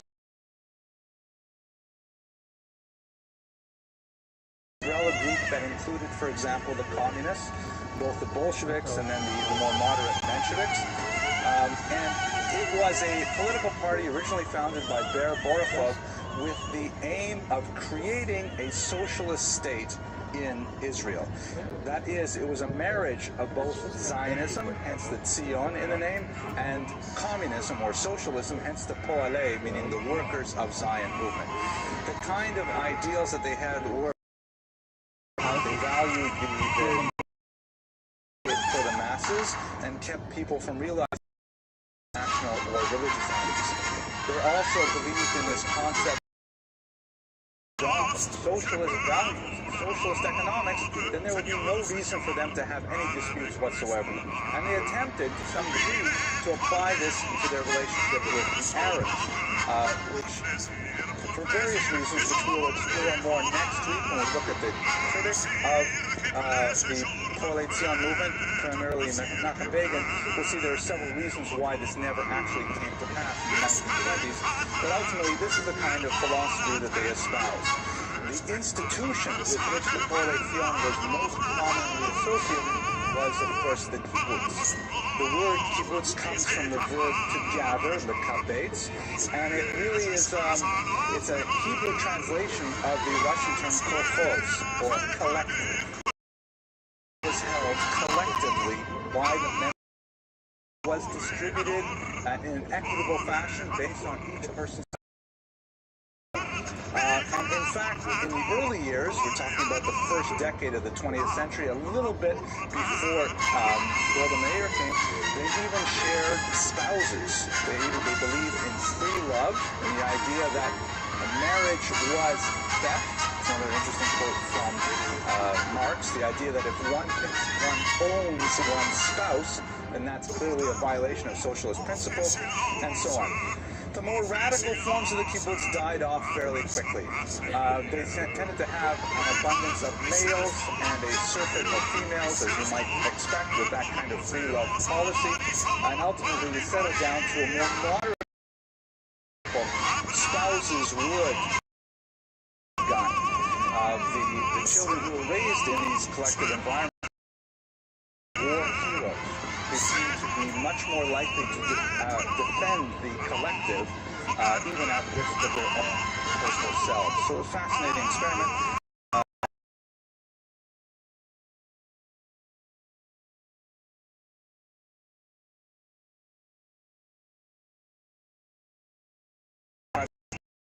And they produced about 40% of its agricultural output. So they're really quite productive, and they did a lot for building the state of Israel. So she went to this Poalei Zion kibbutz called Merchavia. Ironically, she was rejected at first, but she reapplied, and then she was accepted. And as I mentioned, her husband Morris, who was perhaps a little less enthusiastic about the entire project, nevertheless did follow her to Israel, and he lived for several years there in the kibbutz. She loved it tremendously. She loved the being outside, working with the almond groves and things like that, but she loved even more her activity in the Histadrut. Those were recognized quite early, and she was elected as the kibbutz representative. She ultimately became all in Israel. Talk a little bit about Israel as a whole. Yes, please.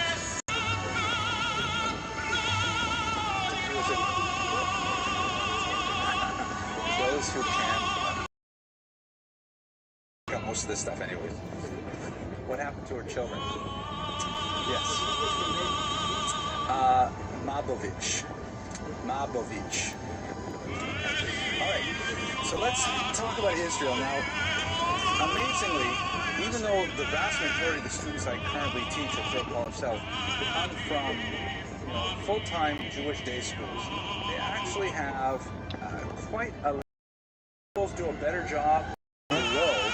Even among those students you might know, it was this week in the 21-year-old.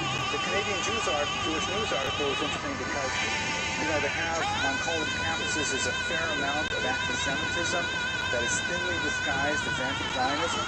And so they interviewed Rafaela because he's one of the heads of the Israel advocacy group at Tua College. And they figured if the college is full of Jews, where's the anti-Semitism? But she said the problem is there's a lot of Israel apathy, which is a kind of internal anti-Semitism we bring upon ourselves in that country. But anyway, check it out, Rafaela Abramson, Canadian Jewish News, or Wall Street Journal, you see the quotes up there.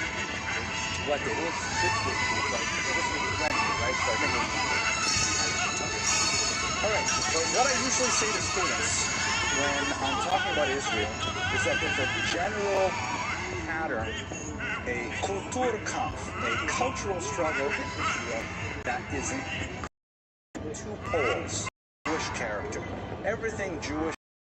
The other core value, anyone want to guess what the other one is? Good. Israel also believes very deeply in democracy. Coalesce in certain areas, but they're quite far apart in others. So, for example, what do you do with the non-Jewish minority in Israel? Especially later when they're so numerous that they threaten to demographically dilute the Jewish majority of the population. If you give them democratic equal rights, then they could theoretically vote out the Jewish policies of the state. And in fact, they could simply refer to being another Arab nation in the Middle East. And on the other hand, if you trample on commonly accepted democratic principles and you restrict the rights of non-Jews in Israel, then Israel sacrifices a core value. Jewish core, even within the Jewish movement.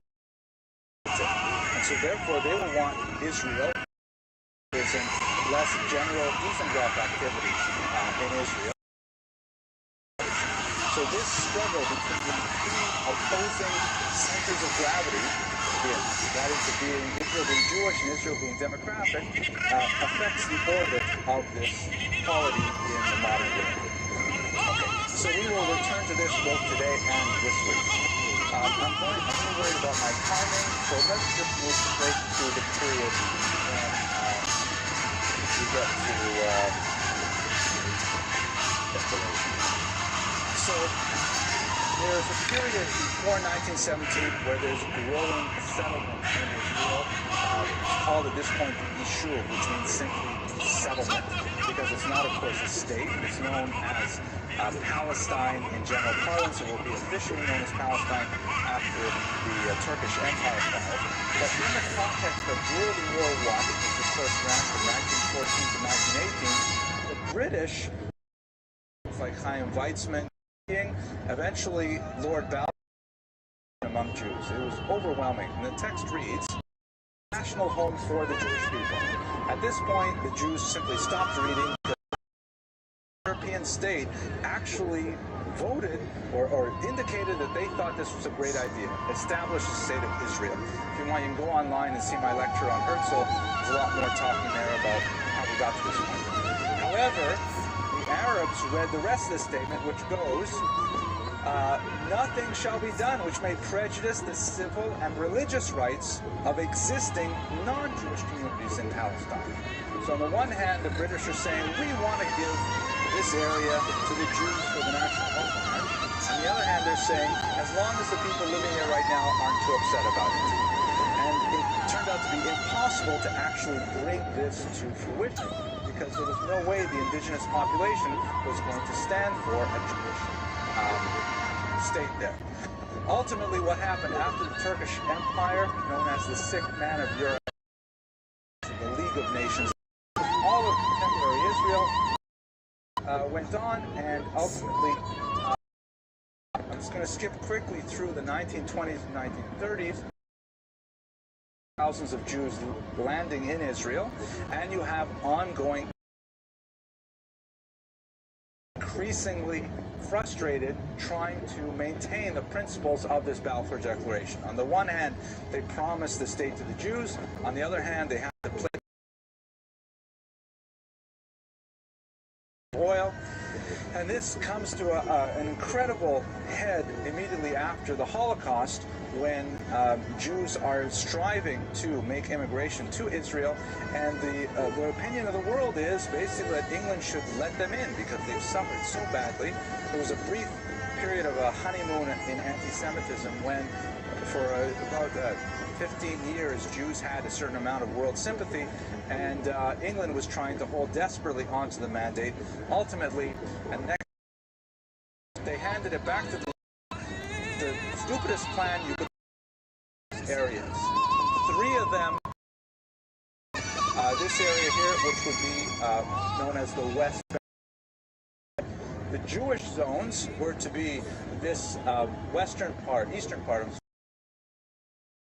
the region of the south, the Negev. And Jerusalem was to be an international zone. So to divide up this tiny territory into 7 parts and hope that everyone would get along. As I'm sure you all know, how it turned out is that the Jews accepted the plan. They were happy to have even a crazy, patchwork kind of demographic outline like this in order to just have a state. The Arab nations, of course, universally rejected the plan, and the War of Independence ensued immediately thereafter. A very brutal struggle in which ultimately the Jews were able to amazingly consolidate their territory and actually enlarge it in a few places. So we'll return to that, but let me pause for a couple of questions before we go back to Golda Meir. Well, I'm just talking so fast, like a blue streak here. Does anyone know any good jokes I could repeat?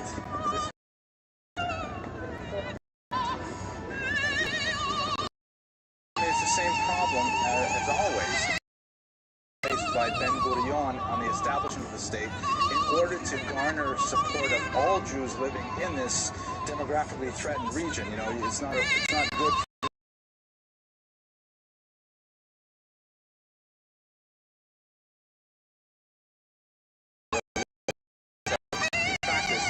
that, for example, yeshiva students received an exemption from serving in the armed forces.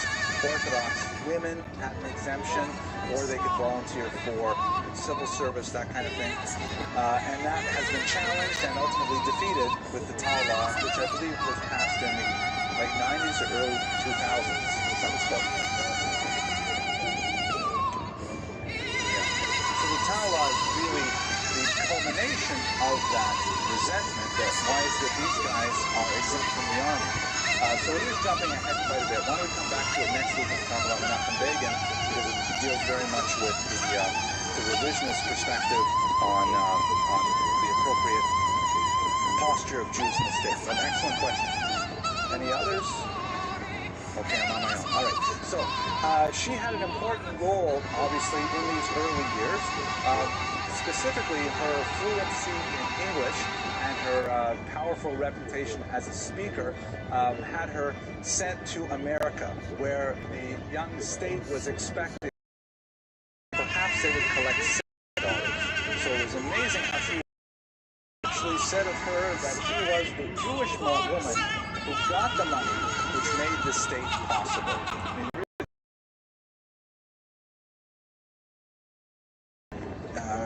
bizarre and courageous trip to Jordan when she disguised herself as an Arab woman to negotiate with King Abdullah to try to persuade him not to participate in the war effort. He, of course, declined, but he said to her, listen, why don't you wait? Why are you rushing this? Don't you realize, that maybe we can solve this diplomatically? Why are you rushing to have a state? And she famously quoted, she's famously responded, we've waited for 2,000 years, isn't that long enough? So she went back home unsuccessful with King Abdullah, but ultimately the Jews were able to defend their borders. This is what the new state looked like, a little bit drawn back because I want to include the Sinai here. So if you'll recall the way the UN partition plan looked, and this is, but after the War of Independence in the Mediterranean, they were able to for all of Jerusalem and the Jewish, which was an amazing achievement that they actually were able to increase their boundaries, although at great cost. One of the, and Golda Meir, of course, was very active. She was one of the earliest, she was one of the signatories to she wrote at the time that she was educated in America, and she knows the respect that Americans have for the founding fathers. And she says, reflecting on the idea that I myself was a signatory to the Declaration of Independence of Israel was something that she openly cried and put her name to. She also had a liberal approach, which is consistent really with her socialist politics, to the Palestinian refugee problem, which began really in the 48-49 war. Specifically, there was a large population of Arabs living in Israel, or living in what would be Israel, who fled the war zone for neighboring countries. Ultimately, in most of those countries, Egypt, Jordan, and Syria, and Lebanon, would keep these Palestinians out and presented incredible portions. She even compared the reasons for that Begin, because he personally was involved in several of the most we're just going to quickly plug it in. So, and we're recording. We are back now. Okay, so we'll talk about it next week.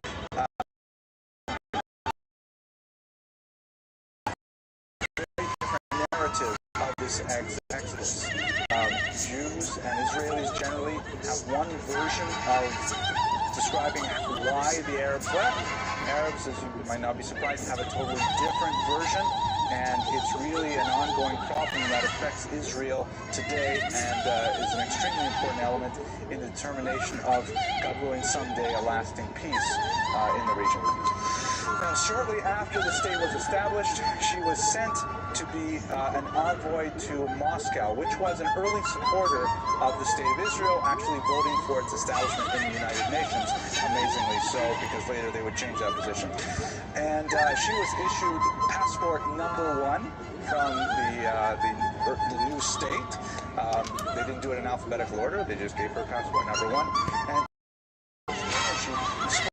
temporal synagogue, and she was surrounded her. You can just see that she is. Oh, you know what? I totally forgot. This is why we need like more. I have this remote clicker that the Torah. If you have a cat, if you like to chase it, and this circle here circles Golda Meir, surrounded by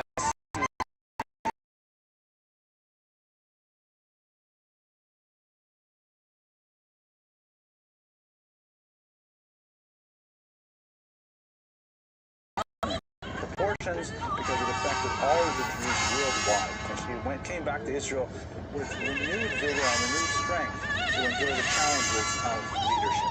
This actually was later put on Israeli stamps, and I believe even some currency, this famous photograph of Golda Meir in Moscow. Okay, let's turn it out.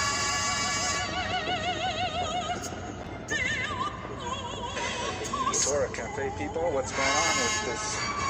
Okay, this was 1949, I believe. Okay, I guess I should have started it earlier. Wait, this plug here? That's the wrong plug. Oh well. So much for the clicker. Okay, jumping ahead again a little bit. Major events militarily. She was not the leader of the country at the time, but it's impossible to discuss the later events. It is still a for Sameach. This is a story they often describe. You know, come to Judaism with a limited point. So they said, what are you doing here from West Point? I mean, what a... Participating in a class on military strategy, and they had, you know, a highly decorated...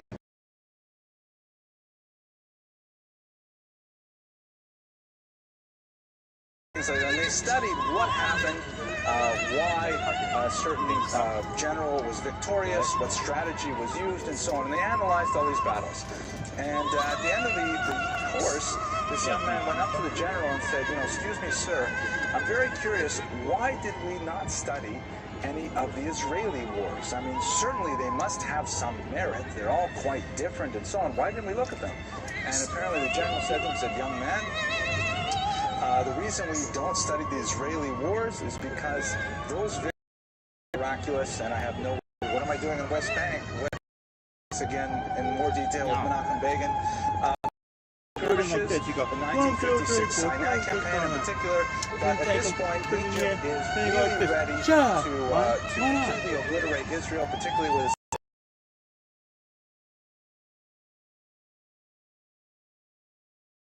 UN peacekeeping forces to maintain the border zone, and so therefore UNAMID removed all of the UN peacekeepers on the borders, completely exposing Israel to Egyptian tanks. And so the entire world knew that Israel was about to be driven into the sea.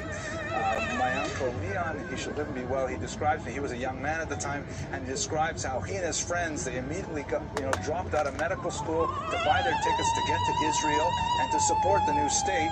And then by the time, they came to the airport, now preemptive strike, someone comes to kill you, getting air superiority through the exploded planes and Egyptian soldiers lying on the runways, not even having the chance to take for Israel, which proved to be advantageous in some obvious ways, but at the same time a great burden for Israel to bear, one that they still struggle with several decades later. Specifically, they conquered the entire Sinai Peninsula here, right up to the banks of Cairo and the Nile River here. They conquered all of the Gaza Strip, of course, which was attached to the Sinai Peninsula. They conquered all of what would be called the West Bank, so-called because it was on the west side of the Jordan River here, and they conquered this mountain region up in Syria known as the Golan Heights. Now, they had to decide what they were going to do with these territories. One was exchange for peace. They just release that territory and sign a peace treaty with they'll realize to be willing to, which means to completely own it in war, but at the same time, because you'll recall, you cannot, under international law, take over a country and then literally enslave the people there or consider them which was sparsely populated, also ironically by a population of Arabs known as the Druze, who are traditionally friendly to the states in which they inhabit. The Druze actually have a supportive role towards Israel, and because it's a mountain region that overlooks Damascus on one side, or the Galil lowlands on the other side, it has high strategic value, and they said, we're just going to keep the Golan Heights, thank you very much. They also agreed to annex East Jerusalem, which has high symbolic value for Israel. Jerusalem is, of course, the 3,000-year capital of Israel. The old side with the temple in it is beyond value for Jewish history, and so they say full Israeli city. A larger population of Arabs living there, and the Israeli administrative territories. This is Israel, but that's essentially the status quo that was held in place until 2000. Of course, is still administered by Israel, where the Arabs living there do not have the full access to rights and privileges that Israeli citizens do, which is an ongoing sore point for Palestinians, obviously, and for Israelis as well. It is a burden to administer these territories, but there is no lasting solution in immediate proximity. God willing, next week we will address this in greater detail as well, because Begin had a plan that was attempted in some parts, and we'll discuss how that worked out. Okay, so this is the status just before she comes to power. Here's a picture of East Jerusalem, which gives you a sense of how it was annexed, as well as regions immediately to the north and the south as well.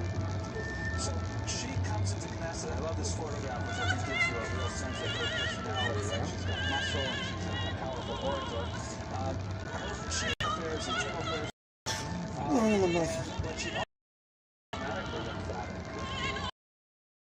Someone says that over this.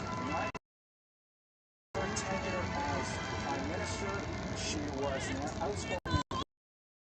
She would play a role in the world stage in a lot of issues. Unfortunately, not be shaken with the conventional military methods, particularly after the 6-Day War. The Arabs, under the newly founded Palestinian Liberation Organization, headed by Yasser Arafat, launched a large series of attacks on more vulnerable Israelis. Most egregiously,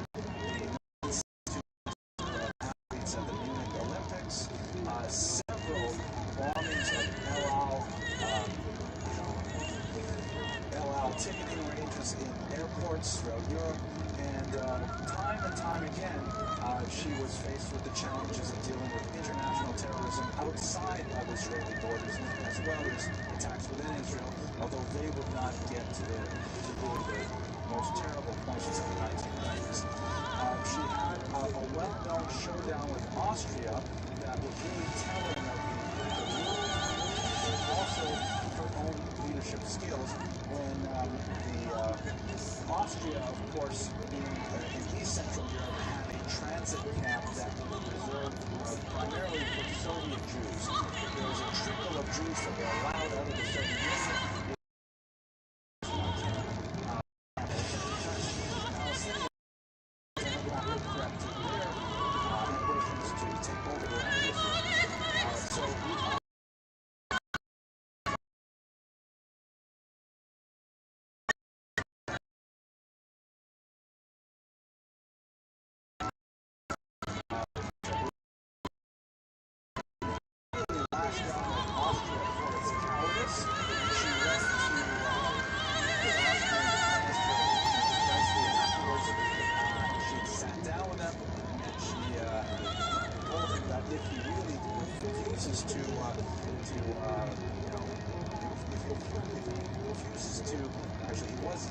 Palestinians. If he does yield to them, there will be no end to terrorism for and he ultimately said that they're not going to reach an agreement, so she left the room. The first thing she said to journalists was that he did not even offer her a glass of water. And so Kreisky ultimately was shamed into creating an alternate transit camp for Soviet Jews to come through Austria, but ultimately she lost the overall battle on that particular site. This is kind of indicative of the leadership role that she used. At this time, the disagreed with the prevalent once again with the Allies in Syria. Saddam planned an attack on Israel that flew largely under the radar. Jews would be fasting, although ironically, even though Jews call it Yom Kippur, the Yom Kippur War, Arabs call it the Ramadan War. It's during the month of Ramadan, and secular historians prefer the more neutral term October War.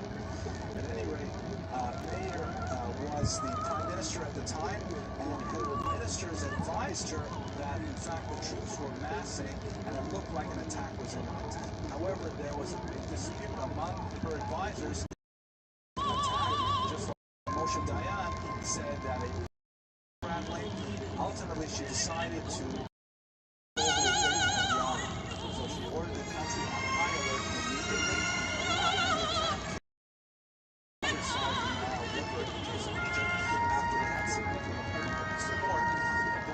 It was a devastating blow to Israel. They suffered very hard.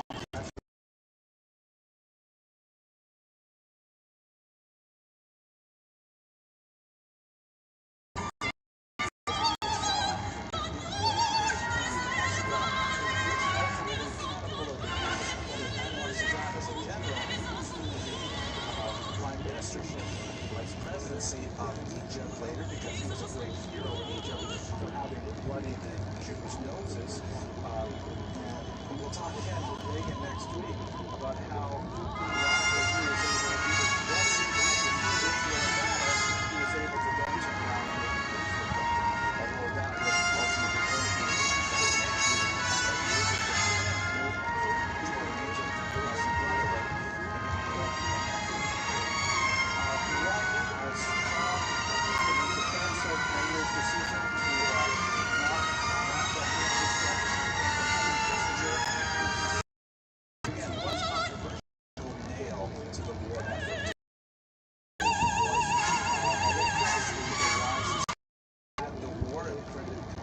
extensive post-mortem to try and preemptive strike.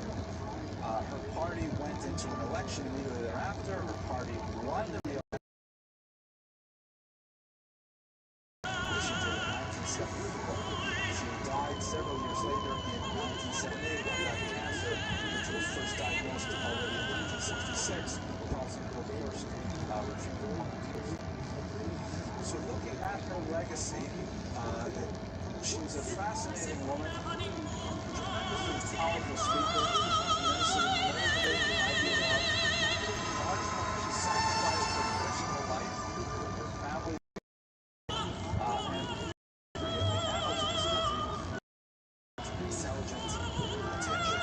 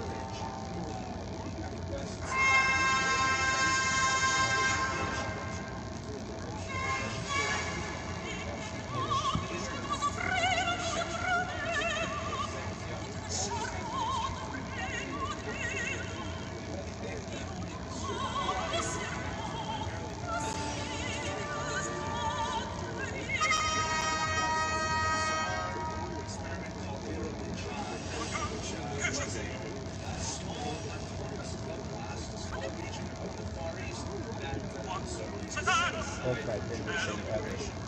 Spiritual tournaments of glass.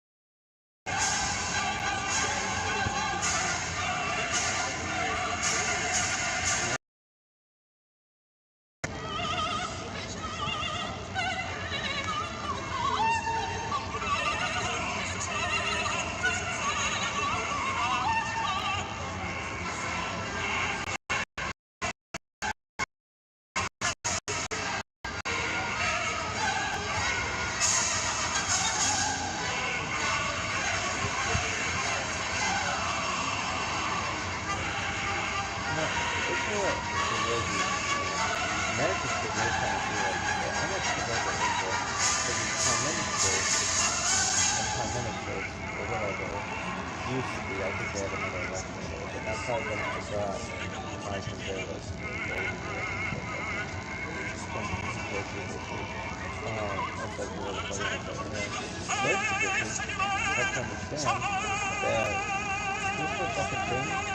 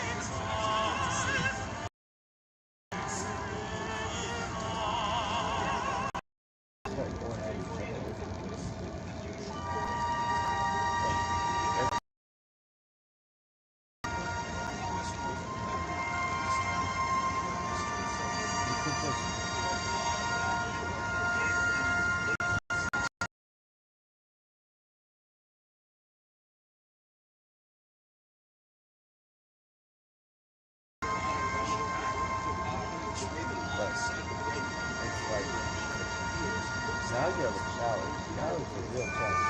Oh, this is great too. You gotta protect this.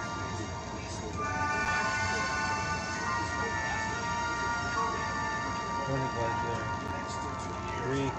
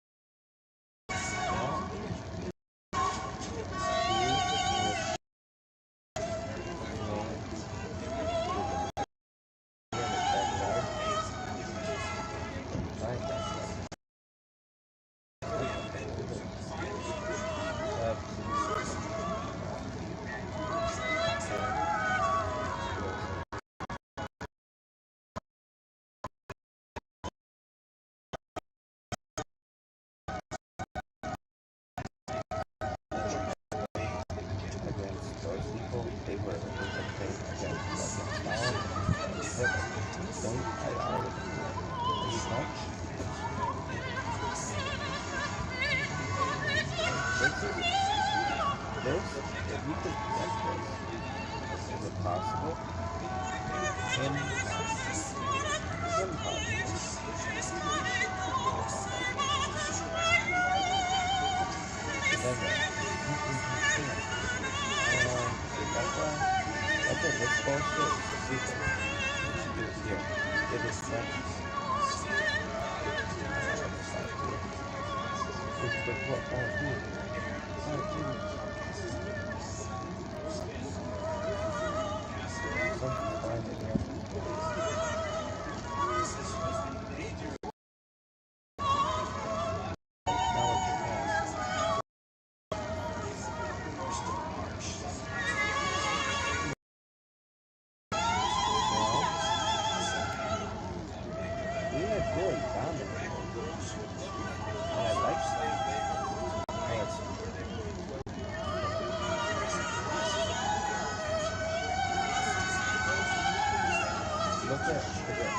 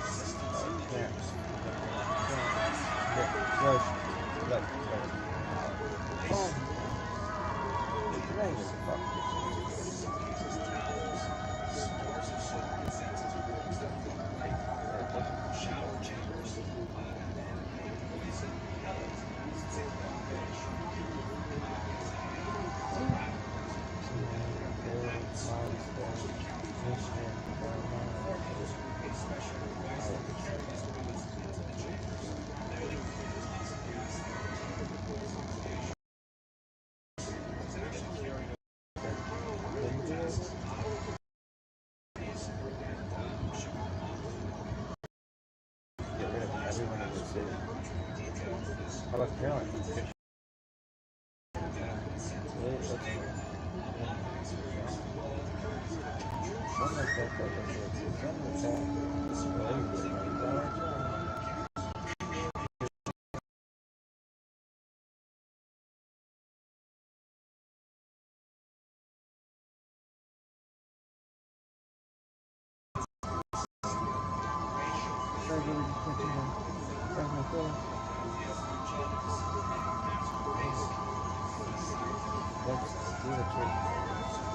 What would it take for me to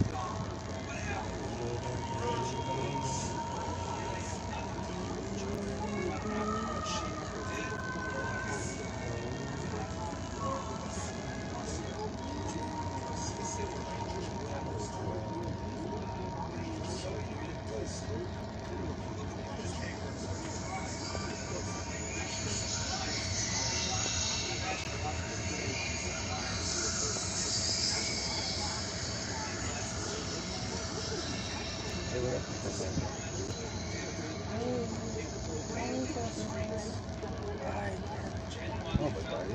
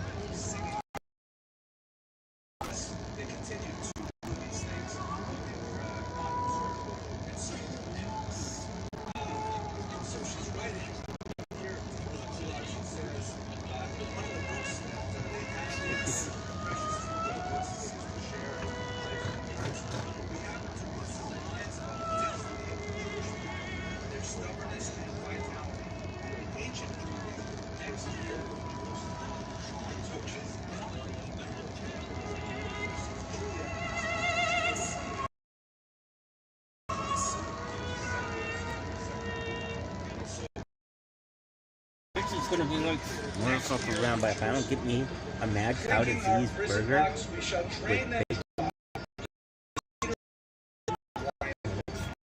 Comrade, be of good cheer. Our prison food is not manna from heaven, but like the gray-haired Jews, we believe in the promised land. We may be poor and persecuted, but on New Year's Eve we'll cry next year in Jerusalem. So, in terms of her legacy, summarizes a picture of her with her adult stepdaughter here. She went through horrible experiences as a victim of the Stalinist purges. She was not necessarily singled out because she was of Jewish background, although that was a common experience of many. But her memoirs from the period are an invaluable resource to understand that the horrors of the Nazi period were not limited to those who found themselves under the yoke of the Germans. All of the ideas of much attention. Sorry. Comfrey one, rather. Okay, you like your comfrey one.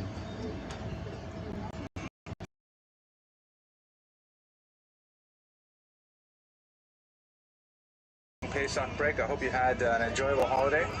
This is the gift movie. The highlight of our holiday was when my 8-year-old son picked up the roasted egg off the Seder plate and said, "How old is this egg?" So we used it every year. Anyways, I want to wish a public mazel tov to Rabbi and Rebbetzin Grunstein, and specifically to their daughter Gitti, who was just married a few moments ago. A very nice young man named Mr. Mandel. The traditional blessing is they should have the merit. Happy I managed to get to the chuppah. Ringelblum, very, very important. This is sort of a thinly disguised attempt to offer an undergraduate survey course in Jewish history. Emanuel Ringelblum's work. For those of you who are with the college, see, a lot of the students are actually at the wedding, but we have a few of you here as well. I want to let you know, very importantly, we have this new amazing feature called an embedded librarian. If you visit my webpage, you'll find, actually it's on my YouTube page, find a little introduction where we have this great idea. We have a librarian, a professional research librarian. Let go, my daughter Sydney, let go of the microphone. Okay. A professional research librarian who is online in the course right there with you. And she's providing lots of information. It's like having a professional librarian sit right next to you in lectures and hand you little bits of information. Say, you should look at this article, check out this video, all kinds of things like that. So definitely make use of Ms. Fernandez. She is great and incredibly helpful. Definitely one of the best research librarians I have ever worked with. And I had the pleasure of working with some really great ones. I'll just tell you one cool thing about her. She comes from Cuba, where she was a professional librarian there, and then she came on who can professors would have to come to her and materials and filter them to give to the instructors. Who died in the prime of his career, cut down Lady, where can I find the it? Nazis. He was a young man born at the beginning. As many scholars from Eastern Europe was. No, I want somebody who's good yesterday, today, forever. I want a timeless classic. Jews of Warsaw, which was later published. But really the thing that makes him stand out head and shoulders above his peers was his activity during the Nazi occupation of Warsaw. Specifically, he created a clandestine group of volunteer scholars, demographers, sociologists, anthropologists. When necessary, he trained them in the basic school tools of the scholarship, and he sent them out with the simple goal of documenting as accurately and as objectively as possible what exactly is happening in the ghetto. An incredible, powerful record of every aspect of life in the ghetto was recorded by this group, which was called Oneg Shabbos, because they met on Saturdays, and that was the time that they all came together to discuss what they were doing. And although he saw immediately after the rebellion, the Warsaw Uprising in 1943, that their work would be halted by the Nazi onslaught, not to mention the deportation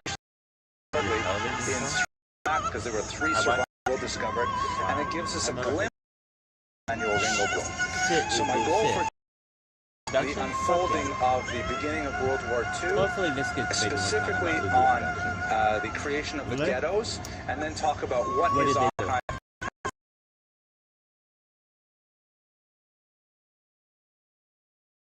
The Endlösung, that was saw the creation of Auschwitz and the death camps. I'm hoping that next week's lecture, when we talk about Evgenia Ginsburg, we'll use her life to talk a little bit about that aspect of the Holocaust. Okay, so why don't we get started here? Here he is as a younger man. He trained with 2 other remarkable historians whose work also were definitely in the top tier of Jewish scholarship of the early 20th century. Raphael Mahler, who did fantastic work on the evolution of the Haskalah and the Hasidic movement in 19th century Poland, and also an observant Jew who is most famous, perhaps, that Israel should be both a inappropriate for Israel to be just an Israel later developed into what we call today the Labour Party. Poale Zion is really the central core of it. The Poale Zion, like many of the Jewish parties of the time, had a lot of internal conflict. At one point it split into a left branch versus a right branch, and the left branch was more closely affiliated with the more radical communist elements in Jewish society, and Ringelblum leaned left as well. He definitely believed in a secular, socialist, messianic vision of Zion. He was also very common for the Poale Zion members of the time, an intense believer in Yiddish, the Mama Lashon, that was the vernacular of the Jews of the day. Although it was a declining language even before the Holocaust, when of course the demographic impact of 6 million deaths, and the majority of them in Eastern Europe, virtually doomed to Yiddish, although it is having an interesting renaissance. Maybe we'll have an opportunity to discuss it at another time.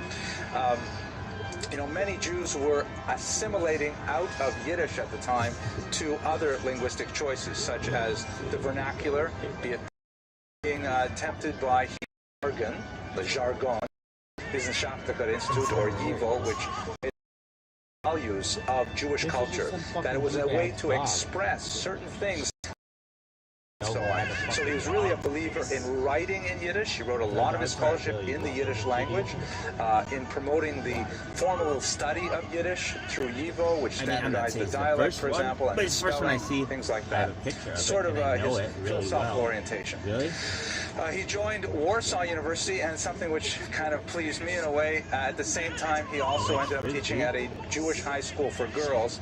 I know because when I got my PhD and I thought, here I am, I'm a big scholar, I made it, things like that. And then I discovered what some people say is the most effective form of Jewish birth control, which is day school tuition. That's a joke, thank you. But I'll probably edit that out of the Torah Cafe version. Really? But when I realized how much day school tuition was, then I ended up spending a lot of my time volunteering at local day schools to help offset the tuition of my kids. So it made me feel that I'm in the same family. If Emmanuel Ringelblum could do it, well, he's got a PhD, well published. He founded several journals, discussed it, and he associated himself very which was this premier place on Fifth Avenue for a long time, right next to the Guggenheim. I had an office there one summer, which was one of the greatest in Eastern Europe to this day.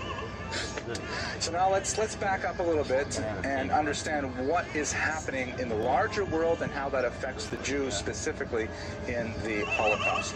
I'm sure that for many of you this is very basic history, and for some of you maybe very personal history as well, but for the interest of my undergraduate students who will be viewing this for who knows how long on the web, I will just give a little bit of more basic information. So it's important to distinguish between the Holocaust and the Second World War. These were two interrelated phenomena, but they were also quite highly distinct. As one of the greatest biographers of Hitler wrote, Eberhard Jägel, he wrote that Hitler really had two main elements in his Weltanschauung. In fact, that's the title of his book, Hitler's Weltanschauung, Hitler's worldview. There were two things he believed very deeply, and he would stop the maps. At the same time, his other believed in the total destruction of the Jewish. How he came to the idea of ultimately murdering all the Jews of Europe, that was not an automatic and immediate thought even earlier in the war, but nevertheless he clearly wanted to get rid of the Jews. He wanted this Europe to be dominated by Germany and to be Judenrein, to be free of Jews. He formed an alliance ultimately with several other powers known as the revisionist states. They were so called because they wanted to revise the World War I peace treaties. World War II, as my teacher, Professor Magachi, used to say, World War II is really World War I Part 2. World War II was fought largely because the end of World War I was not sufficiently handled. The Allies went in at the end of World War I, and they assessed blame very one-sidedly on the Germans and the Austrians, and they imposed some really harsh treaties, some tremendous changes to the map, huge demographic inversions where, for example, you would have 2/3 of citizens of Austria-Hungary after 1918 of Lithuania, but the Great Depression, they wanted to fight again. They wanted to. Today, usually revisionist is a way of saying joined with several disgruntled states, most notably Germany, and in which broke out in 1939. But it didn't break out immediately. There were a couple of really important territorial changes that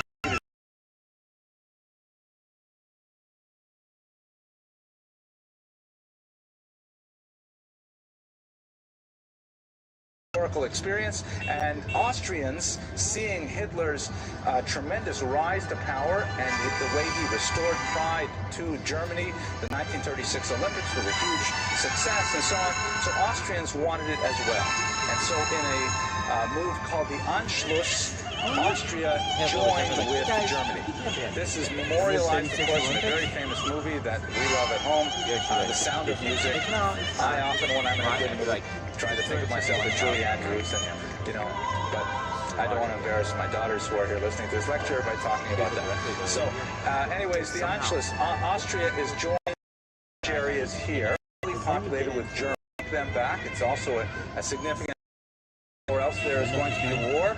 And of course, what happened was the Allies, afraid of another war because they'd just gone through this devastating First World War, this is it, and then you promise, right? You're not going to make any more demands. So Hitler says, of course I promise, and it's a very famous, sad moment when the British Prime Minister, Neville Chamberlain, we have it actually on film. It's one of those things you don't want to have on film anymore, but it made it on YouTube. He lands at the tarmac in England, and he gets off the plane, and there are journalists all around him, and he holds up this piece of paper, which was completely worthless, saying, I have here in my hands a piece of paper signed by Herr Hitler, and he promises there will be, quote-unquote, peace in our time, or peace for our time. Step that Hitler put is related in the center of Europe, has one fight actively at the same time in the West and in the East. And that's not necessarily because of the prowess of its soldiers or its advanced weaponry. It has to do with logistics. You can't get supplies easily from one place to another if the front lines are separated by an entire country. So in order to achieve his goal of conquering all of Europe, Hitler had to make sure that one of those front lines was not going to be a threat, so he'd concentrate on the other one. And that's exactly what he did with Stalin, his erstwhile enemy, because Hitler was so fiercely opposed to communism. He essentially calls up Joseph Stalin. He says, listen, I want to make a deal. I will send my foreign minister. You pull out yours. It happened that their foreign minister at the time was a Jew named Zinoviev, so they had to replace him with a non-Jew named Molotov. And he said, let's just make a deal. Let's agree to not attack each other, a non-aggression pact. And Stalin says, well, what's in it for me? And Hitler says, listen, what about Poland? You get the East. And Stalin says, and the Soviet Union, and that allows Hitler on September 1, 1939, to invade Poland. And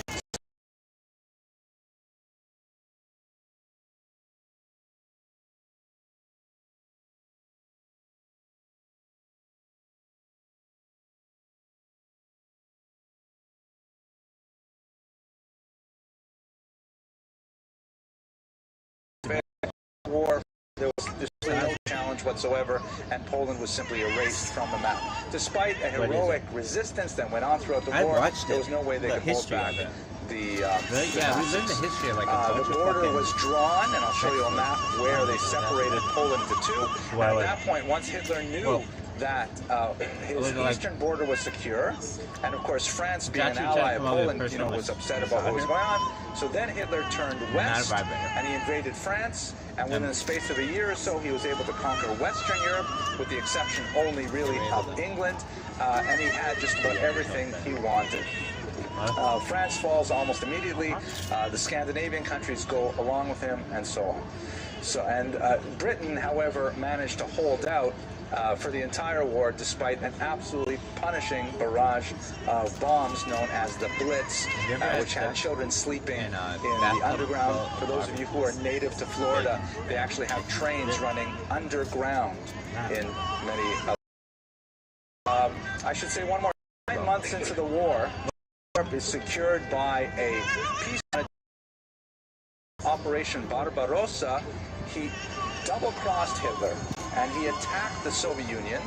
Sorry, he double-crossed Stalin, and Stalin was completely taken off guard. He really thought that Hitler was his best friend, and he would never attack him.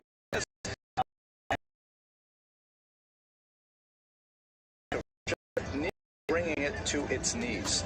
This is especially important for the Holocaust because this is really the first time that we see mass murder put into place by the Nazis on an organized bureaucratic scale. Again, this is quite late in the war, June 22nd, 1941. Prior to this, we had what are called Einzelaktionen, single actions from time to time. Perhaps the largest of them was Kristallnacht, which less than 300 Jews were killed. It's a terrible thing, but we're still relatively small numbers. With Barbarossa, Hitler sent behind the Wehrmacht, behind the German army, 4 police battalions who were specifically tasked to round up Jews living in the little Städtlack, little villages throughout Eastern Europe. 1.5 and even 2 called Einsatzgruppen, 41. Ultimately, gives you the extent of the Nazi advance in Barbarossa.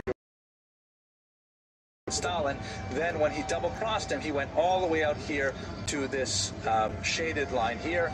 He actually, you can't see it on this map here, but he besieged Leningrad. He came within striking distance of Moscow, you can see up here, and it was only after a really telling battle here at Stalingrad that the Red Army finally managed to turn the tide of the war and eventually press the Germans back to Berlin. Okay, so so much to say about this here. I guess I'm going to talk for 2 more slides, and I'll take questions. I apologize for keeping you on hold. What happened to the Jews with this advance? So I mentioned the Operation Barbarossa, where the Einsatzgruppen would go through and round up all these Jews, communists, homosexuals, Jehovah's Witnesses, other undesirables, and take them out and shoot them. There was a significant movement, however, of Jews to evacuate to the east. Are you done? I evacuate to the east. Are you done?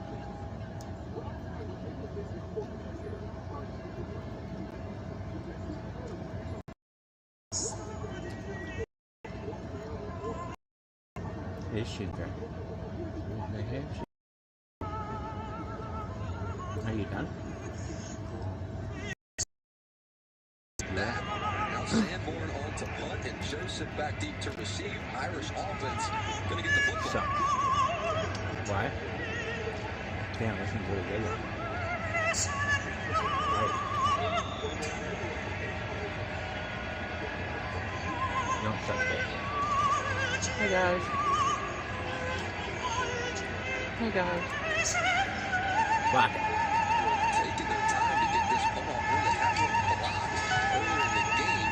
I did it. I got it. Get the ball. Run. I was recording. We're doing like 16, so Harvard problem. 10-8. Sorry guys, I was wrong. What's it like to be undefeated as a starter?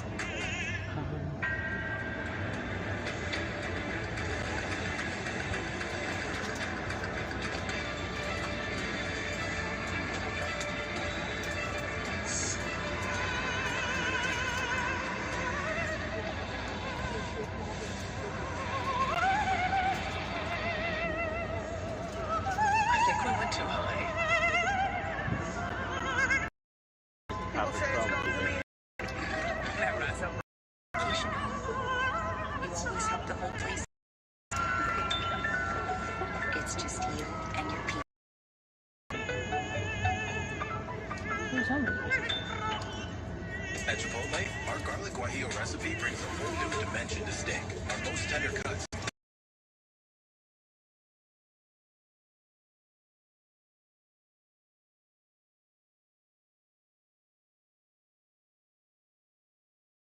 It's always special when you come to Philly. We can't wait to show you some brotherly love. Cowboys, Eagles. It's a rivalry made for Sunday night on NBC and streaming on Peacock.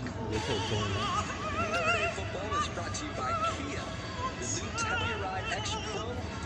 Welcome to a new elevation. And by Allstate, reminding you that football season is mayhem. These legendary coaches, Holtz and Bill Walsh, there's the statue right outside of the great Blue Holtz. Yep. Fucking no. Touchdown Jesus looking in on a South Bend Saturday night under the lights.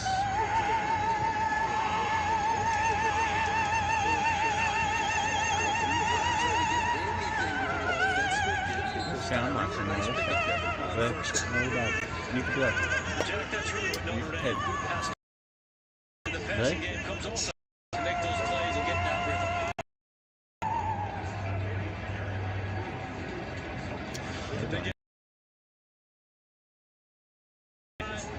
One more time disrupts the run. And now we got one of those sticky little 3rd and 2 to 3 for Notre Dame. I'm going to continue that joke for second too. There's an interception. And Michael Mayer has been blanketed this entire game. It's Ethan Bonner that time who was in coverage. That's blessed to be a thing. It's the right idea for Mayer. Leprechaun. He's been so good for them.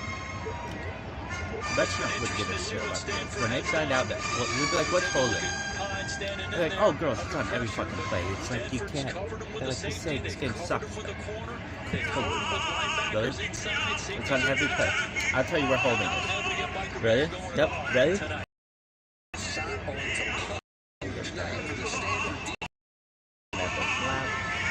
Like, it doesn't really have a... Why? Because if you could, you would just jump on the guy and just hold him down.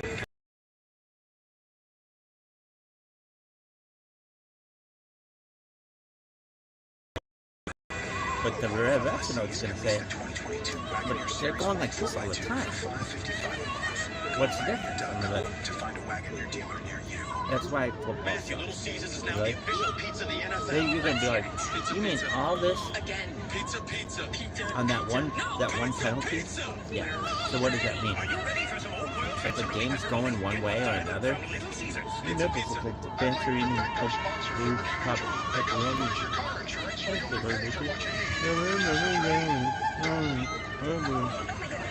this Jerry Rice?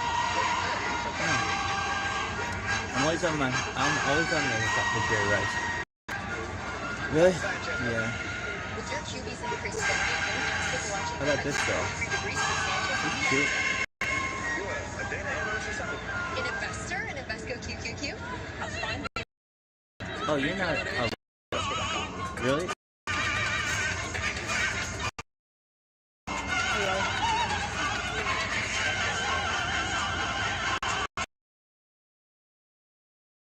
Excuse me, what?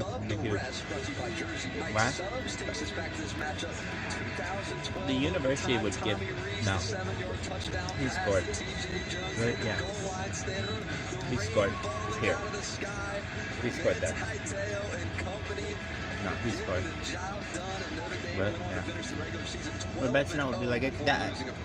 They'll see that one could have gone. They don't ever talk about the minutiae of the game, where there's the grass goes like this and it goes like this and like this and like. No one ever talks about that. I've lived with football players. None of them. I shouldn't say we don't talk. We've talked about it, and it's like it's just a bang bang call. You hope it goes for you, but it's like no, I'm sick of that shit. I want to know exactly what's in the game. Like that line needs to be fucking exact, and it needs to show up on the field too. When the guy balls, I can do it on the field. Really in the game. Well, they can make that on the real field. In Stanford's running game, we saw that misdirection earlier on in the ball game. They don't want to run downhill too much. Have this ball in front, get on the perimeter, see if you can get. At least this people watch. Watch out. Jack, this is the slow mesh we're talking about. Right down the middle of the field. A little hesitation. 55 pounds. Really? He's a threat in the slot. Certainly hope he's okay. Yeah. He is playing a great game. Hope he is okay. That's we'll crazy. check on Higgins and step aside. Whoa.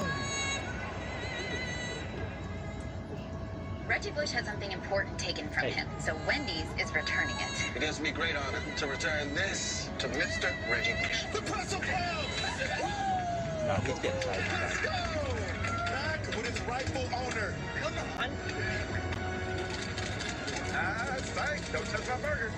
Yes, sir. Y'all can't take this one away from me. We haven't told him it's back for a limited time. Choose wisely. Choose Wendy's pretzel bacon hub cheeseburger. The two best guys. Flo, you're here. This pack just burst on me. Well, you bundled home and auto with Progressive, so you have round-the-clock protection on all your stuff. Like that cardboard TV. I told Prost to switch that And out. they'll write. Okay, everyone, that's a wrap. Wait, you faked this whole thing? It was a good Twins switch there. to you. I'm sorry, John, but I'm already in love with insurance. Businesses nationwide. It was always so good. Really? When I got there freshman year, it was a long haul back up the road. Introducing because the thing about your personal information is that it should stay private. Online privacy protection. New, free, and from Discover.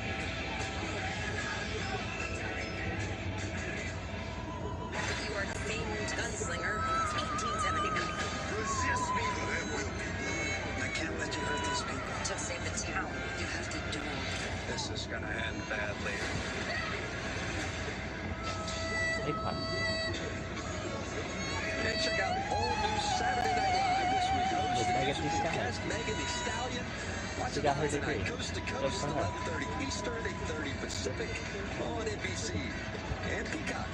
The crew getting ready in New York City. And it's great to see Elijah Higgins. It's the first deep completion of the game for Stanford, and Higgins back up to his feet, off the field under his own power. Good to see him smiling on the sideline. It's Starr who comes in for him. Silas Starr who checks in at wide receiver for Stanford. Jack, this Notre Dame exercises, he was in the tent, now he's out. Is there anything on? But that is significant. These guys just fucking him. Have to win for the Irish defense. huge like. See what's going That's on not a lack of defensively. preparation. Trying to get a stop on third and short, and it looks like Phil These Gibson guys is going to have enough of that always. first down before Xavier Watts made the stop. Jack, that depleted secondary was certainly a concern for Marcus Freeman coming into the game. Tariq Bracy. What the fuck? And These Mickey guys at being least used to out. have They're thin to that's start. like nicely for And the then the game. injuries up front. A lot of guys who haven't played that many snaps are getting opportunities right now. And Stanford is taking advantage.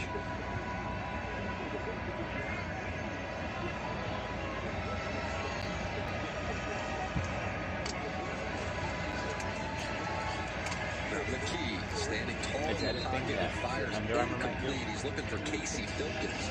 As Maris Leofow over there in coverage. I mean, Charlie Weiss used to wear fucking khaki. Filkins does a lot of Biggest things for fucking Stanford. 2 seconds. He's carried the ball more than anybody else. They like to get him in the passing game. Those little Why? routes coming out of the I like the fucking.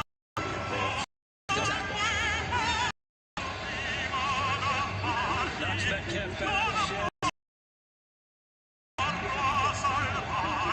That big play on the field. Open up a good job against the short backs of Stanford.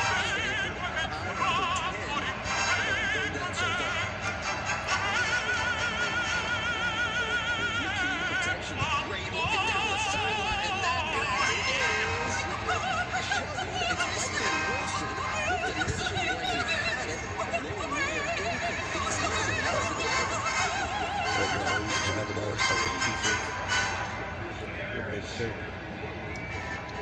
What do you think of this catch? Stanford's go-to guy It was one of the greatest catches so far.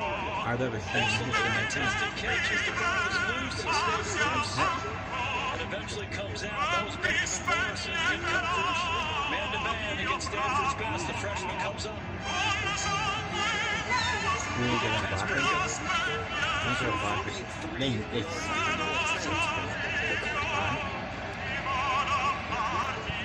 they don't take enough fucking risks. consistency. Stays Really? perfect. What do you mean? Go to Chuck first. Keep it a two-score game here. Right, yeah. And Drew I mean, they playable before either of you. Only if you're both going for the ball.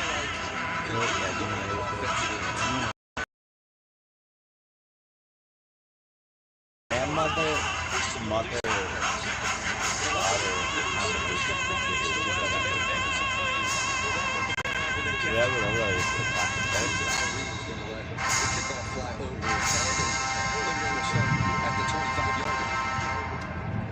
The biggest thing for Notre Dame, their mentality has to be offensively, you can't play worse than they have up to this point. Halfway through the third quarter, still no points, they no suck. rhythm, no consistent Really? drives, but that's done. Just go execute one Honestly, play. I never have Such seen a them cliche very in good. football, but Have that's you? how you have Yeah. to play if you want to Very, very good. Never like. start having some success. When you're running like that, you gotta hold it with the middle finger here.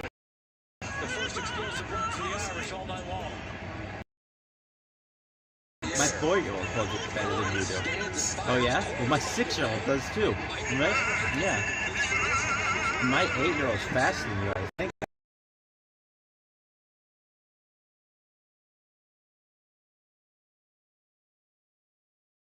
Three.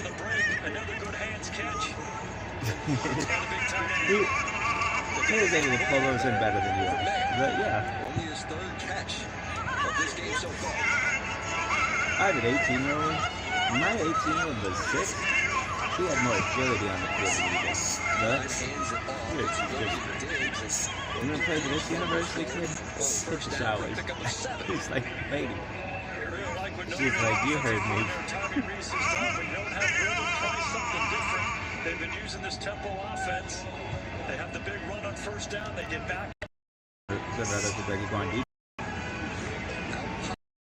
Irish fans have been waiting on this moment. Lloyd Merriweather?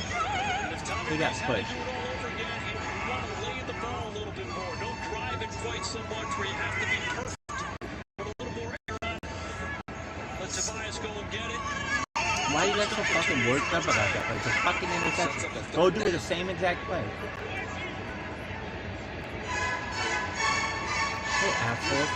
Run the guy in motion, they're gonna throw it 87 again. Evans in motion. And Pine rolls the same direction. He has Michael Mayer. Michael Mayer down inside. What the fuck did I just say? Inside the 10. It worked. He's gotta come see. Yeah. Well, I did exactly call the exact throw and the exact guy. But I never. Really, don't take my fucking picks for any sporting event. Really? It captures the attention of those linebackers. But LSU's doing that shit. Your best offensive player, Scott Probably Georgia last year. A good call, Really? good execution by Notre Dame. Pick up of 21 there for Michael Mayer. Alright. First down. If you say first and 10, not every first down. Now scream at him. Suck my. Estime, they're running back. A good bounce by Estime. Good lateral quickness for a big man. That's good. Just good. Look how you jump on the guy's back. Keep heading to the big guy. That's who you are. Notre Dame offensive line coming alive. Estime getting in the end zone. They're back in it.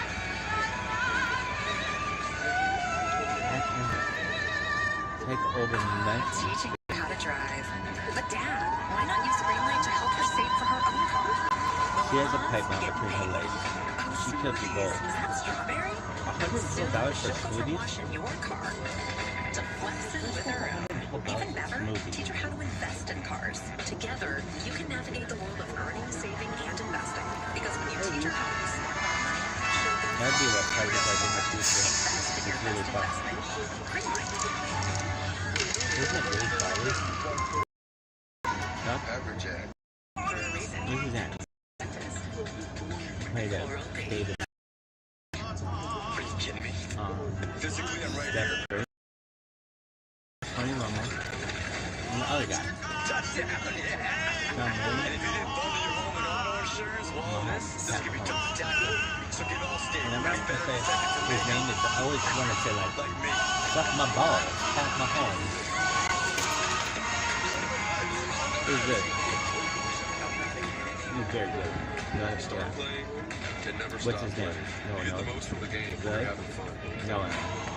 Really? Compare yourself to nobody. Fun. But the kid What in is the mirror, the one who goes He'd be all very, in, very good. all Really? out, and has the crazy confidence to know that What's who his name? you are today is just a piece of who you're going to become.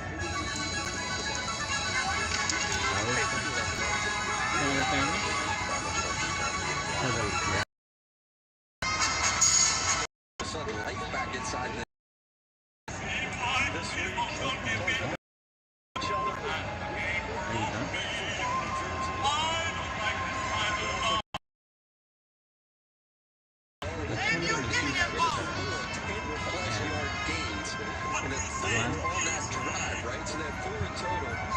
This is how big it is. And they got 4 in total on that drive alone. It was Michael Mayer, then you got Estime going late. And Estime ultimately goes it up. Well, that's 25 years. I'm not going to do that, we would have been able to just go to Stanford and be like, Helen, how much you get you out of your contract? I'm like, now, I'd be able to do it. Take them. We ran a fucking West Coast offense. What's the West Coast offense, brother? It's like this shit offensive stretch. It's like where it was like the vocal program.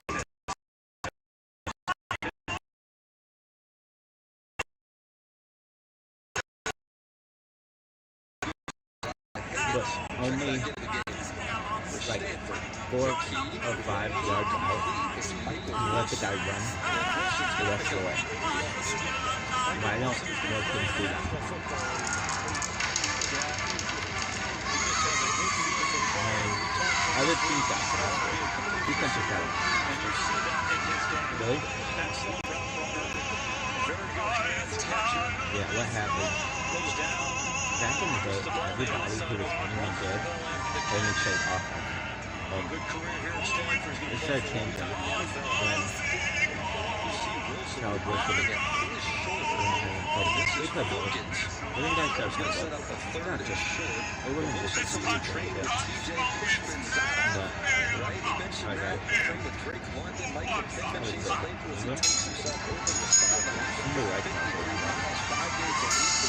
Who is this fucking anybody? I like it.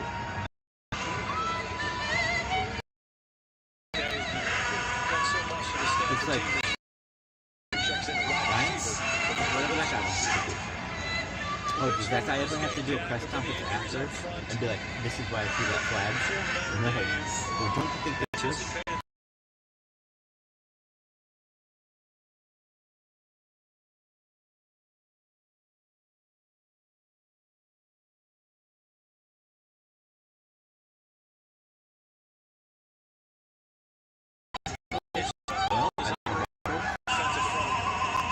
this team sucks so much. This is a running course game. Fake it to him. Oh. Have Willingham days? In time. Who was the quarterback for that? But now Notre Dame gets him into this third down situations, third long. They're one of those long pass options. Those are the Christian McAfee.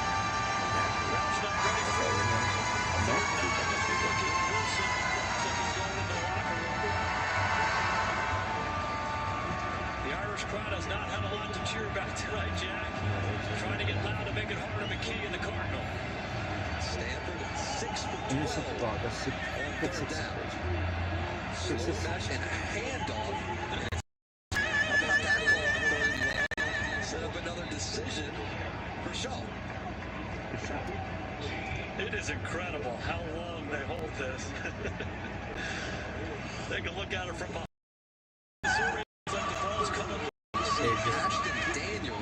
They just stopped. Stanford's going to take a timeout.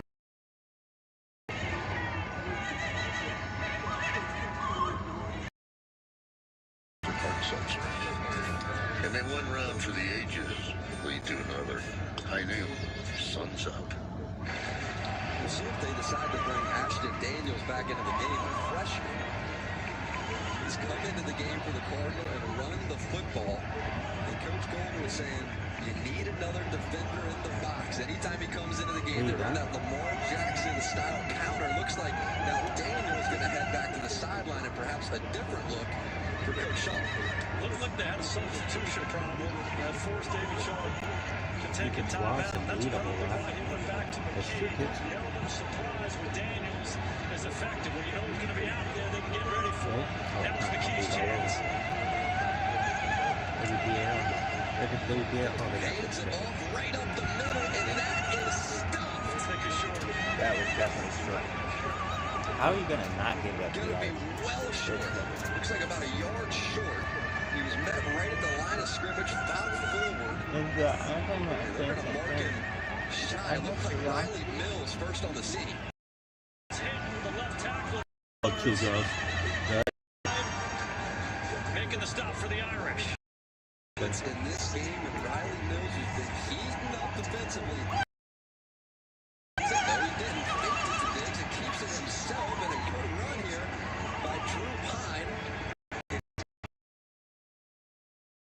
I just don't have a like single play right now. He's affected by that flat guy running across his face.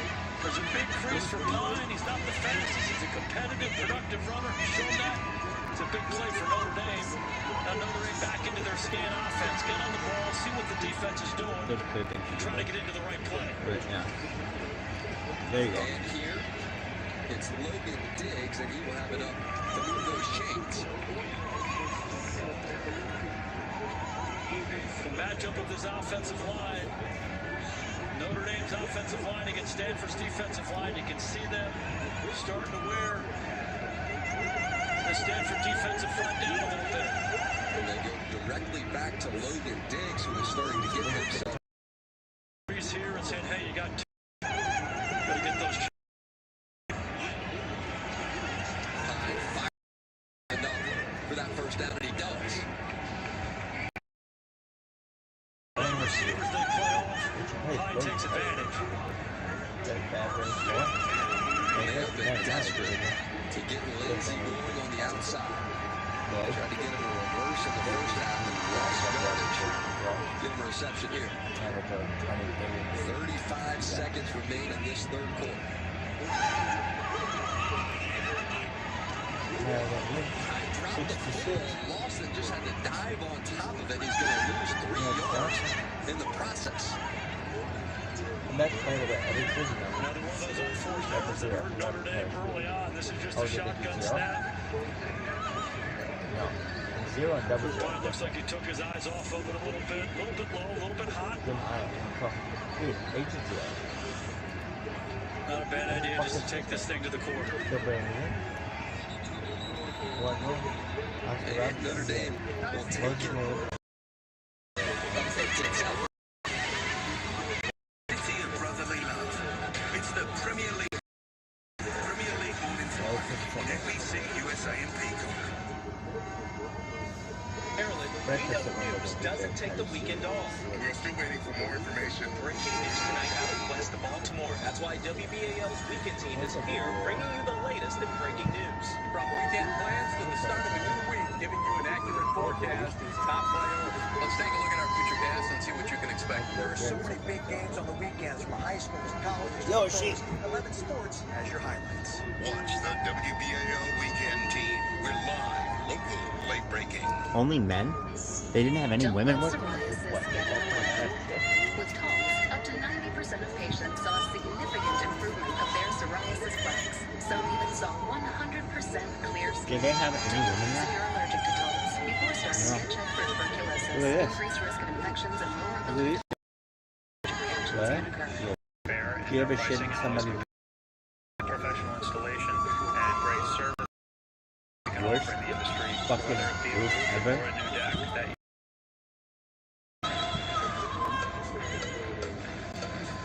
With a range of dry modes and intelligent off-road technology, you can take us in at least Mexico places.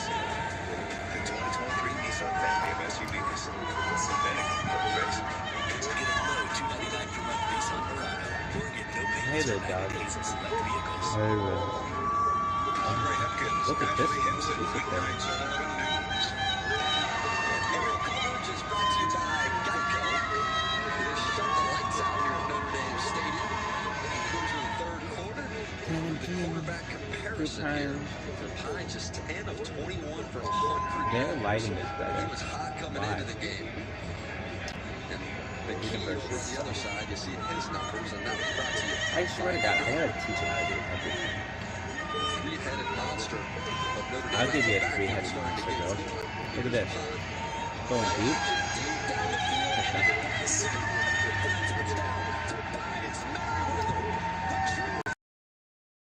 God damn. On the back end, and they do it. It's a post. Calling cover zero. There's no safety Yeah, there. who's listening He laid it. He put some more air under it. on Monday? Gave Merriweather a chance. So what would happen? They would have this one show that would be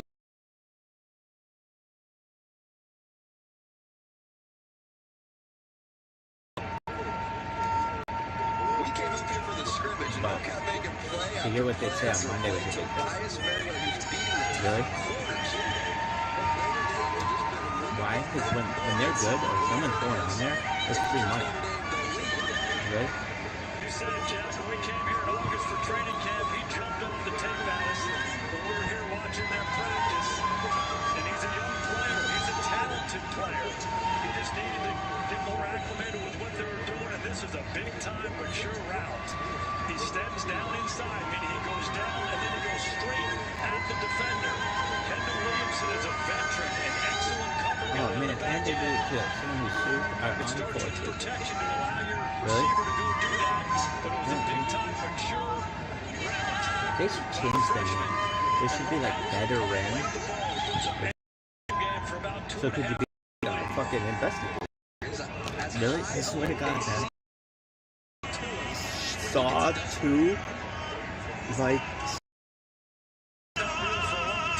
What do you call those things? Booby trap system?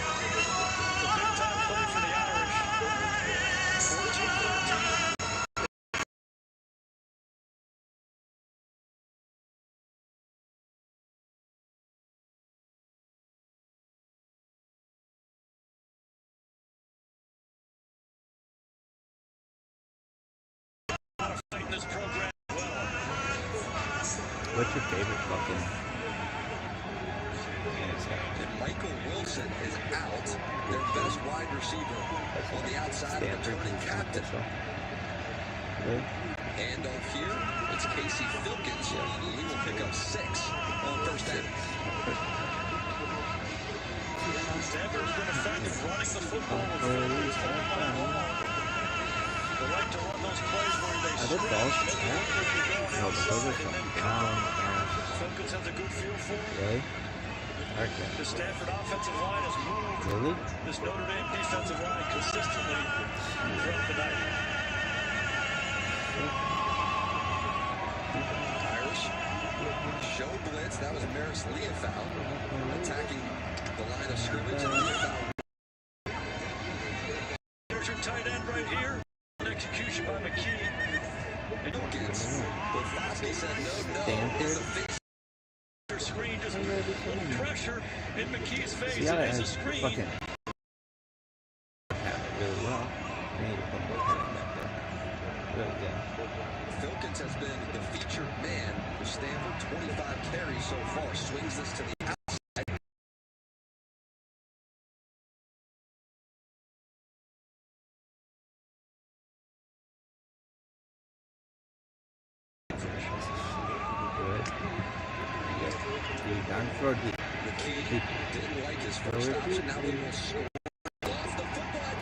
And the guy with the great hair got it.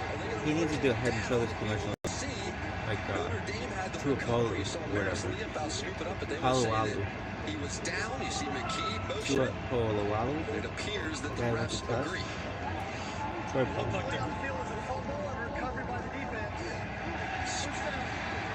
Scratch that. Refs have a conversation, changed their mind. J.D. Bertrand was there. Maris Leofow scoops it up. And it was close. Wow.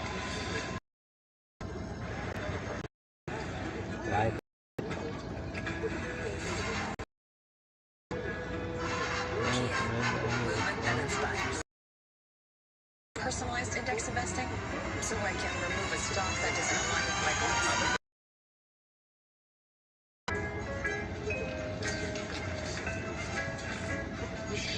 Learn more about personalized indexing at Schwab today. Simone, here is a thing. Grab up till late night, you know, and let's face it, you're way better at eating when you are cooking. You got this, champ. Go for grub. Famous Simone. I'll take chips and guac. Go for late night. Go for grub. One bounty versus two of the leading ordinary brand. One sheet of It was like bread, like Simone's in football. Going Johnson, Jeff Cannon,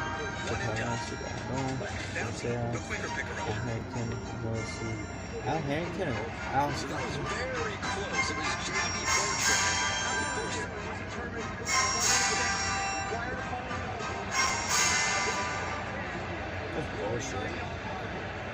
It was J.D. Bertrand that punched the football right as that shin was coming down to him. Macaulay, what'd you see? I'm going to disagree with the replay ruling again on this one. You said it in the very beginning. This is really close. I think it's not indisputable. Again, to reverse. Now they get this score. Right around midfield instead. Beautiful. Has to be indisputable to overturn it. That's the issue. Favorite player. We had a long discussion about Really? that one. Yeah. It's a bang bang. You got to leave it where it is.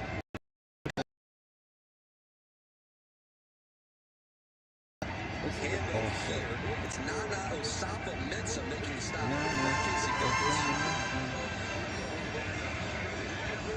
Osapa Mensah active on the left side of the formation here, just chasing it down.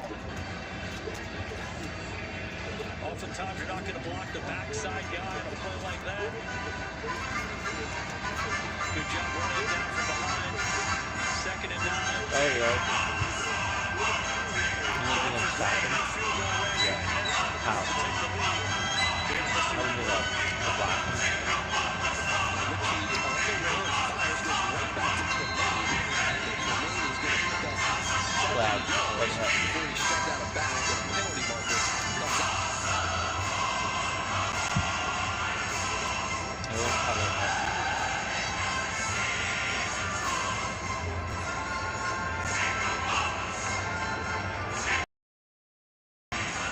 You haven't played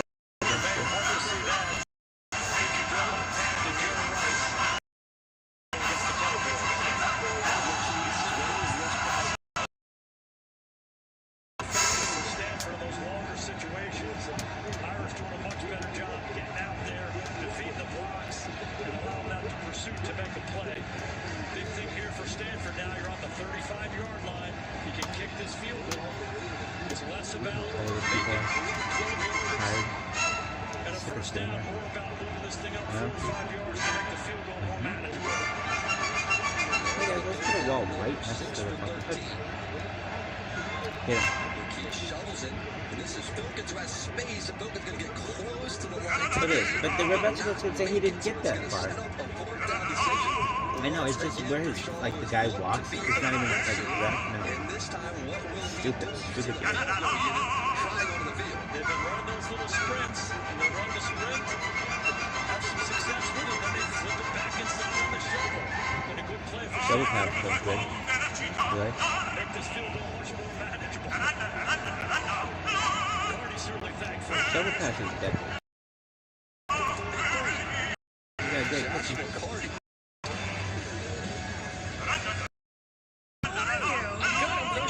I see that. Take savings goals in the U.S. Bank Report. This way you can This lady? your main hustle before you know it. I feel so much Hey, that's what U.S. Bank is for. Sweet. Oh, I made my wife a bathing suit. Oh, did Linda like it? She did not. Oh. You should see what I made for Max. Max, look at him. He loves it. The confidence to make your dream a reality. U.S. Bank. Why did you use my wife's name? And I said my wife. Generation Sailor. Sailor? Make sure she joins Hey, you. Grant. Hey. There's auto, home, renters, life insurance. They even have a bank. My family loves USAA. We've been members for 40 years. He'd be big for going to the air force. Good, How long yeah. have you been working with that? USAA. It's for the military community and their families. You say, hey, it's great. That's 8 p.m. Really?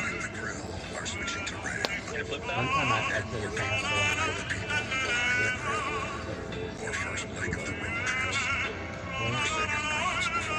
Really? Right. See Stead? Did you see Stead?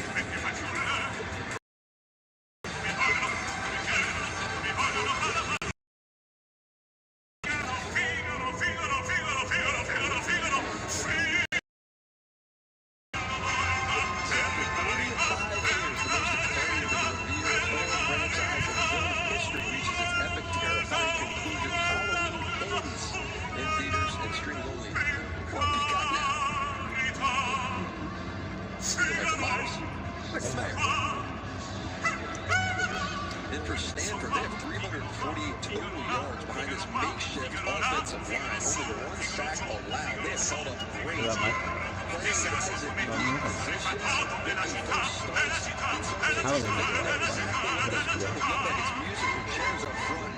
When I was a student in high school, I had met with friends when I prospective student visit, and they're like, you could choose what weekend you wanted, or what weekend did you choose? The one right about Halloween. Why?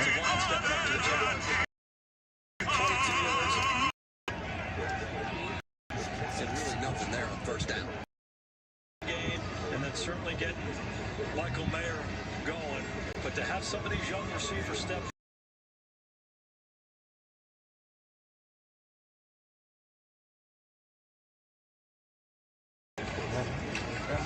the pistol. Why do you have to know? With a big hole and into the secondary. He is brought down by Jonathan McGill at the conclusion of it, but a nice run there by Esteban. Strength of this offense is the offensive line. Here we go. It's not real complicated. Flash Jake Thomas across. Pull the backside tight end. He makes those blocking zone runs with some gap runs where you pull people. Makes it tough on the defense. Interceptions record 6. There's a couple touchdowns landed. I didn't block well. That's Logan Diggs, set up a third and short. All-American tight end. You got Evans back now. A couple youngsters. Eli Raritan, Holden State. And a key third down now. Multiple tight ends in the game.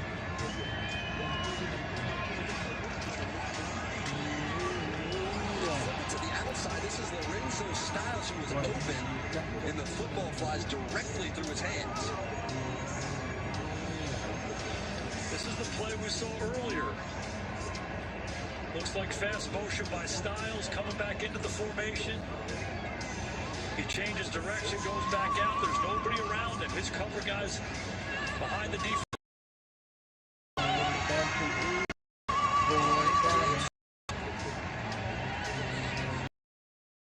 Turn around and hand it to Diggs.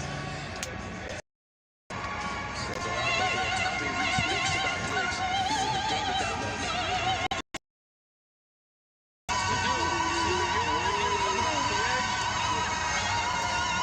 Trying to disrupt, bring some pressure. Timing was excellent.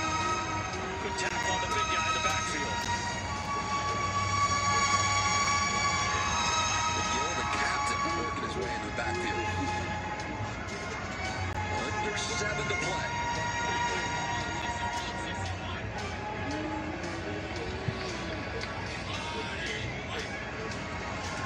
Alpine protected well and fires, and the pass falls incomplete. He's looking for Jake Thomas. Penalty markers fly. You had McGill over there in coverage. It was a late penalty flag. Patrick Fields was there as well. Pass interference. Defense. Gets there to Thomas. He hits. Restricted Thomas again. Back to the ground. There's a 12. We're going to get saved at 12. McGill was involved. understand this is Stanford football. You got multiple markers on the ground.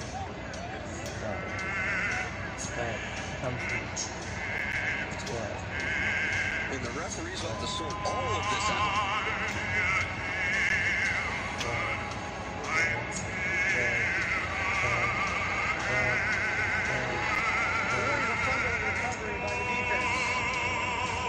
Holding.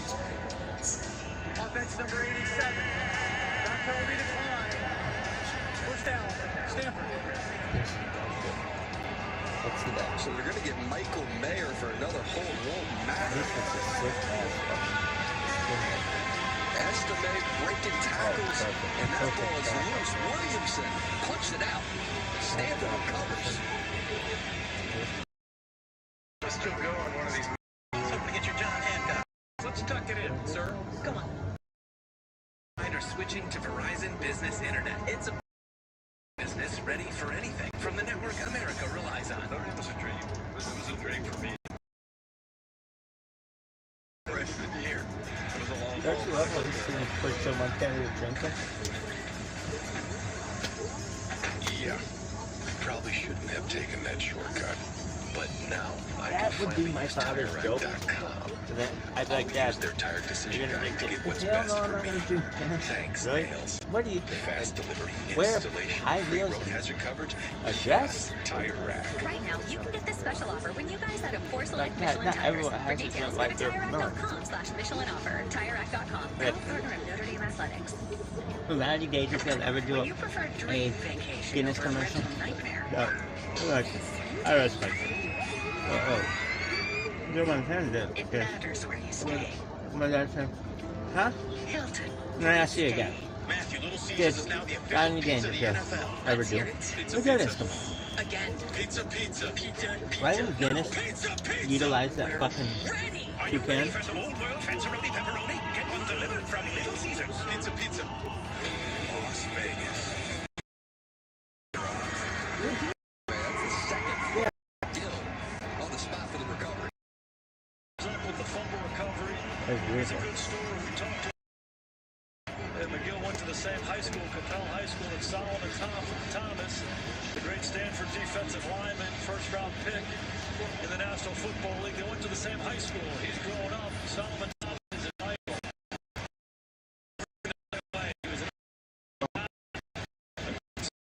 outstanding player. He had to do what Solomon Thomas was doing, and Solomon's mom kind of took him under his wing, told him what classes to take, and before you know it, he's at Stanford, been a captain and leader of this program, having a big night tonight. Credit to Mrs. Thomas on that one. Handoff, nothing there. Adam and Lola is on the spot. It's Justin this time. Another one of these third downs late in the ball game. Notre Dame defense stepping up, creating one of these longer third downs. Pass rush heating up. Look for Tanner McKee to try to get the ball out of his hand quickly. If there's isolated coverage outside, been very effective throwing slants to his big receivers. Stanford 6 for 6.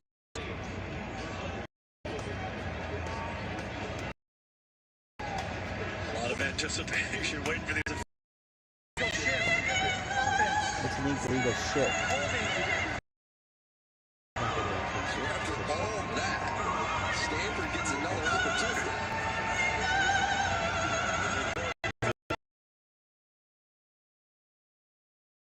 Trying to prevent the offensive lineman from getting up to the second level. Obviously, that was a pass. See that call? They're down yard out of triple. 7.2. They just got the ball. Where will they go now? McKee fires down the sideline. That pass is caught. It's Bryson Tremaine. Contested catches are his specialty. That was a bad play. Who wasn't even looking around? This receiver, this cornerback is just face starting. Stanford has big receivers. They pride themselves in making contested catches. McKee gives them a chance. The concentration by Tremaine. Look at this this play. Wow, ends up the drive alive. After picking up that first down. Stop here. McKee has leaned on his outside receivers, and they've come through for him. McKee rolls left. They love to do, move the pocket. We see these little sprint outs all night long. McKee for big man moves well. He gets a big target, wants a quick out from a stacked alignment. McKee's on time, a little behind with the ball. Getting through body control to make the catch. Convert the first down. This clock is ticking. So Notre Dame still has all of their timeouts. Okay. Clock at 2:50.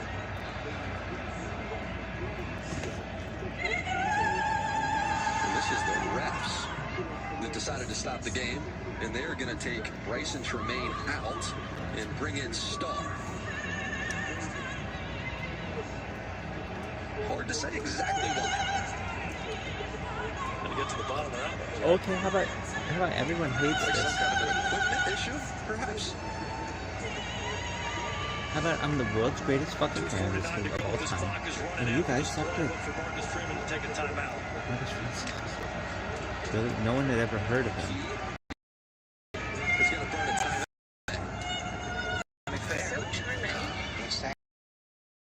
I did. To wait a whole year, darn it. When it comes to comfort, we're That'd be like the finish. Finishes were really cool. One day my mom called. We got a call. When finishes on, she said that they were sick. Okay.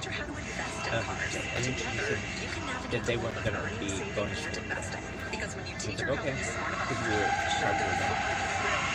So I just went to school. No. And she's like, oh, that was really good. Damn it.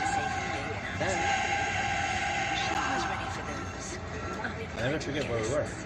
We were by Walnut, Grove, and if you think all pads are exactly I think the Michael same, said, think again. yeah, This always ultra thin is our best yet. It wicks brushes 90% Michael, you faster know how and absorbs even more. you said, you know how Leak-free and we didn't go to school yesterday? This Yeah, Terry and I didn't go to school yesterday. We were just sitting there. His mom can't tell her. No? Yeah. Like, we went to Cedar Point. And we said, what? Did it must be. And you know what? I never forgot. They got to focus on Filkins' career high in carries with 30. Is that where they went? Outside shovel passes. And then what? But Filkins has been outstanding. 31 carries, 4 receptions, 35 touches for the night. He's been the go-to guy, and he's responded.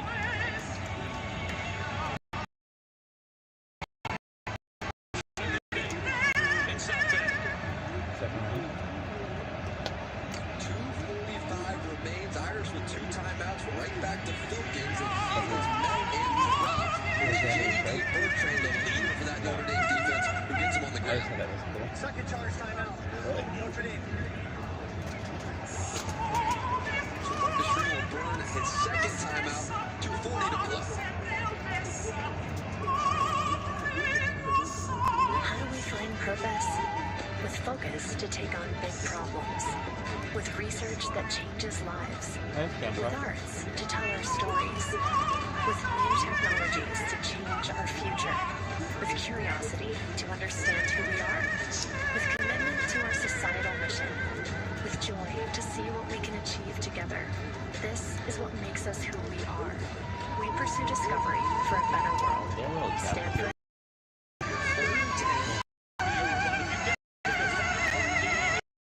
Whatever that thing was. Notre Dame's defense makes the stop. Gabriel. Force Marcus Freeman to use that time.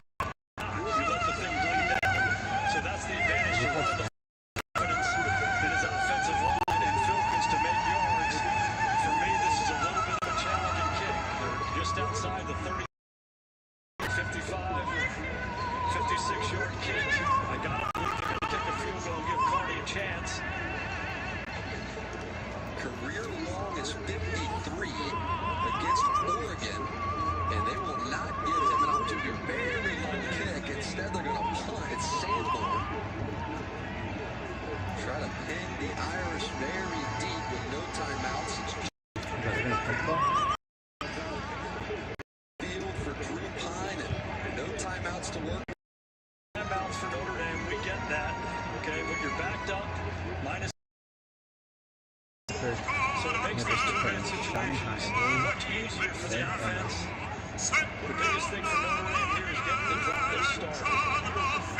Positive first down play, try to get Notre Dame's defense on their heels. It's a field goal game. Just trying to give yourself a chance.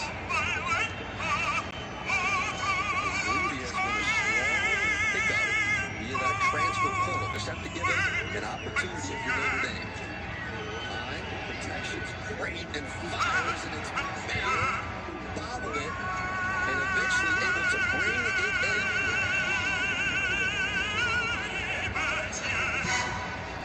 Excellent concentration by Mayer at the end of this down. Tips out of his hand, he stays with it.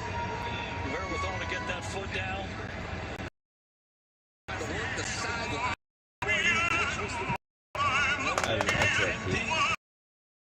That clock is rolling. 1:45. Pine avoids the rush. Now he's on the roll. Nobody in the backfield with Pine when you have a player like this. A versatile, multi-dimensional back. It can be advantageous to you. He's in the backfield, then you get him an empty. Might change the call of the defense. Pine's certainly comfortable operating out of both sets. Are you done?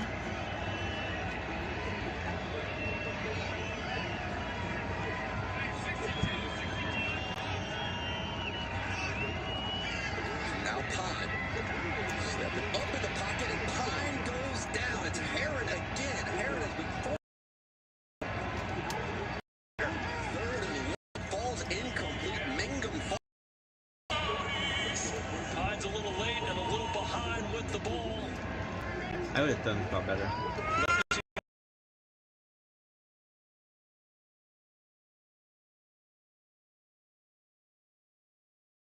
Bây giờ gặp lại Birmingham gặp lại England, one man ain't going to go the whole game. Fires, and that is broken. It's Jonathan McGill making the play, stepping in front of that pass, and leaving his hand goodbye. This stadium is stunned right now.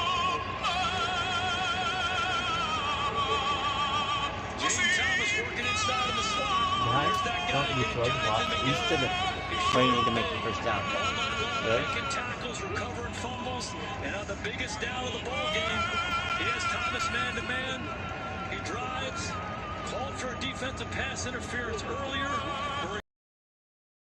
Head coach Marcus 11 straight FBS. Think about for Shaw, this championships, they're 12 and 23.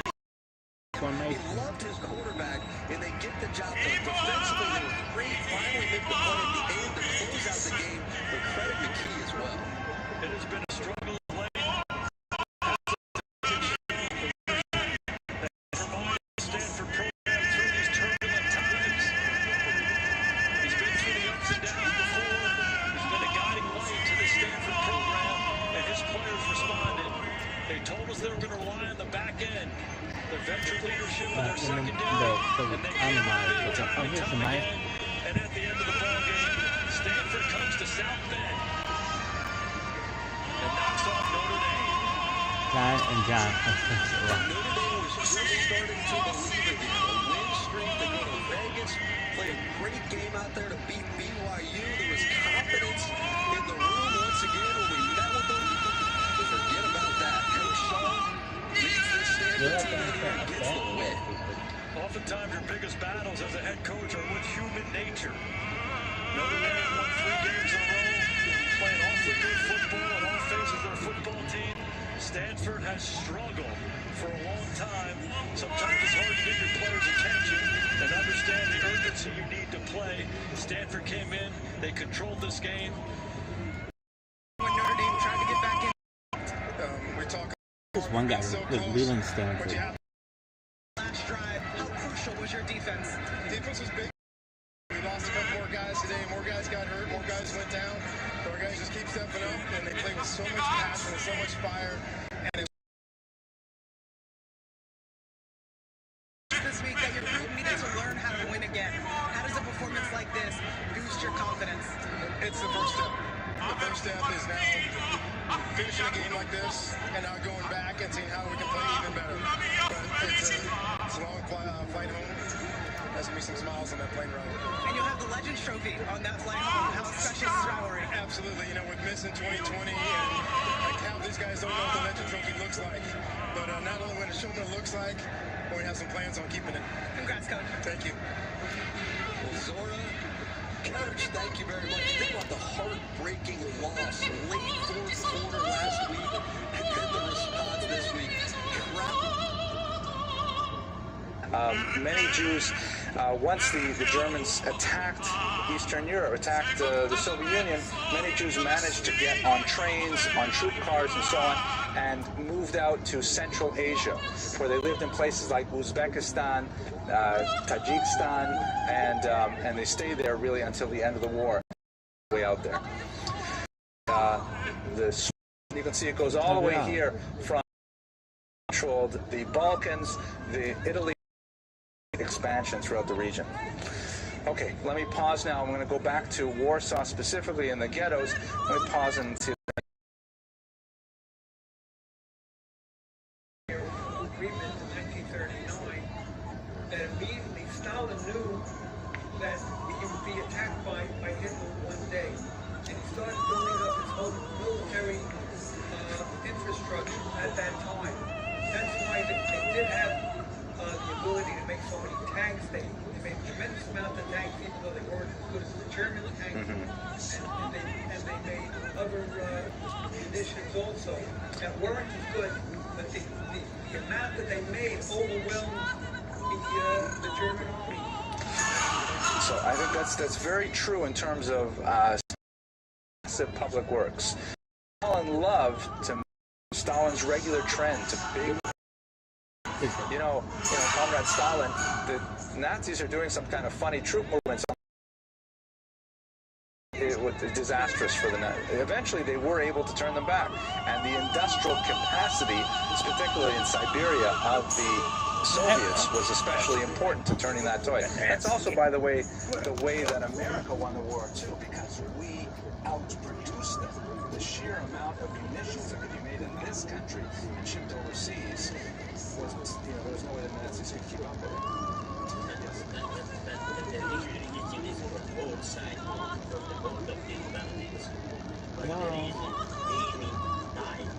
I love this guy. He sounds like somebody's dad. But there's just no way to life. He sounds like he was in Warsaw, Poland. Yeah. All at the same time during the Holocaust. That's his fucking. He's like North and go with us. What's the matter with you? Please know it's very useful joint distribution impoverished communities of Jews. Was working on a whole slew of projects lots of for the holidays, and so he was well placed both in terms of his inclination for the distribution of it. This would turn out to be especially important for his organizational skills. Now let's understand what happened in Warsaw at the time.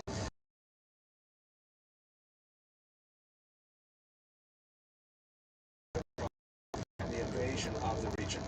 Poland is this entire colored region here.